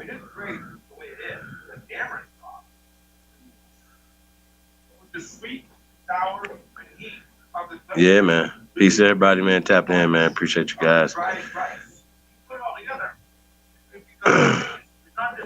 Shout out to everybody, man, that shared the live stream. Damn.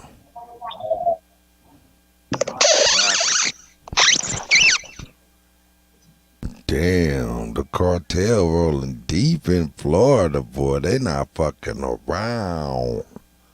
They not fucking around. Wow, that's crazy. Shit, did you hear the president of Mexico, what he said? Hugs, not bullets, to the cartel. What? Look, this Phoenix, Arizona. They rolling down the street with a 50 cal in the front.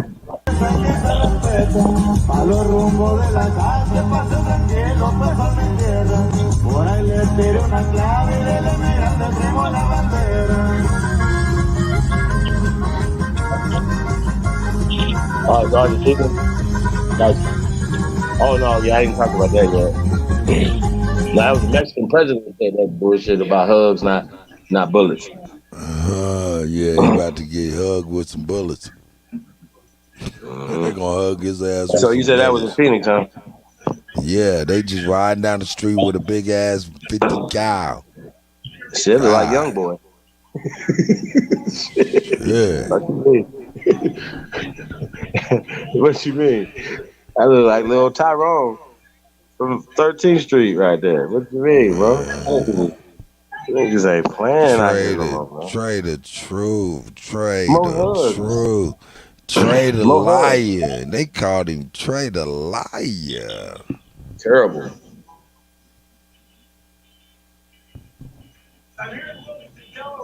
He didn't know that Rodney King footage was gonna be there. He didn't know it was gonna be somebody in the grassy knoll watching. I don't that's what I'm saying. Okay. All right. Well, okay, let's say that's true, okay? In 2022. It is. No, let's say that's true. In 2022. He's a fucking idiot. Terrible. Come on, let's say that's true. Then he's a fucking idiot. There's no way you can say you seen that pack when that man walked across the street in that secondary angle. We seen there was a whole parking lot full of people out there that was witnessing that stuff. Man, you cannot be out here thinking that everything you doing in the public with a whole bunch of people is not on tape if you on some bullshit. That's a fact. Ooh, Tariq be on. Fact. Hey, did y'all see Stacey Dash crying over DMX? She just found out DMX died the other day. Like First off, let's do this. Hold on, let's say this. I scrolled past that so fast. Listen, let me explain something to you. The fact that she's so stupid, like DMX been gone so long at this point right now, for her to have that type of emotion. Yeah, for her to have that type of emotion. Oh my God. Hold on, listen. Why do we have to see it though? The fact that you didn't know he's gone makes you look even more fake, Stacey. Please be quiet. Please have several seats and shut the fuck up. You an actress. Hey, okay. So this DMX, bro, what saying the hole that she have her dumb ass head in? So Chief, are you saying the way she was crying after DMX has been gone so long and put herself on the internet is what made her look the fakest? Yeah, absolutely. Well, I have to say, you probably crazy as a motherfucker. That ain't what made her look the fakest. You want to know what made her look the fakest? Now keep in mind, I didn't see it. So, okay, well look at it. This right here make her look the fakest. Hold on, let's see. Let me see. I didn't watch this shit. Like I said, I was so disrespected. I was like, this makes no sense. This man been gone a year. Look at this dummy. I'm not even gonna push play. I'm not gonna push play. I'm not gonna push play. I'm saying, look how white she is now.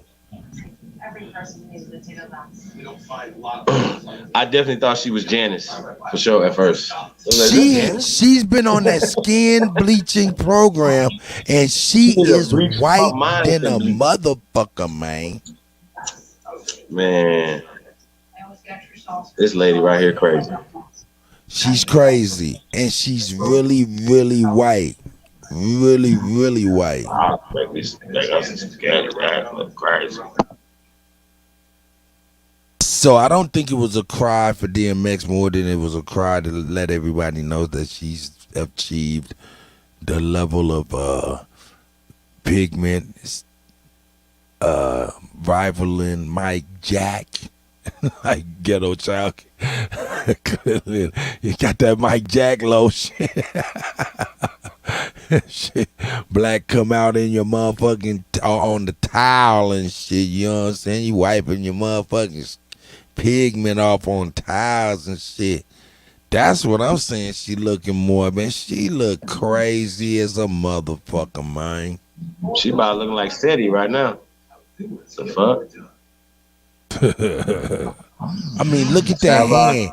That hand don't look right, man. That hand look alien, like ET-ish.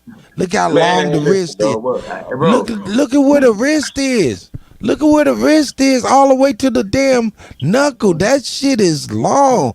All the way to the fingertip. That shit is long from the wrist. From the wrist all the way to the fingertip. Man, that shit is long like an alien. She got the Sammy Sosa look on. Terrible. She got that Sammy Sosa. And then her dumb ass, after she get all the way bleached out, then she gonna go tanning like a dumb ass. They dumb, bro. They getting tanned. They have tanning businesses. Why are you niggas bleaching? I'm sorry. What? Y'all stupid. Sound dumb. Hey, I know you did. Hey, when you said she sound fake, I'm like, man, you must have didn't seen her complexion, because if you'd have seen the video of her moving, you'd have been like, hold up, is she white? Is that so fast? I was like, what the fuck? No, I don't even want this on my timeline. Because she did used to be copper colored, of course. Maybe.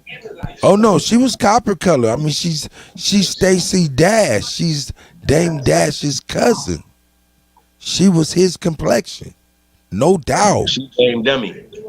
She's Dame Dummy. Yeah, she's dummy. Yeah, she's Stacey Dumb. That's dumb.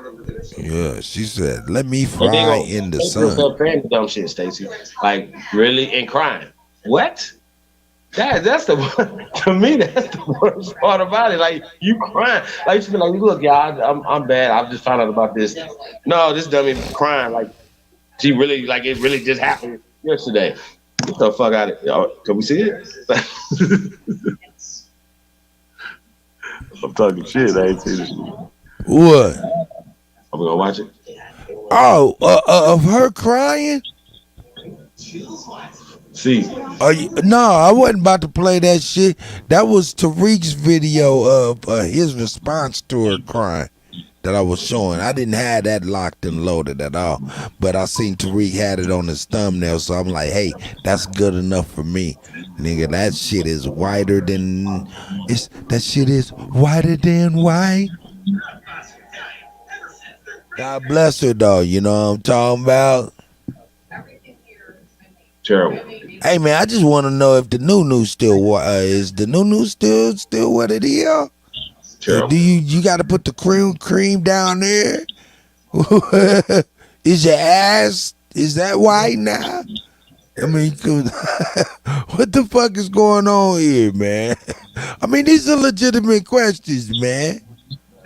You don't want the white to just be like a pair of stockings and shit. I don't know. That shit crazy, man. God bless her though, man. Shout out to Stacey Dash, man. She gets no horns. None. She gets no horns. Hey man, we're gonna bring the monkey today back, but I felt like it was just so disrespectful that we was just calling people monkey of the week and shit. So I stopped doing that because we didn't want to like break niggas' whole little spirit down. But you pushing monkey theories as being a fact. I think being the monkey of the day or just being monkey shit just kind of add up. And Stacey Dash, you, my friend, are the monkey of the day. Straight up. Hey man. Hey man. Stupid, man. You can't tell me she can't palm a basketball. Her hand can palm her fucking head.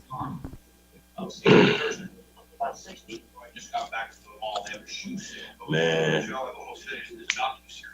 I begin to think people be setting themselves up for this. I got to do something really outrageous and stupid. And that's so crazy. Yeah, like, have you ever met DMX? No. What are you crying? What is happening? Nah, she was over there. That was her introducing the world to her new look. For real, for real.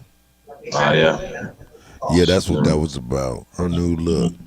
Well, we shouldn't have gave her no airplay then. How about that? Yeah. Some people need to get cut up out of there, man. Like, just, man, it's simple. Trade the truth, not a good look, dog. Not a good look. Yeah, man. Hey, man, and real talk. While we talking on the real, we talking about suing.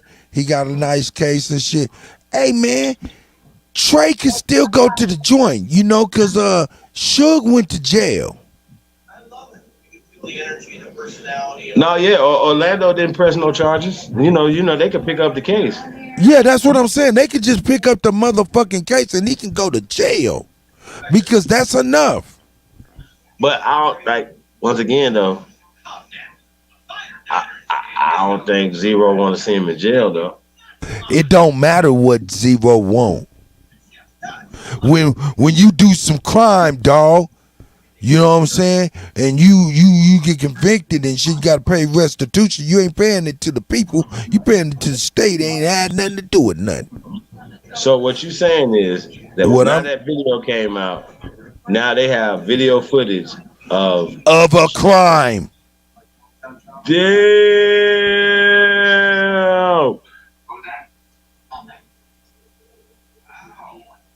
Of a crime.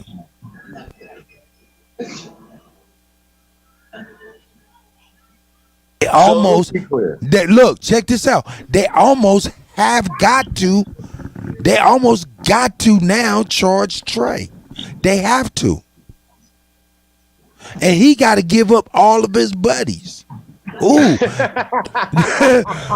real. For real. Hey man, that's Trayvon.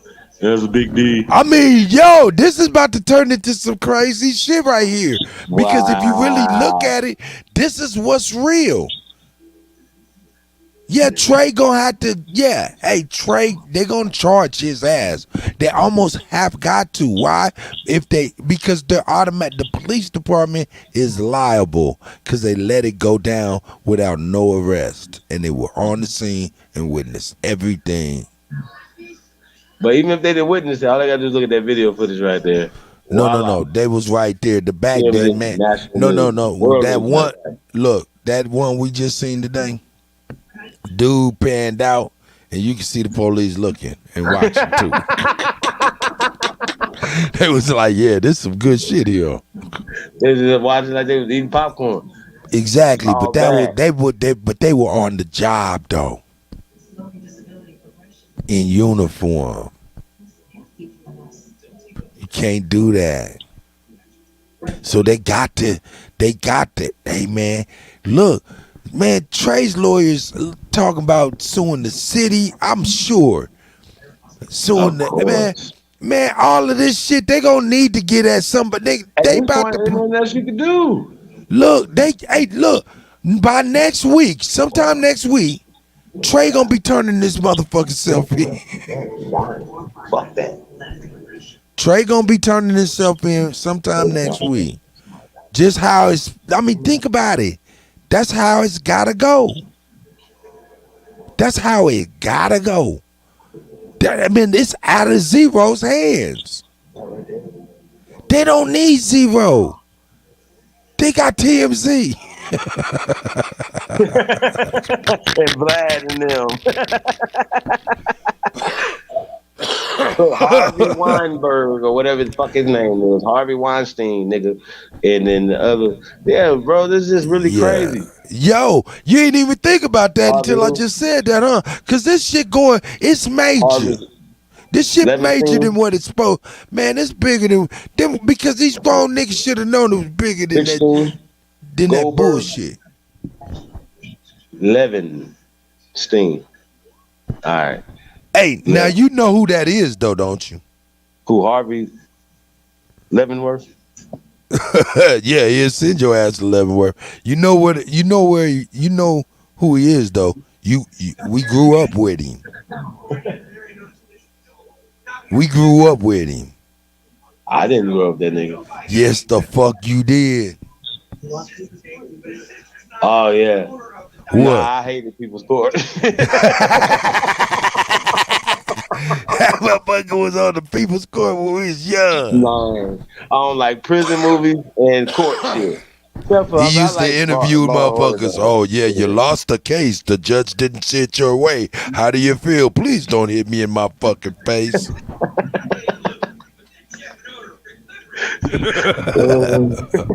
Harvey Levin. He used to be Levinstein. Yeah, they leave that Stein now for real quick just to kind of get over on your ass for a little bit. Oh. But yeah, man, Harvey Levin, man. You didn't know that, to be honest. You didn't know he was he used to be the court reporter at the end of the People's Court talking to the people. Now I kind of remember now I do. Yeah, he be on talking to people like, well, what do you think about that? Motherfucker, I ain't like it. Yeah. Hey, he seemed like he should be on Cheaters. Jumping out like, hey, what do you think about this going on? Like, he wasn't them type of motherfucker. That was his show too. You know? Huh? That's a Harvey Levin production too. I see. I should have known. Well, hey, now I could be wrong, but it seems right in his wheelhouse. But yeah, I think that is though. I could be wrong though. Him and old Harvey Weinstein, they still make. Harvey Weinstein is still making movies. Matter of fact, Bryan Singer, he might be out of prison, by the way. But Bryan Singer that do all the X-Men movies and shit, right? That nigga's a convicted pedophile in prison. So I just want to put everything in perspective, y'all. Y'all got to pay attention. It's a big thing, man. Like Hollywood, like they've been having like these child sex rings. They just busted, bro. They have. This is serious. Hey man, you said the motherfucker who made X-Men's is in the joint? Yeah. Wow, that motherfucker got all the commissary. He got all the commissary. Oh yeah, that nigga, him and the warden kicking it every night. That nigga, man, come on, y'all serious right now? Y'all can't be serious. Still producing. Harvey Weinstein still got shows on television. Still producing movies. Still, he just not there. Did he stop owning the company? Yeah. So it's like old Sterling from the old boy from the Donald Sterling from the that used to own the Clippers.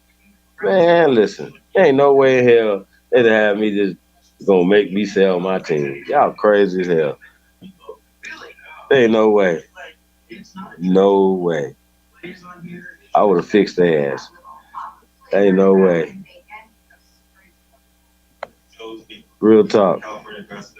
Hey, nah, but real talk though. We been having a private conversation that got taped, and then niggas mad about some dumb shit. Dog, come on, bro. Even though I don't really give a fuck. Hey man, he was talking about he fucked up. He was talking about the LA God at the time. I don't give a damn what he's talking about. That's a private conversation. Man, Magic Johnson invited the girl into the goddamn Coliseum and shit. The man was mad that his side piece was talking to Magic Johnson. Wouldn't you be?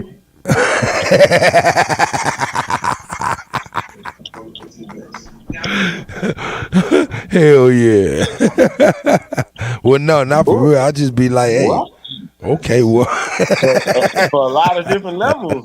Hold on, first off, this nigga. Hold on. Aside from the obvious, let's put the obvious to the side. The elephant nigga, in the I'll room. be like Corey said, nigga, I'll be mad if a motherfucking mosquito flew out that nigga's house into mine. I mean, besides that part, right? You know what I'm saying? Like, yo, bro, you got Cookie. Please stop. You know what I'm saying? Just stay there, please. You know what I'm saying? But trying to talk to somebody else, girl, it's just wrong on so many levels. You know what I mean? That's all I gotta say. So yeah, I can't say that joke now. But yeah, nah, man, shit, nah, I can't say that. Yeah. Well, but listen, nah, you man. ready to call it a night, my brother? Nah, man. Hey, ain't nobody calling in either, huh? Call Nah, that ain't number, nobody man. called in. 816-533-5053. Don't be scared. Friday night. Let us know what y'all don't give a fuck about. And I'm gonna let you know what I don't give a fuck about.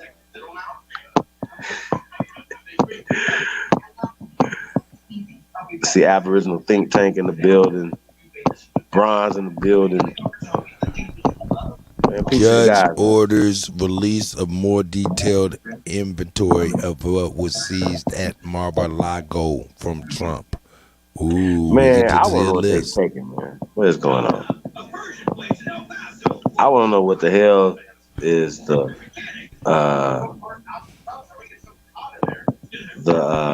He big took that. deal. He took a lot of that laptop material, boy. I'm like, yo, but are these copies? Yeah, they got.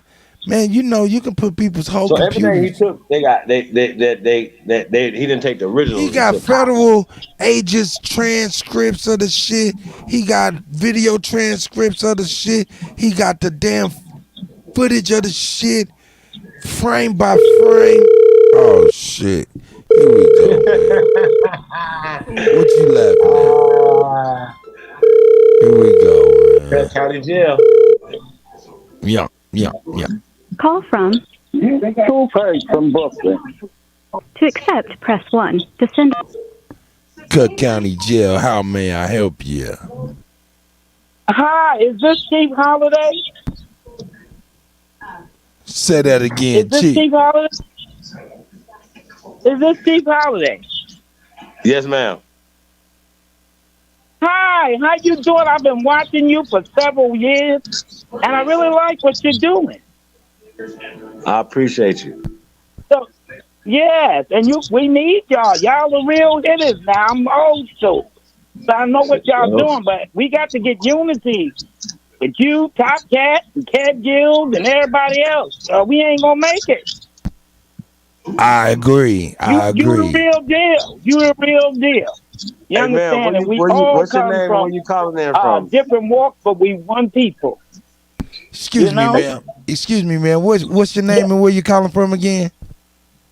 I'm Truth Hurt. I'm from BK. All right, shout out to You Truth got a Hurts. hot New Yorker. Thank you. Oh, thank you. Well, I'm glad because I didn't think y'all number was going to work. Pastor, let me see if they on the up and up. And y'all on the up and up, and that's for me. Yeah, we you right know we got a here. lot of fraud.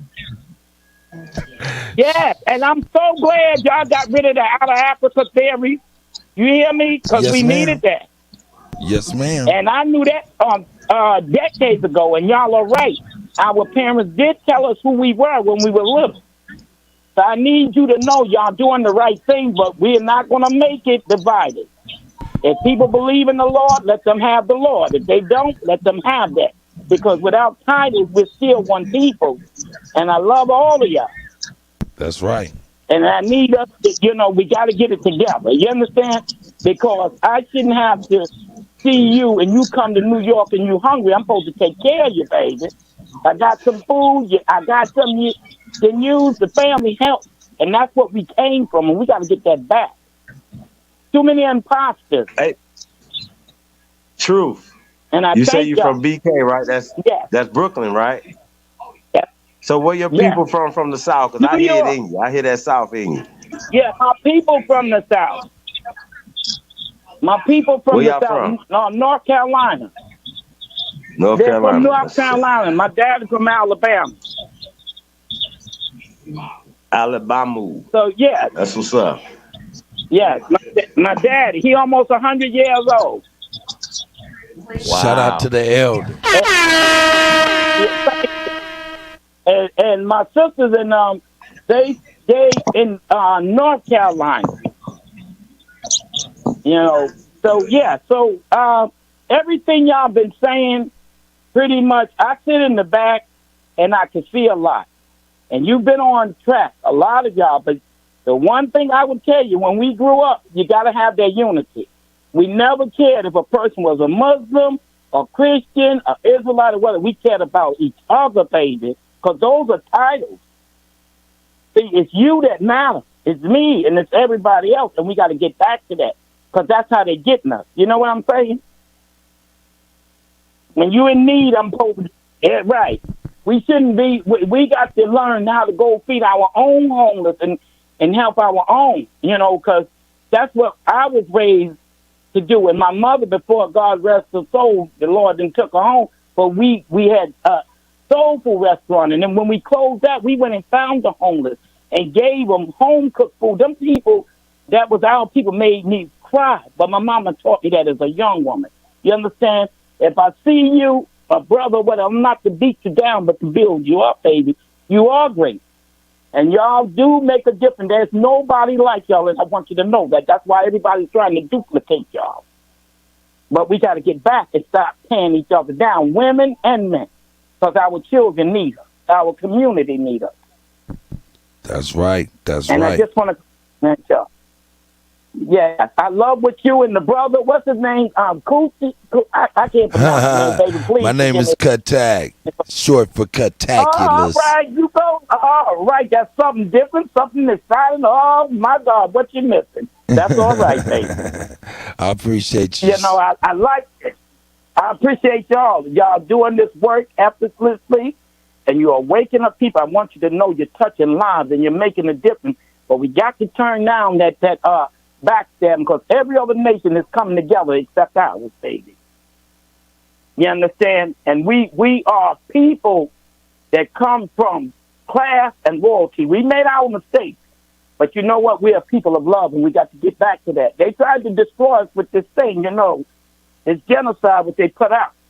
They've been exterminating our people, and we have to wake up, baby, because this is it. Before Michael Jackson said it, this is the time that he was talking about. So either we going to get it together or we going to destroy each other. You know? And I thank y'all. Thank you. I talk long, so you got to cut in, baby, because mama can go. Shout out, you know, shout our out. people.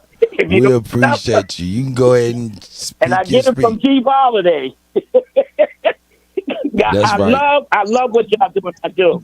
I love you. I love Big Aboriginal Power. I love Kid Gills. I'm not going to lie. Y'all all are making a difference. And y'all got everybody shook up. Let me ask you a question. Do you think that we could all have like a for charity, right? We can all get in the ring, like a battle royal, all at the same time? Hey man, see this is the part of the game that Wait. No, run go it ahead. back. Go ahead. You got to bring it. Winner takes all. I came back. I now, dare go y'all. ahead, baby. Say it again. I'm just playing, man. He's talking out the side of his neck, talking about you think we all can get into a battle royale. And when I say we, he talking about himself, because I ain't getting in no battle royale with nobody. Right. No, you build, right? Because we if can we get in build. battles with each other. You know, and you're right. You're right. We could put I do together. think we should do that with the information, though. Yeah, honestly. we could definitely do that. We should do that with the information. But we can never do it. We can No. never. It don't even have to be a debate style, nothing like that. We should come to the table. We can't. For the community. We'll never be able to do that if there's not even a level of respect and decorum. And until people can actually sit down and squash their issues, until people they can, shit. excuse I me, don't care about none of that. until people can sit down and squash their issues, won't be able to have any type of dialogue, whether it be debates or otherwise. Go ahead, ma'am. I'm sorry. Was you saying something? Yeah, no, why I we have to get believe on what you're saying, but I don't kick the agree shit with out of what each you're other. saying because when Chief Holiday took this message out there, this Hold was up, years hold ago. up, hold up, hold And up. he Okay, hold up. I want you to be clear. You say you hear what I'm saying, but you disagree with what I'm saying. Yes, I do, because you said that you agree that we all need to come together, but you seem to say that the coming together seems to be hard. That's what if I'm quoting you wrong, baby, I'm sorry. No, ma'am. But Yes, ma'am. In fact, what I was saying was Chief Holiday was saying that we could come together and try to at least discuss and battle royale, so to speak, on the information. And I was saying I don't think we could even come together to battle royale, exchange information, debate, or any of that unless we can come to a foundation of common decency for one another and squashing whatever issues that is, what I'm saying, underlying issues, if there's any, before, because there's a lot of underlying issues in these different things that probably need to be talked about, at least handshake, some type of handshake or whatever, agree to disagree and move on before anybody can sit and talk about any kind of information. That's what I was speaking to, ma'am. Right, and you know what? I get what you're saying, and that part, what you're saying, you're not wrong. But here's the right part. What you said, see, you got the power, because whenever you're making a change and a difference, it's never going to be easy, baby. You're going to have devils coming at you that look like you. You thought they was with you, and they're not. So what y'all doing, and this truth, it's not going to be easy, baby. And you're going to lose a lot on the way, but you're going to gain what you need to push what you're trying to do. Because we have a lot of people that imitating us. You understand? I thank God for your shows and other shows, because when Chief Holiday went, and I'm just saying that because I see you, I guess you're a new co-host, so I'm not familiar with your name, so please don't take no harm. Go ahead. No, speak, you speak. Yeah, but you're very good. I want to give you your credit, too, you understand? But I was more familiar with Chief Holiday from over the years, but as he brought you on, you're doing a very good job. I want to commend you on that, and and Chief Holidays for even putting you in that position, because you're doing great. And I just have to tell you are appreciated as well. But what I'm saying is that you're stronger than what you're saying, because you see the problem. Now it's putting it into action. And that means somebody got to take right. My mother used to say, even when you're right, you got to learn how to take down. And you got to be wrong even when you're right to bring a right about. I don't know if I'm confusing you with what I'm saying. You understand? Because sometimes we are right. But see, being right might stop what we're trying to bring forth. So you don't be a coward when you say, you know what? I throw the flag. I'm going to be humble on this part. Because sometimes you might be further than the person coming, and you got to give them time to catch up to what you're doing. You understand what I mean? Yes, ma'am. I see y'all can do it. I see this happening, and I see when it does happen, because I like to speak in faith. I'm an optimistic person. I take the worst situation, I tell you can go through it, and I've seen people, overcome it. And that's all I am here for, to motivate our people, because that's what's missing. We got everybody else telling us and our story and lying on us, and we won't speak up. We have never been a people of care. We've always went against the grain. That's what made us a great nation. That we're not supposed to be here, baby. But and I know a lot of people don't believe in God, but he's real, baby. When you go back, that's what our ancestors, however you want to say it, I'm telling you. Okay, you talking to somebody they had pronounced it 40 years ago, and it was nothing but prayer, and my mother and my daddy and my family there. And even the doctor said I wouldn't make it, but I'm here to talk to you 40 years later. Okay? So I'm trying to tell you, man don't always have the answer. All you need is somebody to stand with you and just say, you just do what you got to do. Because sometimes what you got to do, it's so big that people can't see it until it comes to fruition. You understand? Your assignment may be too advanced for them. But as you begin to build it and they see it, they say, oh, now I get where he's going now. Because when Chief Holiday first brought this out, well, I always knew he wasn't from Africa. You understand? But I never seen y'all explode through the internet like that. Y'all woke people up. Y'all made other people go back and research, and they became better researchers and scholars and stuff. And I won't take that from him. I watched Chief Holiday. I know about Dan Calloway and all that. He don't even know I was his secret and always will be, because I admire him and I like to give credit where credit is due, even from Dan or whatever. But Dan learned from Chief Holiday, and give credit where credit is due. See, we all can be a star in our own right. Some of us are meant to be a shining star out front, and some of us, you know, are stars that bring the light, but back. But we all are one together. You understand? And see, what you're doing, everybody don't have the gift you got. To get out here and talk to people, that's a gift, baby. That's a talent, a special talent. They can take your information, but they can't deliver it. And it won't hit like that. That's why I like what y'all do. I like your recap. I like your breakdown. I like that y'all are on top of things, you know what I'm saying? And you're doing a great job. And I want you to know y'all all appreciate it, and you're reaching the people. So if you think you're not, you are. Sometimes people don't know how to accept it because they had us messed up for so long, baby. So always know that you're great before you even go out there sharing your greatness. And we can come back together. I've seen it happen. I've seen when they wrote our people off, baby, and they were sharp when we stood as lion and lioness, okay? Nobody is more beautiful than our people when we line up together. We are, but we got to get rid of the differences because we're going to destroy ourselves. And that's what the enemy that's weaker than you is waiting on. Because they scared that once we say, okay, you do this, why other people, Latinos, they got different Latinos. All of them don't like each other, but they understand that when it's a Latino cause, that they all are affected by it. So when you got the Caribbean blacks and stuff, and they don't stand with us, or the Africans, and nobody came over here on no boat. We're not saying people didn't come on slave ships. I'm just telling you, not my family. You know, my brother did a genealogy and found out people all the way up into the 1700s. So that's all I'm saying. And then they destroyed a lot of our information. You know that.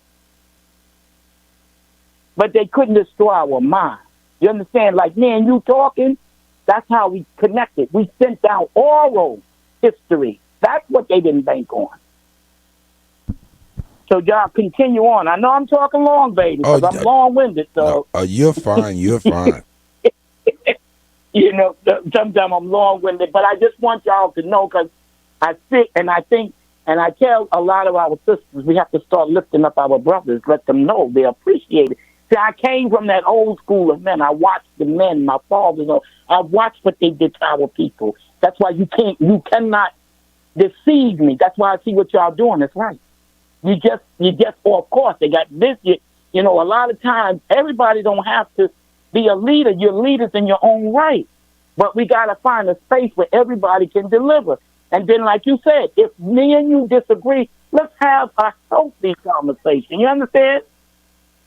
Sometimes how you felt last year, you might feel different this year. So you never know. Maybe this is the time of healing and restoration. Like you say, we got a big agenda at hand, baby. That's all I'm saying, and I yield the mic to you. Shout out to you. Thank you very much, sis.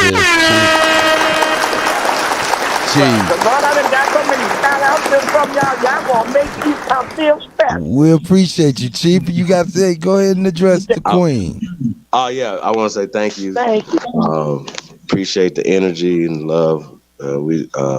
I'm definitely receiving the message. You know, I appreciate it. You know, that's what I can say. As far as unity, I don't have a problem, you know, with having conversations with anybody. Right.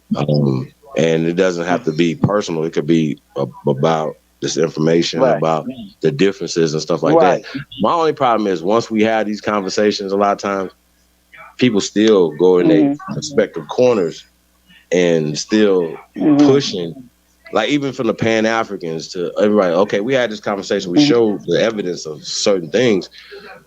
Some people are still pushing Native American culture like two birds in them. You know what I'm saying? So when people saying we're trying to like unify, well, we specifically as the Aborigine concepts in the community are pushing a certain concept that's pushing through. That's what's waking the people up. Because everybody, our grandparents always told us we was Indians or we was these tribes, these things, but we've taken it to the next level. So like you said, we have to dig deeper. We can't stop at the Dawes Rolls. That's not our origin here. We can't, you know what I'm saying? We can't stop at 1619. That's not our origin here. A lot of us are not even from the East Coast. So, you know, that's not even our story when we're talking about the late 1700s. We talking about the Revolutionary War, for instance. You know what I'm saying? That wasn't a Revolutionary War. That's their story. He found them periodically, but what I'm saying, there's records of our family. Like what I said that to say what y'all were saying was true. You understand? Never has our people been provoked to search out their history. It was always DNA. I don't believe in DNA because now they did a big thing that DNA is not good for tracking your history to Africa. They said you could never tell who a person is from. You can only say they share the same markers, but it will never tell you what tribe or what country because there's over 54 countries. And Africa wasn't really called Africa, you know, then. But we know what we're talking about. So what you're doing is great. But, you know, it's you change one mind at a time, you'll eventually change the world of your people. You understand? See, for the first time, we're remembering each other. And that's what this is about. They don't want us to wake up. So I get mad with you because I don't believe in God, or you believe in God, or I believe in God, you don't, or you're a Muslim, he's this. That's irrelevant, baby. That's titles. Where are you in your heart? It is your character and your heart and your loyalty. And that's what we are. That's the type of people we are. You understand? Many people in the family gathering, when you go back, everybody didn't believe in the same thing. They might have came up. If you came from, in my house, we learned about the Lord, and we came from what you call our household with God. And that meant we take care of each other and our people. You are my business. If you came out here and something happened, I don't have to know you. I see my brother's in trouble. I have to make sure you're good. You see, they managed to get us to disperse from each other. So now I look this way, and your life might be at stake. You understand? Oh. Yes, ma'am. He got it right there. I think, don't you have it on call ID, Chief? It should have came up. Yeah, I got it right here. Right, right. So that's what I'm saying. I'm here to support y'all, and I want you to know that y'all on the right path.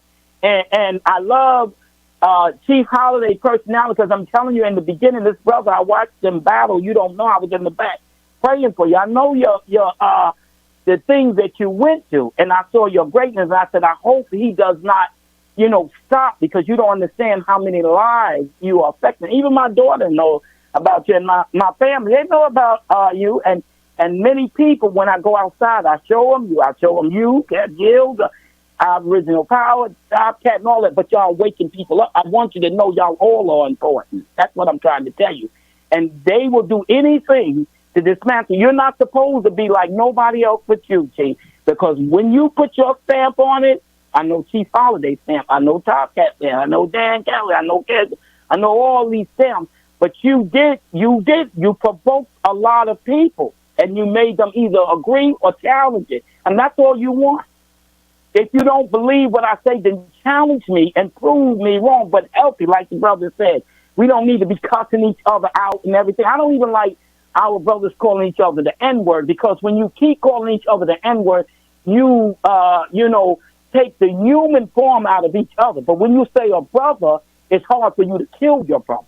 But if you call him an N, he's nobody. So his life means nothing. You understand? It becomes one from personal to something that's just business. And that's what we used to have. That meant we got to care for each other. And we're getting back to that. And you and your staff and all of y'all have played a great deal in that.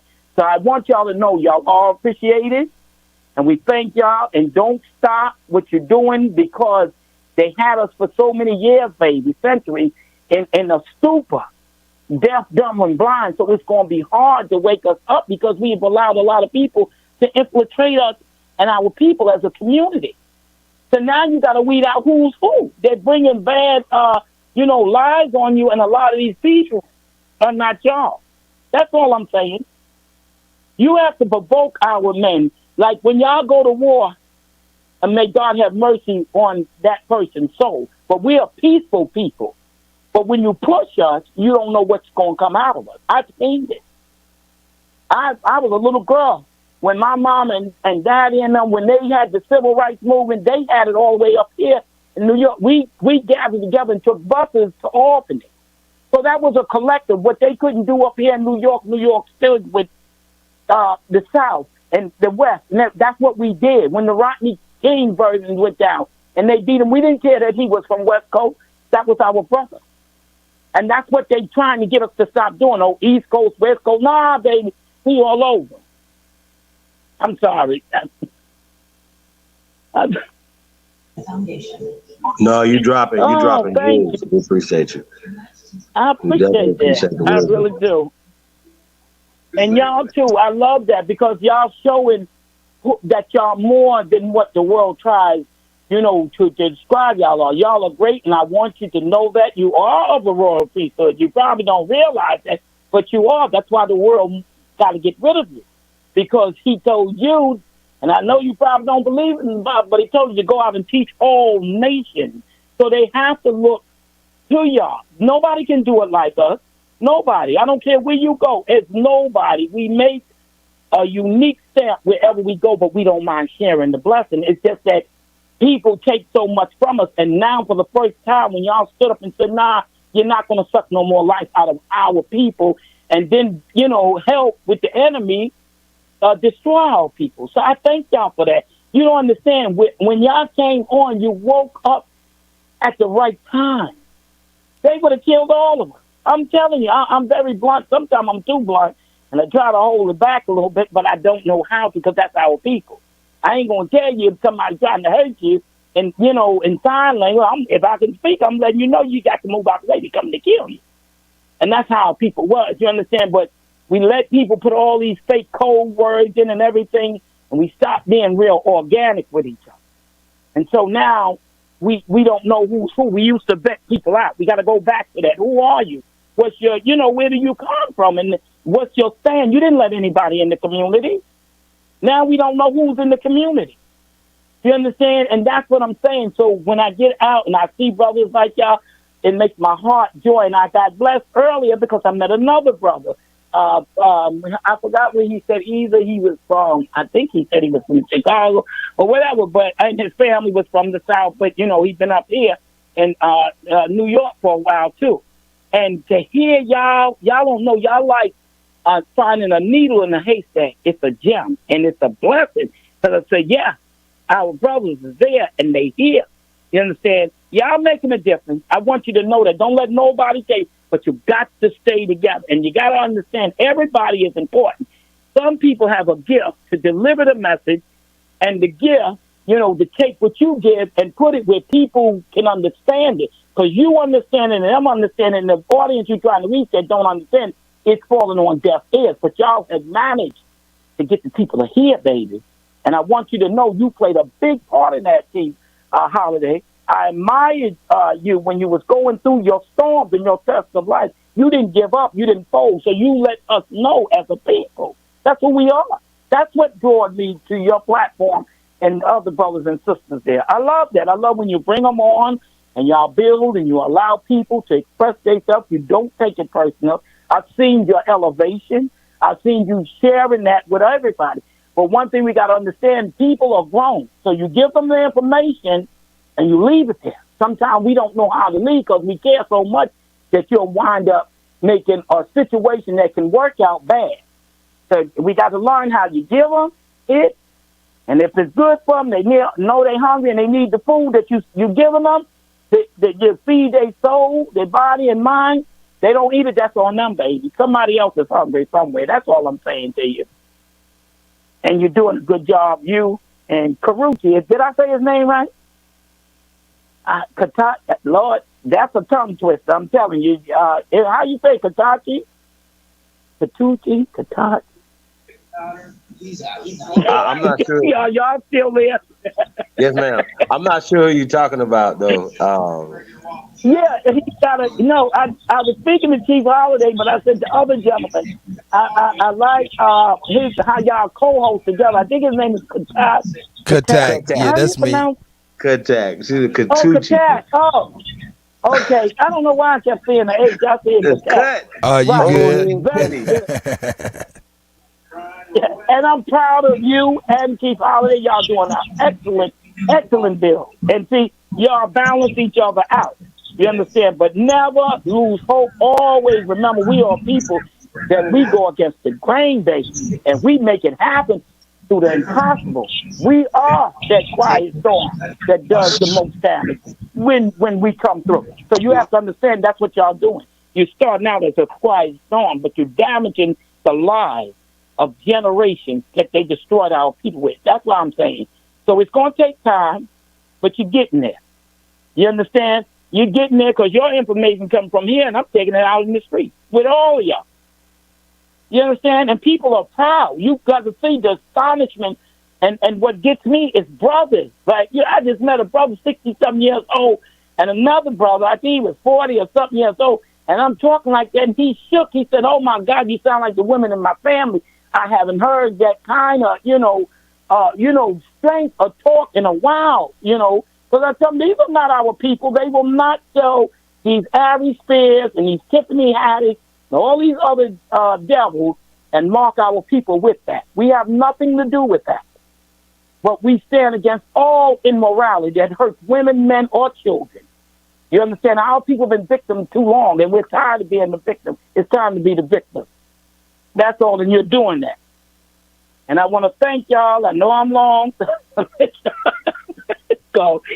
thank you so much for taking my call and, allowing me, to have a voice on your beautiful platform. I wish y'all many blessings.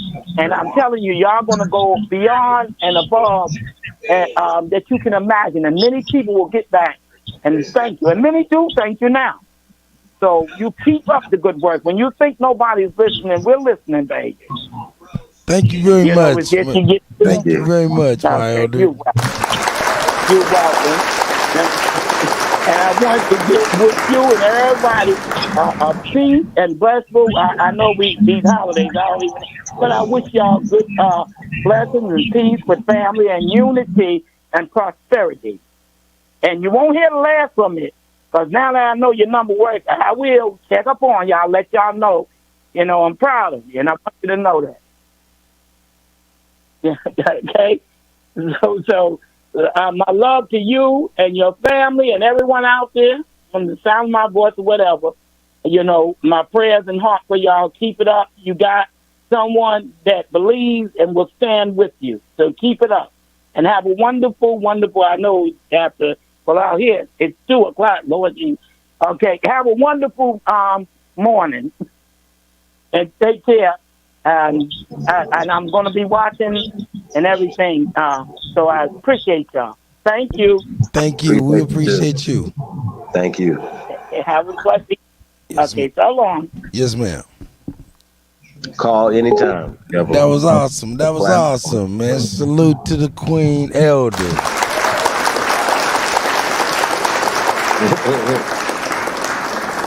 Truth hurts. I'm about to go get something to eat. I'm going to go ahead and let you hold it down. Yeah, man. I'm about to get ready to shut it down, man. I know. Coppertone in the building. Shout out to Coppertone. FA in the building. 2 honors. Shout out to everybody, man. Free Papu TV. Fishing with Camo Joe. Shout out to everybody, man. Tapped in, man. That's right. Guys, that was great right there, man. Shout out to Tiger Park in the building. Yeah, man. Shout out. Appreciate Truth Hurts and Mr. C. Dre Cobb's music in the building. Yeah, Dre Cobb's out there sniping folks acting crazy, man. He let you Yeah, get a man. I little can't wait to bit. hear that new Dre Cobb's music, He's man. sniping them. Yeah, no doubt. Man, with that, man, shit. Hey, man, love and light to everybody. The Cuddy's about to get on out. I'm gonna let Chief chill on out with y'all, man. I got an early morning, man. I got to try to line something up early for you guys. Hopefully we can get this show tonight, tomorrow. Well, tonight. Yeah, man. I know tonight. There's gonna be a lot of fallout over that Trey video, man. So we're gonna see what's up with that. They already on it, man. It's already. I mean, it just dropped like about 45 minutes ago. And everybody is on it right now. Trey lied, cancel Trey. Co-figure called it though, man. That's crazy. He called it, didn't he? But man, like I said, man, I couldn't help but to just feel like I was watching the Rodney King joint, bro. Yeah, like a travesty, like a wrongdoing. I've seen people get jumped before, you know what I'm saying? Yeah. Just that right there, just the way the film looked, how you seen it, you know what I'm saying? How I received it. That just reminded me of that, you know what I'm saying? Because I couldn't see really no colors to see, it just looked bad, man. So I'm definitely, but when you said like those dudes, those cops was there, period. Yeah, they was there. They only did something when he got up and he was about to do something. Right. But they was sitting there watching in the background like they got froze. Like, hey, they were spectators. They forgot that they were on the job or something. I don't know. That's crazy. They should have intervened though. That was their job and responsibility to intervene in situations like that, and they did not. So, that makes them liable, really, if you ask me. You know what I'm saying? Then, okay, this is the police. All right, they there to provide security. That didn't happen. The what was it called? The Tycoon Fest was responsible for people's safety. That didn't happen, so they're liable. Man, I mean, this is a lot bigger than what people might think. This is a lot big. This is a lot bigger than what people might think, man. I think this is gonna be bigger than what people think.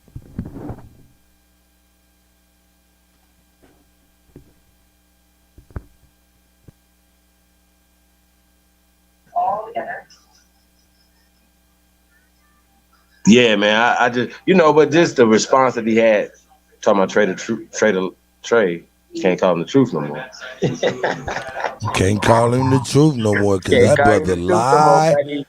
Yeah, I mean, I just don't make the video. Like, I'm ignorant, y'all. I'd be like, man, fuck that nigga. Oh God, like, keep me in the streets. Whatever, fuck all y'all. If I'm gonna do something, I'm not gonna lie about it though. Just don't say nothing about it. Don't make a video making a response. Like, how can you call the dude the next day and talk about what? What are we talking about? Hey man, I'm sorry, man. Don't press no charges, nigga.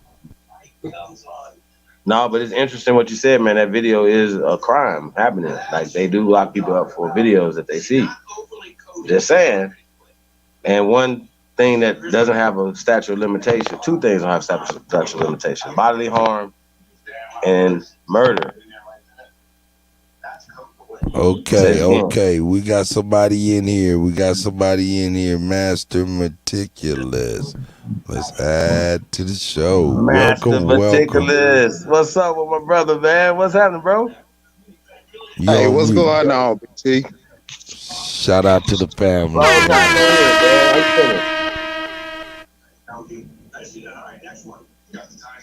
Everybody, all the family.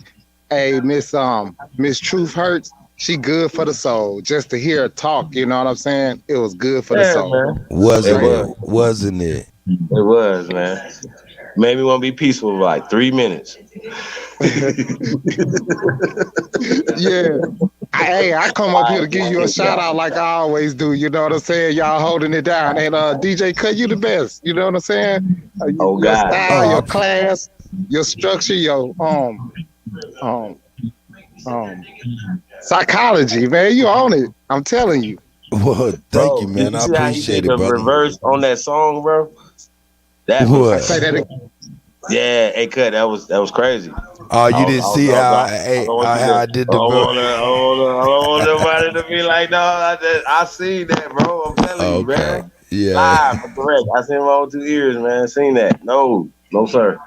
That shit was crazy. Hey, man. I'm just trying to You represent our DJs people out there, well. man. Y'all better pay attention. I'm just trying to represent our people well, you know what I'm saying, on all aspects that I can. Meticulous, man. What you smoking on tonight? Some I don't know. I got it from weed, nigga. You ain't got no name. Hey, y'all, I'm so fucked up. I just named some shit. I don't give a damn. I don't even know the names, Chief. I ain't messed up like that. I ain't, you know what I'm saying? They can't give me. Like it was good. You know what I'm saying? It's called reefer. Hey, you know what I do? I ain't even say gas allowed or nothing. I'm old. Hey, whenever I get the, you know what I'm saying, whenever I get a sack of something, you know what I'm saying, I don't know what it is and shit, and they faking like it's some, you know, some, you know, hey, man, I just call it, man, whatever, man, that's that Jackrabbit Kush. Soon as them niggas get your money, them niggas is fast out of there like a jackrabbit. Jackrabbit Kush, niggas gone with that, nigga, they gone. Hey, man, shout out to King Kaz, man. I see you in the building, brother. Who? Cass? Everybody. What's happening? What's happening? Yeah, it's Kaz. I said Kaz. I'm tripping. Yeah, I know it's been a while since I've been on the show, man. Hope everybody been good, man. Man, shout out to you, man. Yeah, I see y'all guys Hey, talking about. Go ahead. Hey, so I don't know. I'm glad you came through though, because I don't know if you caught the no jumper and tracks NYC part. I haven't caught that part. I caught, I seen the Tariq. Well, I heard the Tariq Nasheed clip, but I haven't caught that part. Do you know who Tracks NYC is? I've heard of them, but I'm not familiar with them too much. All right, okay, I got you. I mean, you're in the jewelry business. Hold on, Tracks NYC. What are you, jeweler? Yeah. What is it? The Arab dude? He's like an Arab dude. Yeah, Arab Jewish dude. Yeah. I think I follow that guy. He always like making little clips on Instagram and stuff. Yeah. Yeah, okay, I know what you're talking about. I know what you're talking about now. I was like, it sounds familiar or whatever. Yeah, he always from Iraq or something like that, and he got in a program where he can come to America or Israel. So him and his family, or his family chose America, either or. And whenever he came to America, they made him, they put him into a Jewish community and all of this and that and the other, and it was kind of weird, you know what I'm saying? But you know what I'm saying? I'm sure they had to. On the census say that they were also as well of Jewish descent, I believe. I'm not sure. But that's crazy though. Go ahead, man. So he's not one of those Sephardic Jewish, the Middle East, like. No, he's Arab. He's a Muslim. He got a Muslim name. Wow. Yeah, because I'm like, he looked like he's straight up Arab, but I done met cats from like Yemen and stuff like that. Like I thought it was Arab. Like, oh no, I'm Arab. He from Yemen, but find out they one of those Jews. Are you a connoisseur? Are you an expert judge in matters of taste? Hey, sorry about that. Yeah, I got smoke right now. I got smoke now. I got smoke up in here with us. Let me get this young. Yeah, you over here doing too much. But here's my. Chief, You was about to say something and the mic muted. The mic muted on you, brother. Damn, I wanted to hear what the hell he was finna say too. Yeah, he was about to say something and the mic muted on him. Salute. Salute, Smoke, man. I see you, God. Hey, what's up, Smoke? What's going on with you, Mr. Matigas? Hey, man, everything. I'm always good. That's what's up. Chief, unmute your mic, man. Unmute your mic, God. His device might be tripping for real. He might have had something to do that popped up, you know what I'm saying? There you go. Hey, what's going on, Smoke? You good? Oh, for sure. Yeah. We can hear you. Go ahead, Chief. Oh no, I wasn't saying shit. What's up, Smoke? Man, you was about to say something and the mic just cut off, wasn't he? I thought, was I tripping? Forgot. What we talking about? About the dude. Oh, we talking about Homeland. Dude was just changed his hat. The dude is always playing the Arab. Like, this Hollywood act like they can only get one actor for certain roles. Lou Diamond Phillip or that other dude play the Native American parts all the time. This one dude plays every Arab part just about, or they'll get Lou Diamond Phillips to play some Arab parts, or this other dude to play some Arab parts that play the Native American parts. So I get back to that. Or they can play Hispanic parts or whatever. But the problem I have with all of these conversations, right? Even when we're talking about this Hispanic shit and all these other these are color caste systems that we're talking about. First off, first and foremost, calling yourself a Muslim is a religion. Call yourself a Jew. Jewish is a religion. It is not a race of fucking people. Everybody say church, say amen, shut the fuck up. Don't fuck with me. Don't get crazy. You're not gonna find none of that. That makes no sense. Okay? So when people are saying these things, once again, this dude just changed his hat, just changed his religion. And he could walk right in from Palestine, being a Muslim, then walk over into Israel as a Jew. He was playing both sides. He just changed his hat, literally. Instead of saying shalom, he could say shalom. And you know what I'm saying? Y'all understand what I'm saying? So this is all stupid when we're talking about these caste systems or whatever. So when we're talking about contributions to this culture of hip hop, now we're gonna be real about it. Like a person like Fat Joe, for instance, I didn't hear his comments, right? But for Fat Joe, who's been around a long time, he's gonna be like, okay, he know when Pun did it first for air quote Latinos, right? So he knows there's a date to that, and he knows what came before him. Why would not to say that Fat Joe did not contribute as well as Fat Pun contribute to Big Pun, my bad. Fat Joe, Big Pun. Rest in paradise. Big Pun. You understand what I'm saying? So that we can't say that contribution didn't happen. Just like we can't say Eminem's contribution didn't happen. You understand what I'm saying? But now for somebody to say the Italians did this, that, and the third, this is their contribution to hip hop. Okay, well, what are the Italian rappers? You got to say their name. Like you said, what I'm saying, like these conversations are stupid. Like it's just disrespectful to the culture, and that's what we're talking about. Even just all the disrespect from all the people that have taken credit for our ancestors' accomplishments that made America the greatest country on the planet Earth. And we have allowed foreigners to run our country. Period.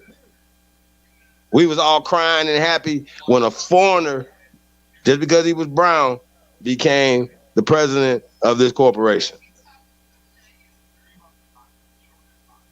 How many times we gonna get duped, y'all? Like it's gotta be, hey, they're not gonna get us no more. Y'all see Joe Biden? You see Joe Biden conversation he had last night? Y'all see that? Anybody see that? Or some of the excerpts of it? I want to do the reaction video to that. The fuck? I want to watch that. And do yeah, man, Joe Biden talking crazy. First off, don't worry about what the MAGA Republicans are Hold talking about. up. You said Joe Biden talking. What you talking about? He that nigga? Bro, these people. He that nigga? Hey, and look, they still talking as if, man, you ain't black if you ain't a Democrat. What they say? You ain't black if you ain't a Democrat. You ain't. Yeah, they still talking that same weird, crazy stuff. So, but this is my question to Cash though, right? This is my question to Cash though. Aside from all that, right? Cash, aside from our differences or whatever, right? Things that we do have in common is we're here. This is our country, right? So, what are the things that you think should be done?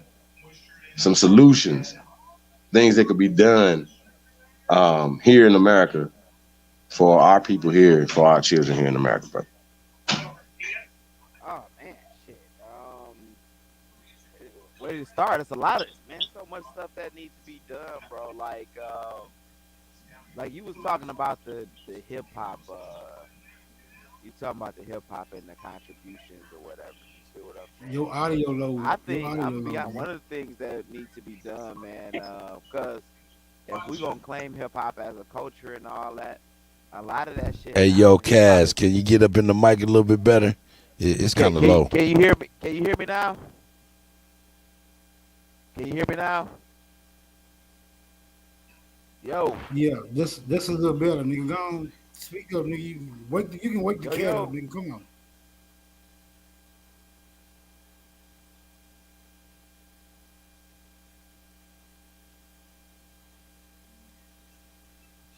You good, brother? He gone. Yeah, I think he gone. Hey, well, Smoke, question for you. I mean, like when we talk about just as far as hip hop, I know people are like, what does that matter? Hey, I don't think people paying attention. First off, when we talk about just a business, we talk about solutions, right? If there's something that's homegrown, it's something that we can control. Why aren't we controlling it? This is a multi-billion-dollar industry. Why are we not fighting harder for that? I think like really fighting. Yeah, I think we all been convinced to stay tied up into this system that really, I don't know if it's right, but that's the sucker shit right there, though, bro. Like, think about it. Boosie can come on this platform and we'll do the same views that he's doing over there on Vlad. Hey, Ghetto Child, I think the other half of third base, I think he was Irish. Go ahead, fellas. Right, bro, but there ain't nobody. Hey, bro, no. Beastie Boys, are they? Like they not? We can't even. They're not gonna set up and say they are the founders of something of hip hop, and we respect the Beastie Boys. But can we keep it all the way 100? Didn't they come in the 80s? Didn't they go to rock and roll? I mean, ain't that kind of late in the game? Don't they all go to rock and roll? When we talking late in the game, yeah. They all go to rock and roll. That's the 80s. But they came from there, rock and roll. A lot of the dudes in hip hop came from disco. So you said something earlier, and I think somebody called in Tariq and said it was something in the 40s. Listen, just because it wasn't called hip hop by whoever called it hip hop, right? And I'm pretty sure it was somebody outside our culture that owns the copyright to that. So you already know what happened with that. So my point being is this is ancient culture. We've been cycling, we've been telling our stories, you know what I'm saying? So this is ancient, we're ancient people. So, if you contributed to a culture that comes from the ancient people of this land, this culture comes from America. You didn't bring it from Italy. You didn't bring it from Africa. You didn't bring it from Jamaica. If it did, we go back there and see it. Let's go back there and see it. See what I'm saying? And these countries I just named are not even the number 2 or 3 or 4 or 5 countries in hip hop on the planet. The number 1 country in hip hop forever is always going to be America. Period. Y'all can respect that or check it. So with that being said, we just need to learn our business with the technology and stuff like that, and we have to respect our avenues. We have to respect our platforms, and we got to make people who do go against the grain. Hey, y'all over here on Vlad. Why? When the God, Lord Jamar, called for that boycott, there's no more talk.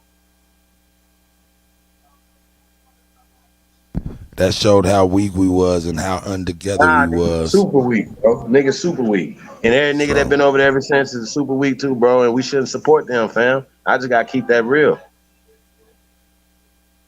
I also agree with what y'all was saying earlier and what Smoke was saying when he was talking. He was saying that, you know, it got something to do with depending on the system and needing a crutch. You know what I'm saying? Like, you gotta let go of a crutch at one point in time. Like, you can't keep holding on to crutches. Old boyfriends, you know what I'm saying? Somebody that got a couple dollars, somebody got to smoke more than you trying to come around and all of that. You know what I'm saying? You can't keep a crutch. You need to go get your own, and then you'll understand what it takes to provide that for that time.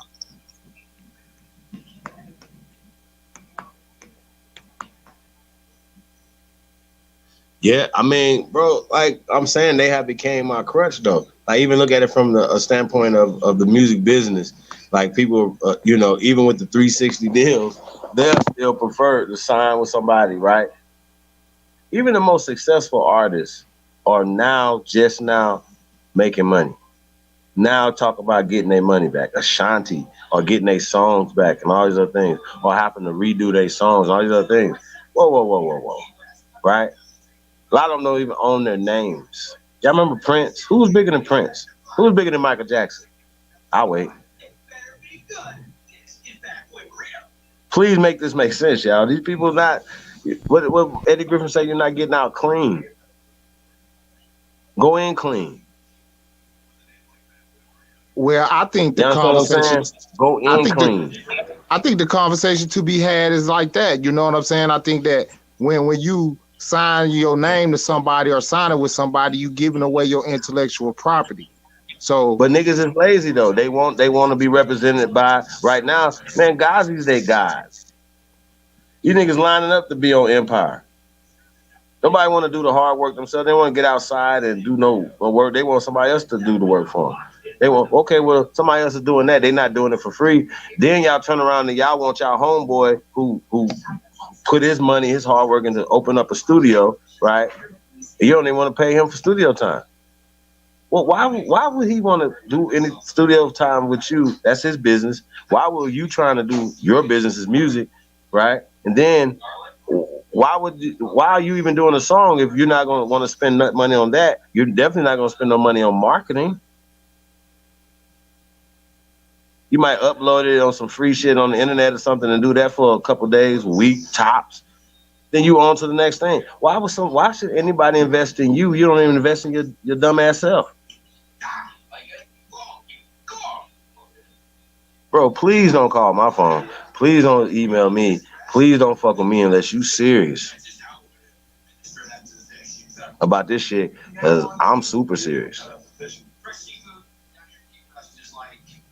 So I know Cut super serious, man. We super serious about our craft, man. We super serious about what we doing, and we are multi-platinum. So I think motherfuckers be playing like y'all have worked with a copper fucking producer before, let alone 2 motherfucking legends. So fuck you and the horse you rode in on. Real talk. Just gonna keep it real with y'all, man. It's our fucking business. And so yeah, man, like I just be like, sometimes y'all hear me venting or saying my frustration or whatever, trust me, it's months of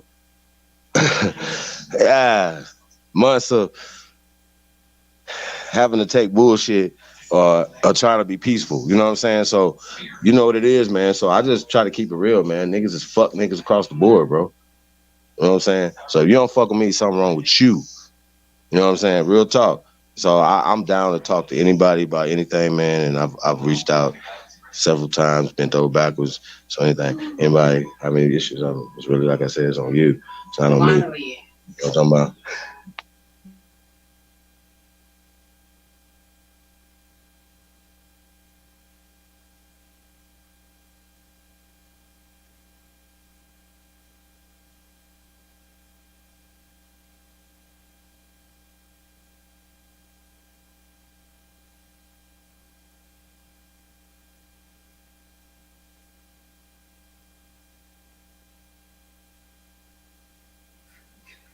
Mic check, mic check.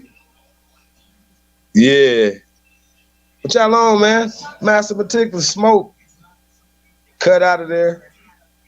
Links in the chat room, man. We ain't gonna be here too much longer, man. Get outside. So what are the Italians basing their claim upon? Chief?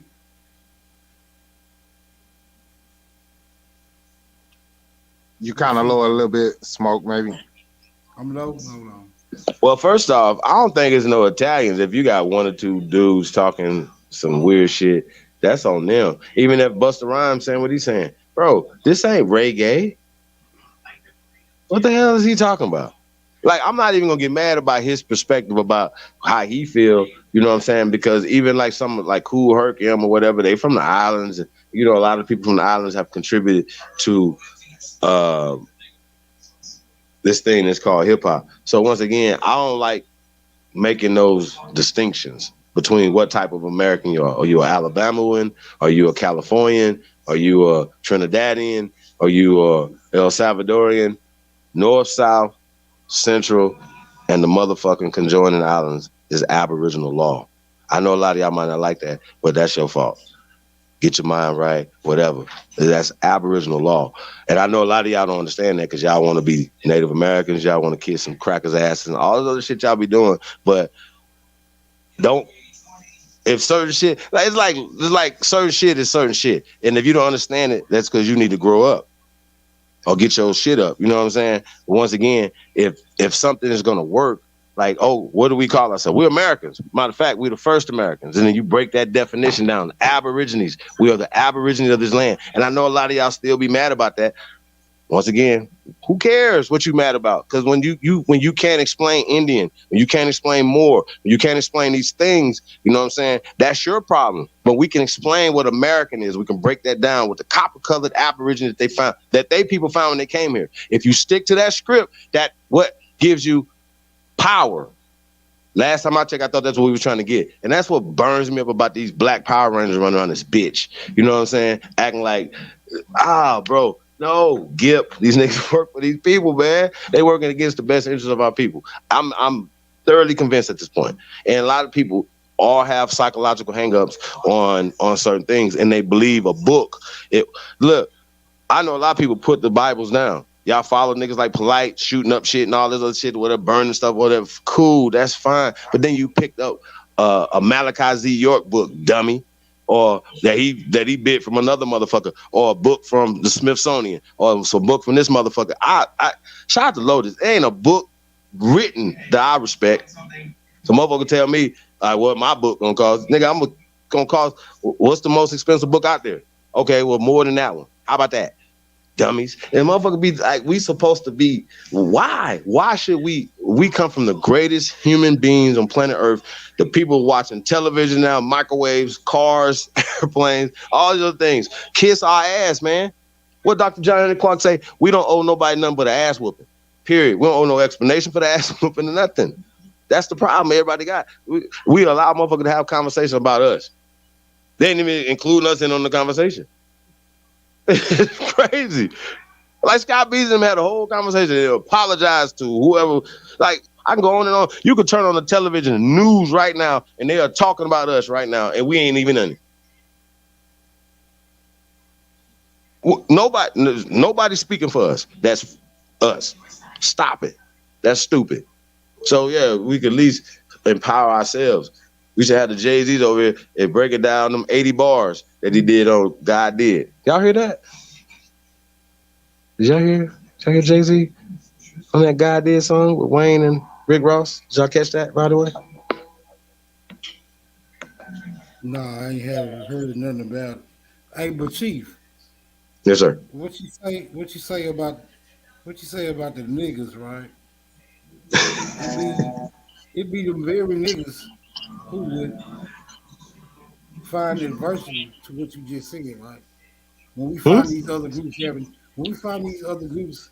having discussions about us, and we find ourselves not present during these discussions, where we find our main objection is from other niggas who would advocate for these other groups talking about us, right? So before we even have a chance to address these other groups, we got to have a whole conversation with these goofy ass niggas who support that whole paradigm, right?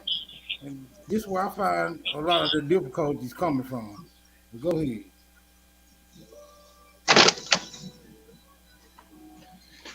Um,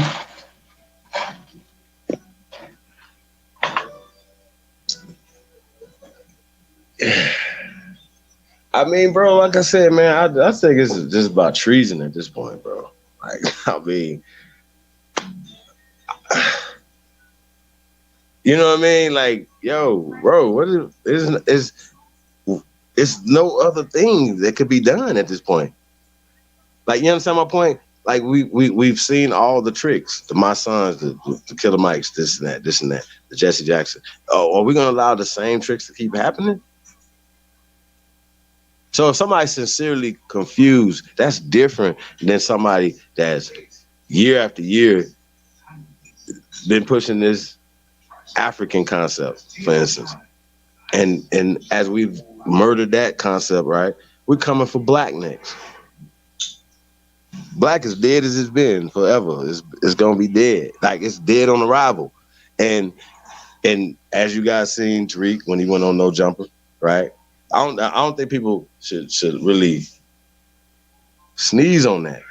But him saying about that black and still turn around and calling the foundation of Black Americans, like I said, it's steps. It's gonna, this thing is gonna progress and go. You know what I'm saying? I'm sure he's still getting information. I'm sure he's not stopped researching and getting, and people sending him stuff.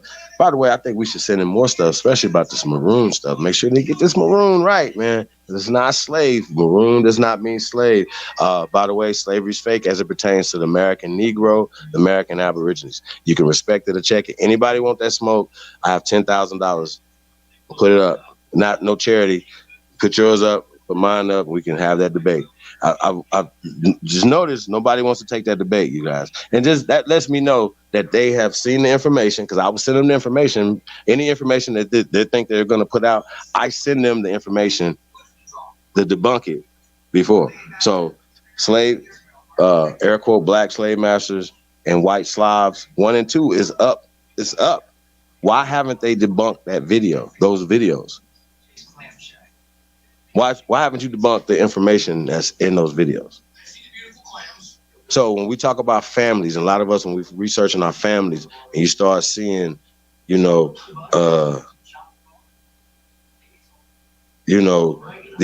documents and these records, right? and you start tracing stuff, you start associating those documents and the verbiage and stuff with slavery, and that must have been somebody pale on in my people. Well, no, it's just your grandfather, your great-great-grandfather or whatever, and he's just his family. He owns his wife, he owns his children, and they was taxing us. 3/5 of your family were being taxed. Were being counted, but they were taxing all of your family. See what I'm saying? We broke all that down. The 3/5 clause and all these other things, because it was more of us than them. You didn't bring more Africans here to America than yourself or even the people that were here already. That's a lie.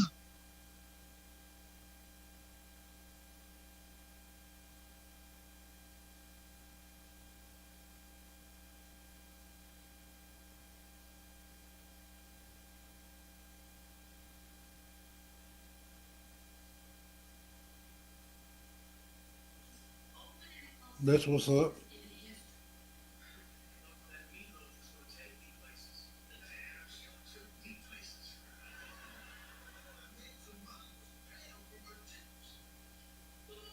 Where Mr. Meticulous go? What you talking about, Mr. Meticulous? I had an incident this week. So um,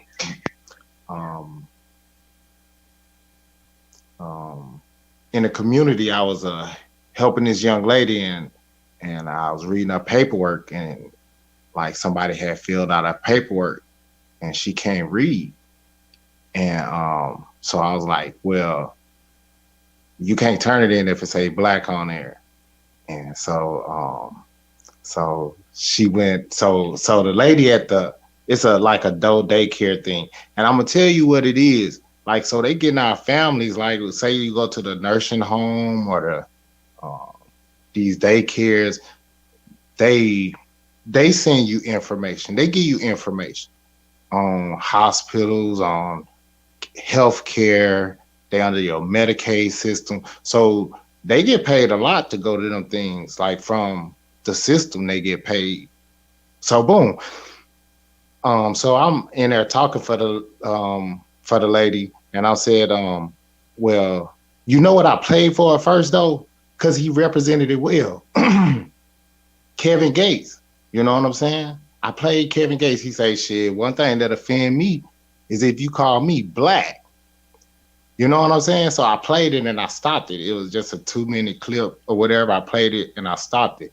And I was like, you know, I would like, you know, for you to call her an American, because that's who I see, right? And you know, this lady told me that she didn't have to participate. Yeah, but she could call somebody a male with a what's her name, with a phallus, right? She could call him a woman. She could call a woman that want to be a man. She could call him a man. But she said she didn't want to participate in calling this young lady an American.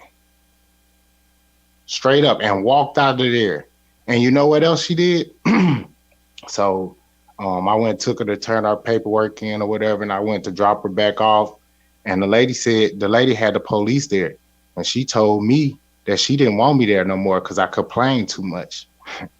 Just because I said that don't call this lady black. Straight up. So that's what happened this week. You know what I'm saying? An African. She actually don't have paperwork or nothing either. So they got a system running or something. I don't know. That's just my opinion. But she ain't got no paperwork or nothing. Are you saying the lady that was calling herself black was actually an African? No. The lady that owned the daycare is an African. The lady that okay. I told to call that she filled out her paperwork, she was American. Okay. Straight up. So you know what I'm saying? The black word gotta go. That's where it's at. But she could call herself African American. She claimed Africa. All her family is over here and everything. So when I say call me an American, what you got to pinch off of, you wasn't even born here, don't have paperwork. But what pissed me off though was I'm an American on American soil, and it got a foreigner that don't even have paperwork through treason just got me kicked off this property because I take care of my people. Just straight up, if you ask me what happened. So they tell me I can't be right here on my property. But that lady, did you check her paperwork? Okay, just get our IDs and our social security cards and let's see what's up. Cause like, man, stuff ain't right, bro. So stuff ain't right. It's too much stuff going on. And they'll charge me for anything. Oh, your tail light, and pull me over. But they could come over with no paperwork, get driver's license, cars, houses, businesses, all of this, and don't even have to have the proper paperwork. Just say if you have to be a nurse or you have to be have a class E or whatever, like, you know what I'm saying? Like, so y'all could do it y'all kind of way, and it's cool.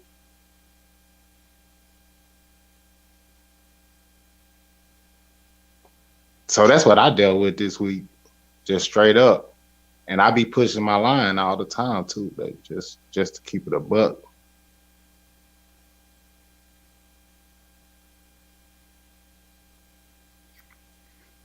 Well, one thing I know for sure, when you have these encounters with these agencies, right?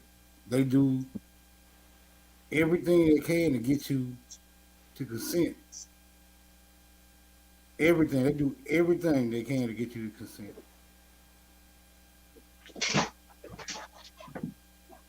And they don't make it easy for you to stand on your rights.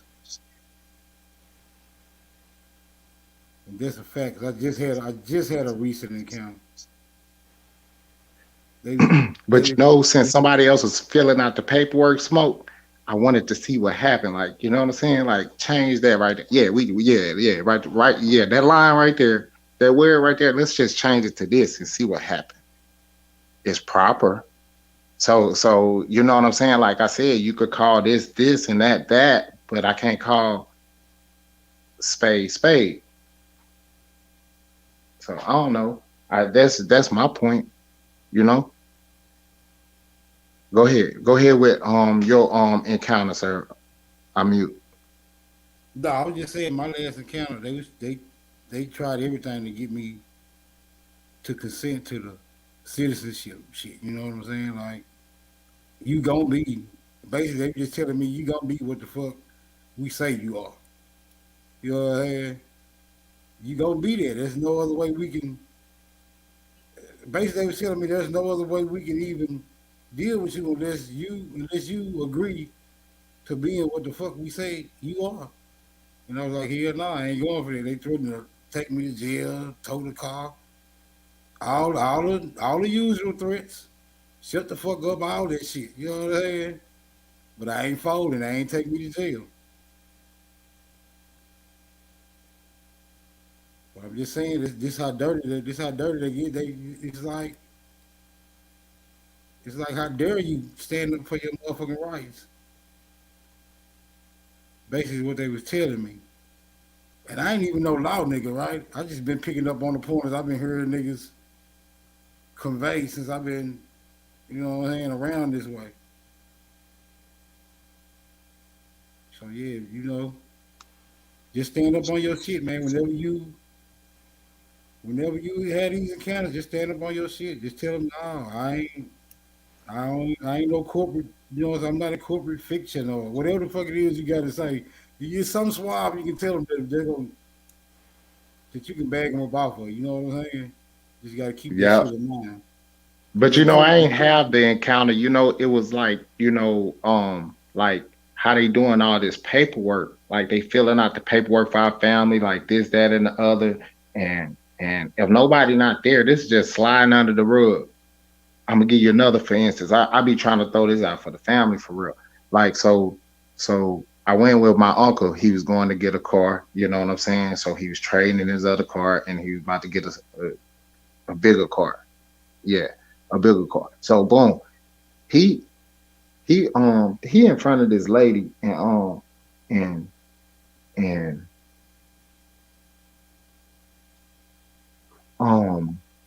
she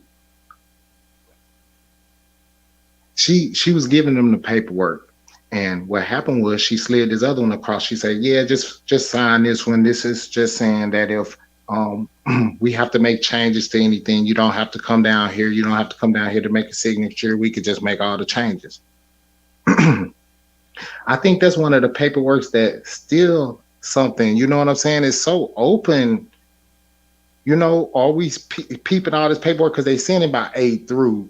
Like they sign this, and this. Like everything going through.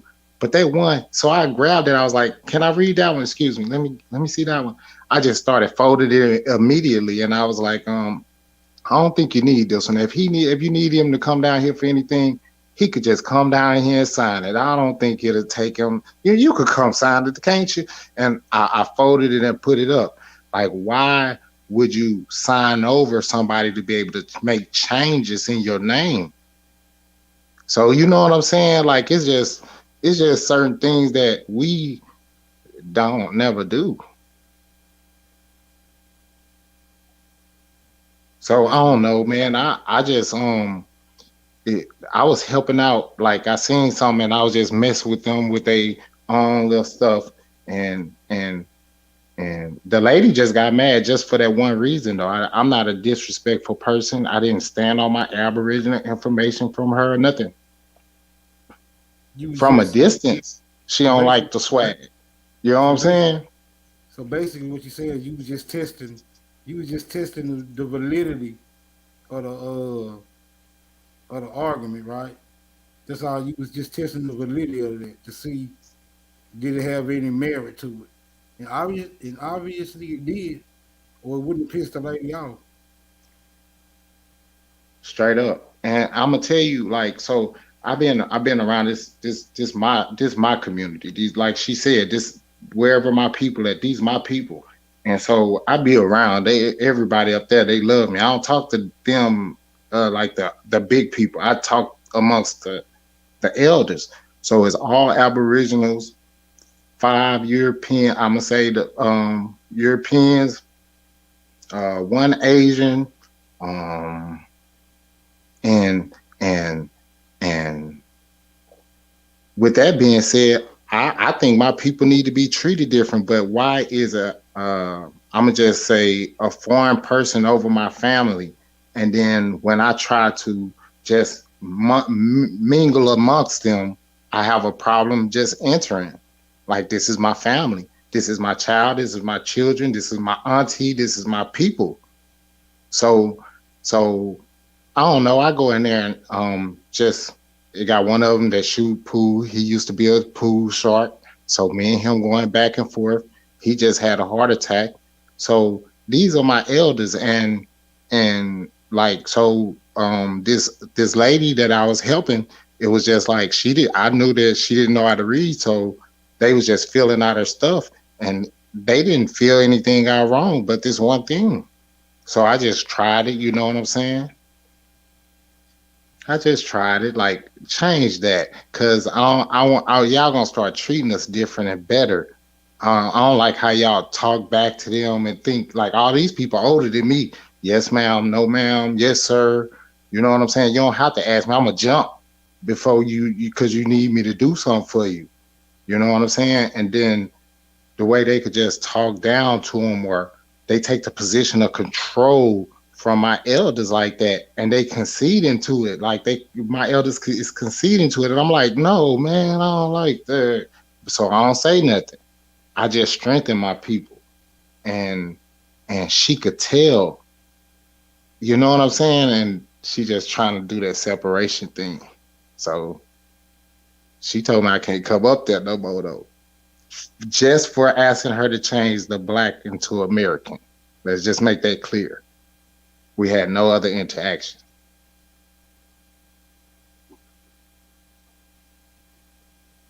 I don't know if you can be. That's messed up. Right, yeah. I don't know if you can be banned for that. I don't know. I don't think she got a. I don't think she got Y'all a super low, man. I don't know if it's y'all or me. You can hear me now? I'm low too, Chi. I think Yep, Smoke am I is low? low and King Kaz was low. I ain't think I was low. I don't know though. Mic check. Nah, Cass ain't on here. Oh, that was earlier. I didn't think I was low. My bad. Mic check. I'm still low.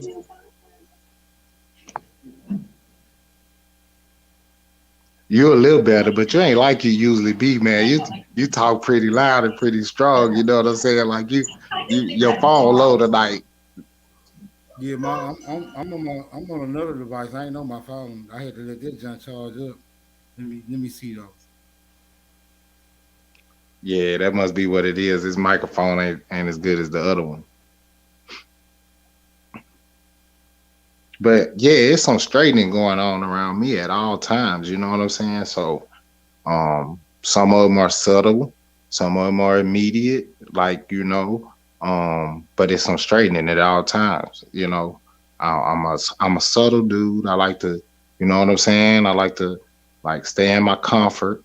You know what I'm saying? Don't pull me out of my comfort zone. But yeah, it's straightening all the time. Like you can't just get stuff off.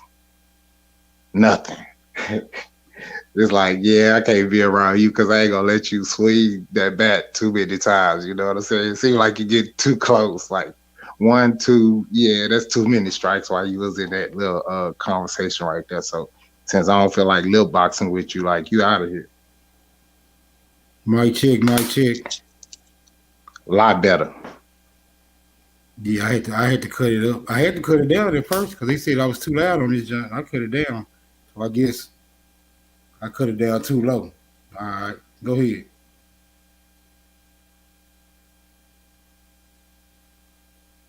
Nah, but I'm pretty much done. I was just telling like I don't know, shoot, some stuff got to change.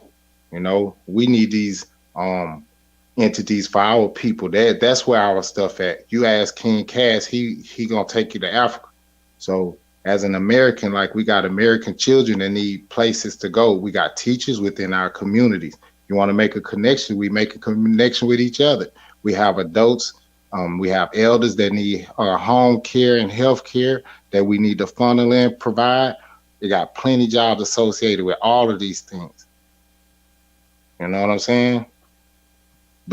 And we don't gotta ask nobody. And since you're taking care of yourself, I don't think it costs that much. You know what I'm saying? It's like everybody wants some money, but it's like you're gonna pay somebody else $2,000 for your mama to be at the healthcare place. Yeah, $2,000 a month, $50,000 a year, whatever, for her to be at the healthcare place because you don't want to keep her. You know, what if you help her? You should be able to provide hands-on. We should be more hands-on with each other, first of all. That's your parents. Like, that's the problem. We all trying to work for other people. Like, well, who I'm supposed to work for other than my family? Who? I don't need to go nowhere. You know what I'm saying? I'm going to go get what we need. I got some stuff to tell y'all. Like, it got a lot of games out here. See, in the mind, you need to be played straight. I don't know. I might be tripping. I might be tripping. Hey, so meticulous, man. How you feel about that zero situation? About that what? Oh, that was shoot, I'm just a square. So that was some sucker shit. That was see, I don't know. See, I don't keep up with music and all of that. Like, you know what I'm saying? I ain't been listening. So I ain't been listening to the music like others to know.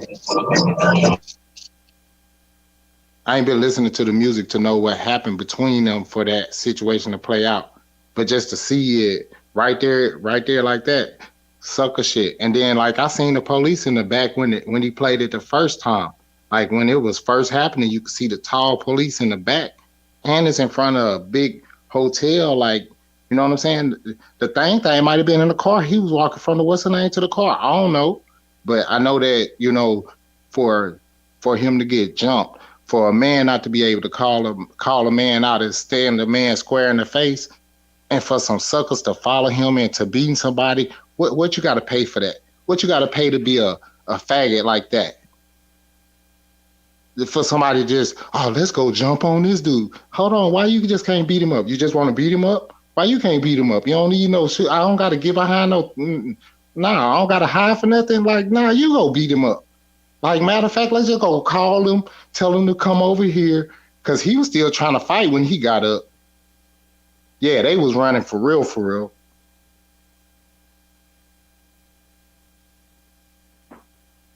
I don't know. That was sucker shit, man. That's terrible. That's terrible. That's terrible.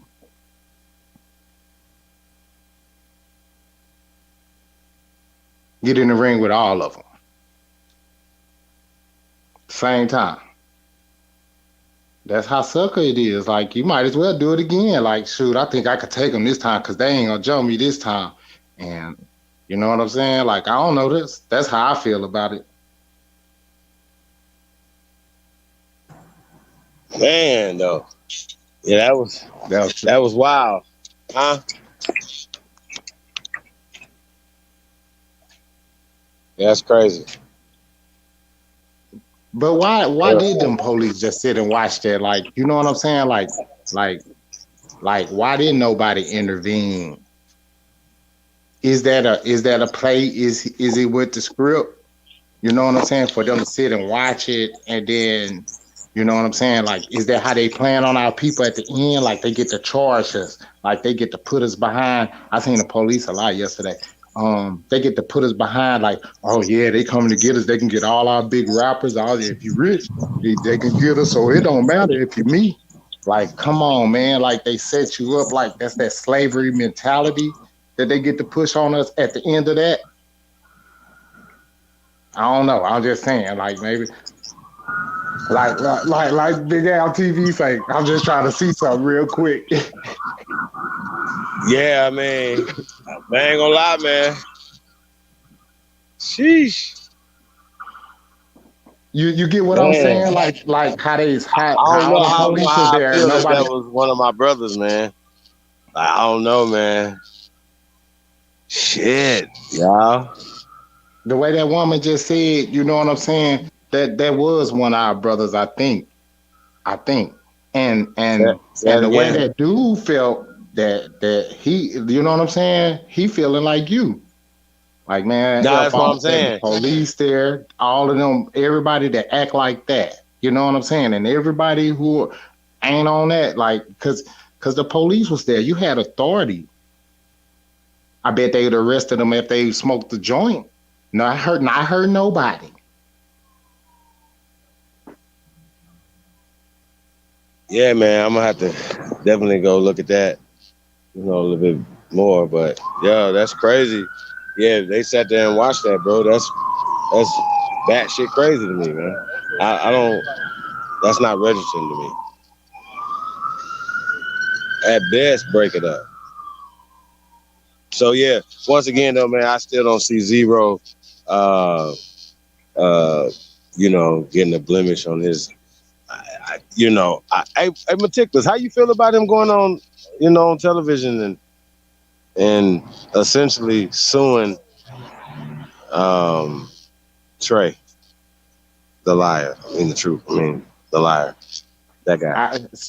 See, I don't know if I seen that part. I thought I seen it where he started playing it at, but like I said, I don't know the whole scope of what happened, and afterwards, I just hear you talking about it. You know what I'm saying? So, what was the first question though? Because I think you ran two together. What was your question?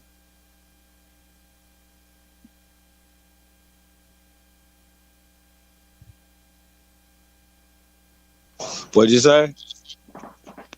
I think you had two questions. I was like, as far as knowing what he said on public TV, you know what I'm saying, and announced charges. I didn't know anything about it. So are you asking me like, is it okay? Yeah. Hit me up. Like, hey, come up here and start. Chief, so Hold on, because it was a part in the interview where the interviewer asked him, would he press charges? And he said, well, it was interesting because he didn't say yes or no, but he said his job description says that he can't press charges, right? But he told the story online.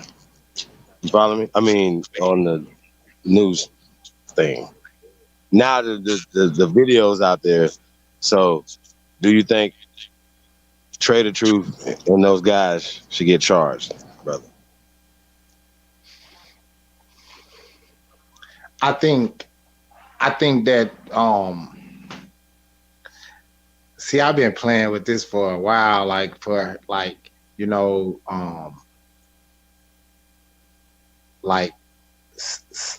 changing the diagram, because everybody is in law like we getting beat, like in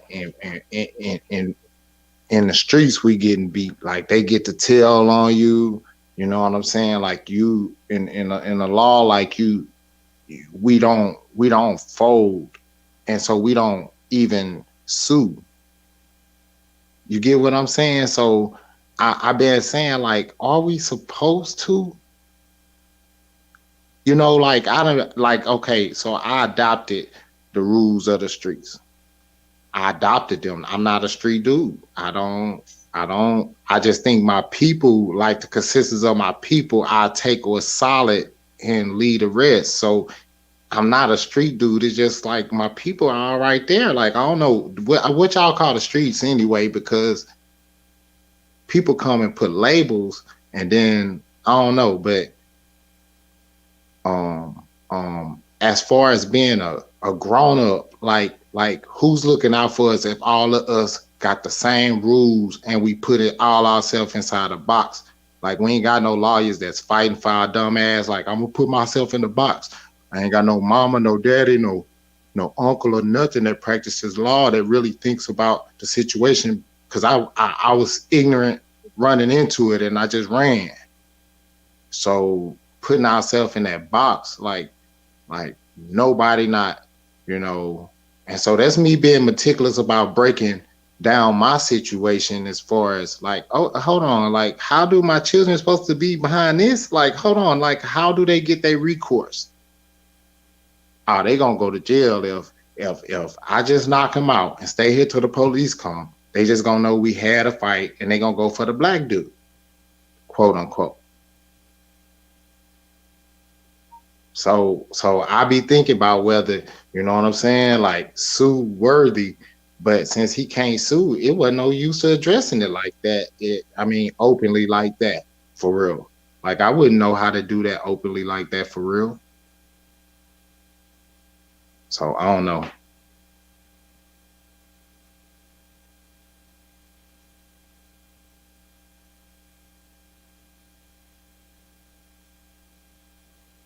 I think he should be able to get justice. Like, okay, so I don't know. Like, I think he should. Like, okay, so you say I can't go do him this, I can't go do him that, and you saying I can't sue him either. Like, you know what I'm saying, for damages. I don't know, man. And then it had some comments made earlier. I heard like, how come do we pay to the state and not pay the person for the damages that was incurred to them? See, that's how, we not getting the proper receipt. Like, okay, so they get to go to jail. Okay, who getting paid for that? Because if he go to jail, and I know they did me so, but why the state ain't coming breaking me off for what they getting out of dude from the state or whatever? I don't know where I'm supposed to get paid from, but I know that the offense was against me. So, like, I be putting myself in the situation, like, how do you get recourse? Because everybody gonna tell you, oh, you ain't supposed to do nothing. In our mind, we think we ain't supposed to do nothing. And that's not okay for us to think like that. Nah, something is to be done every single time. Every single time. You don't gotta ever be offended. You know what I'm saying? You're supposed to check that as a person for your mentality. It's not supposed to happen. A person not even supposed to offend you, for real. So like, okay, so when you offend me, I gotta go into defense. So how I'm gonna do that in my smoke signal voice? I gotta go into defense. You know what I'm saying? I gotta do something. So I think that, when we start talking about getting in our legal stance in our community, lawsuits about to start dropping around this thing. For real.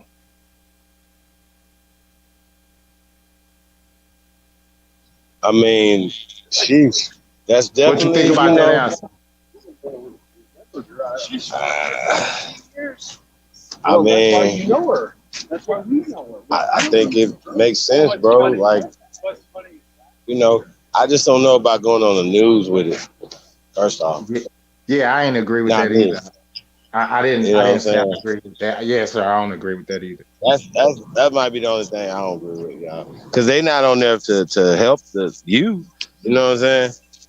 So yep. Yeah, I don't know about that. Everything they gonna help them, either the newsworthy, because it's the big names, and in the prison. They all capitalized and invested in the prison. So who's gonna capitalize off of every angle of the demise of those gentlemen, or none thereof, like them?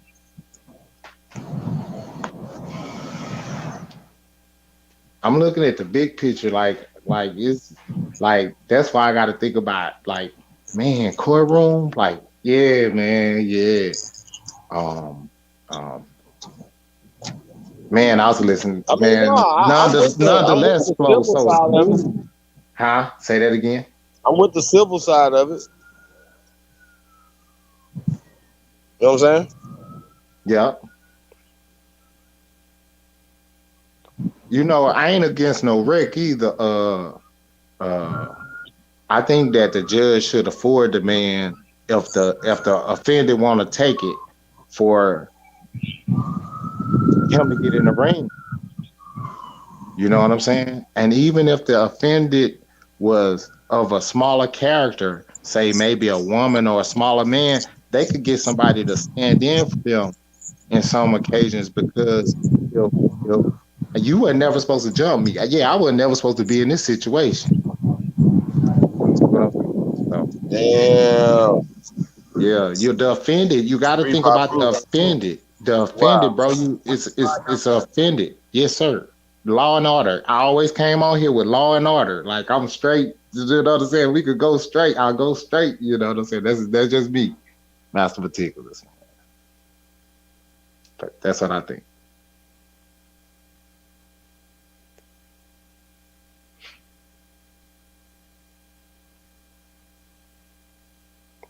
Offense. Offense. Like y'all showed me so many times I've been offended and I got to turn the other cheek. It was like I am getting offended. Like what's making me turn the other cheek though? Like and just breaking down so much stuff. That's why, you know what I'm saying, I could speak how I speak about you guys. And it'll never change ever. You know what I'm saying? Because that's the caliber, like Miss Truth Her said, it's just real. You know what I'm saying? It is what it is. So other people ain't look into it and go look into real life and do real life stuff. But you're the truth, Chief Holiday. Like just from me watching, right? I ain't never hear nobody say Aboriginal. But even in the last like 2 years, if anybody was watching, you'd have made everybody say that word. Well, nobody saying it for real, for real. Everybody dancing around. Everybody was something else. It wasn't that many people in the chat when I was like around. Like I wasn't around. Like I ain't been around no long time. But I'm just saying that it's grew to bigger heights, and I think that you had a lot to do with it, myself. Because the people around you, like jumping around you, like it's like you could see, like, yeah, that's why I got to get my flowers. I got to get, yeah, your flowers. Straight up. So, shout out to you. And you have to keep going. And you got to keep it up. Like, you can't waver, but all this information, like going to court and all of this type of stuff, see, this not in your vocabulary. Like, I've never thought about it, but it's like, hold on, like, why do I keep your people out there? Like, not you. Your people out there keep turning the other cheek, like stuff happen to them. They're like, oh, it don't matter. And we'll box over something small inside our household because we didn't deal with that issue that just happened to us at work, at school. Like we didn't deal with that with those people. We bring that mess at home. Character, bad actions. I don't know. That's how I feel. That's why I go with it. I don't know. Like maybe you know what I'm saying. That's what it is.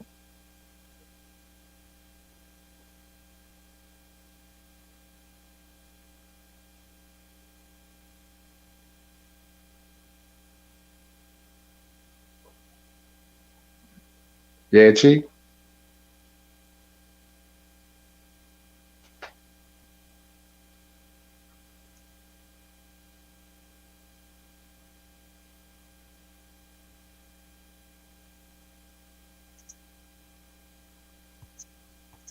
You understand what I'm saying, Chief?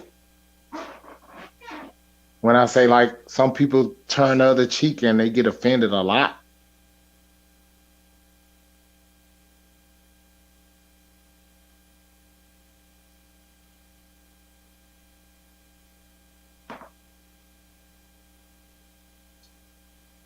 I don't know, Chief. If you speaking, I can't hear you. If you speaking, I can't hear you.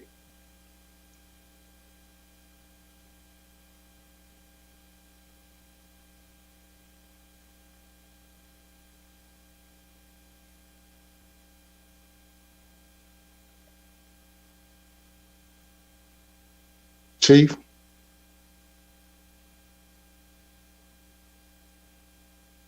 So, I don't know. I'm about to keep going though. So whatever. So hit me up when you get back out here though.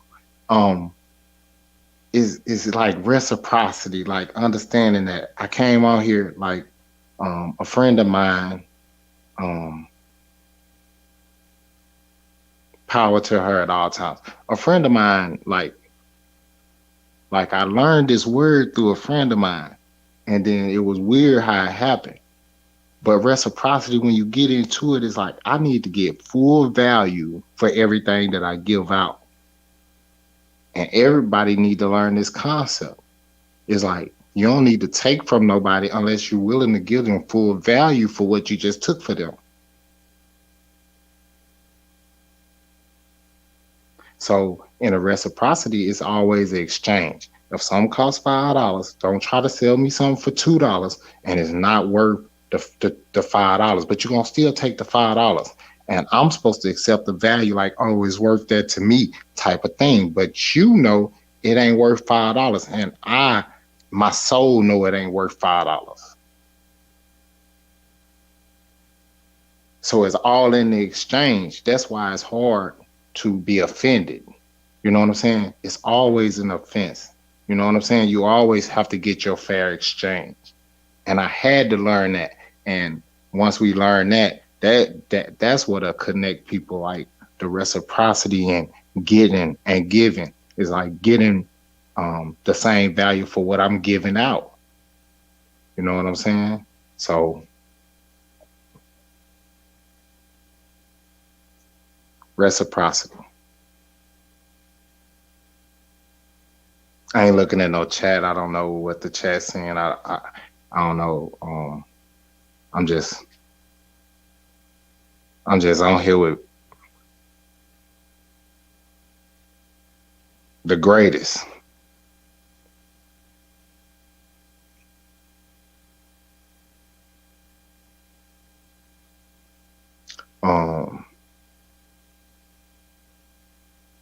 Always.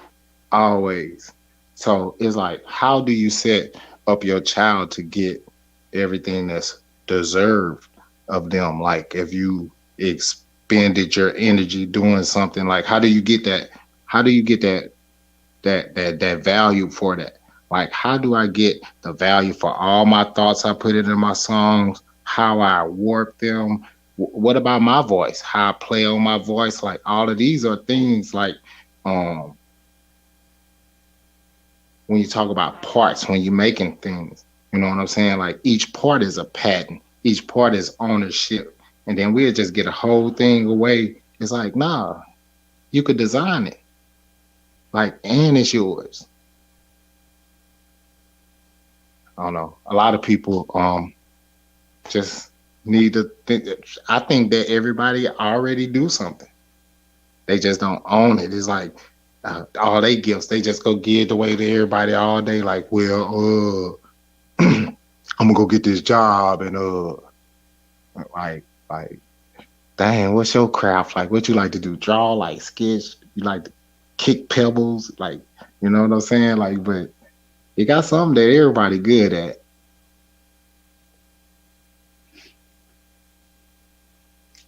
Go and give your time to somebody else. I don't know. I don't know how that works. I just don't. I don't think I get the proper reciprocity. You know, if somebody could take life insurance out on me, and so in my demise they'll get paid, but I wouldn't. Like that's crazy. People work 30 years for people. Some of these people don't even have life insurance.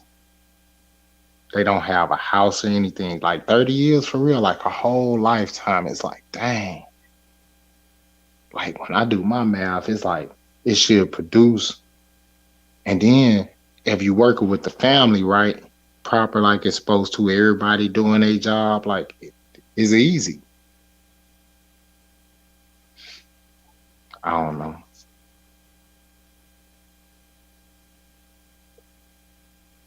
It's hard to get proper reciprocity without, somebody respecting it, the exchange.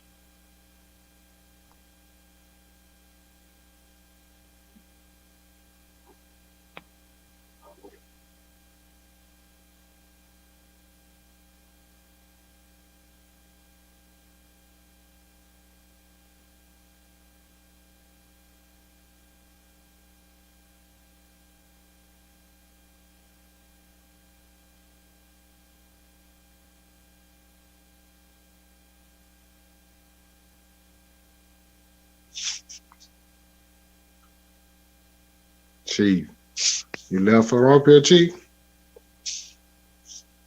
I rocked everybody to sleep. I rocked the babies to sleep tonight, huh?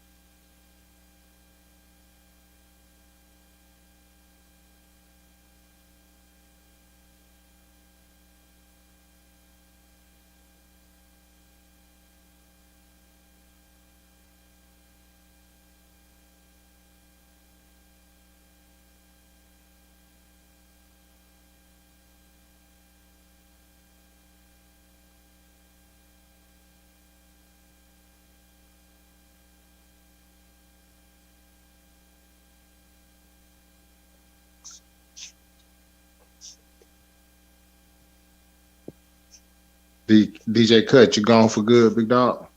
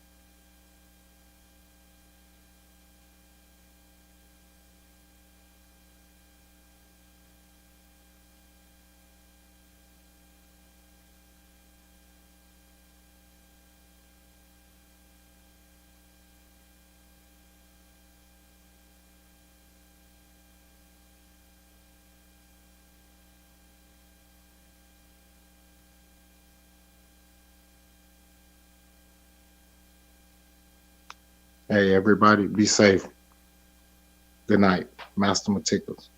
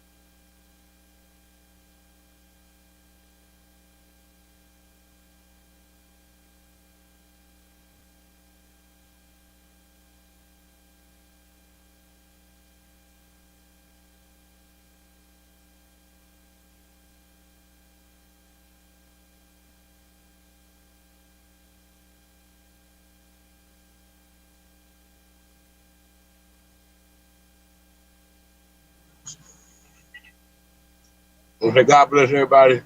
Have a good night. You guys are hanging in there. So I'm gonna say God bless. Good night, you guys. We'll see you guys tomorrow or later on today. I'm gonna say peace out.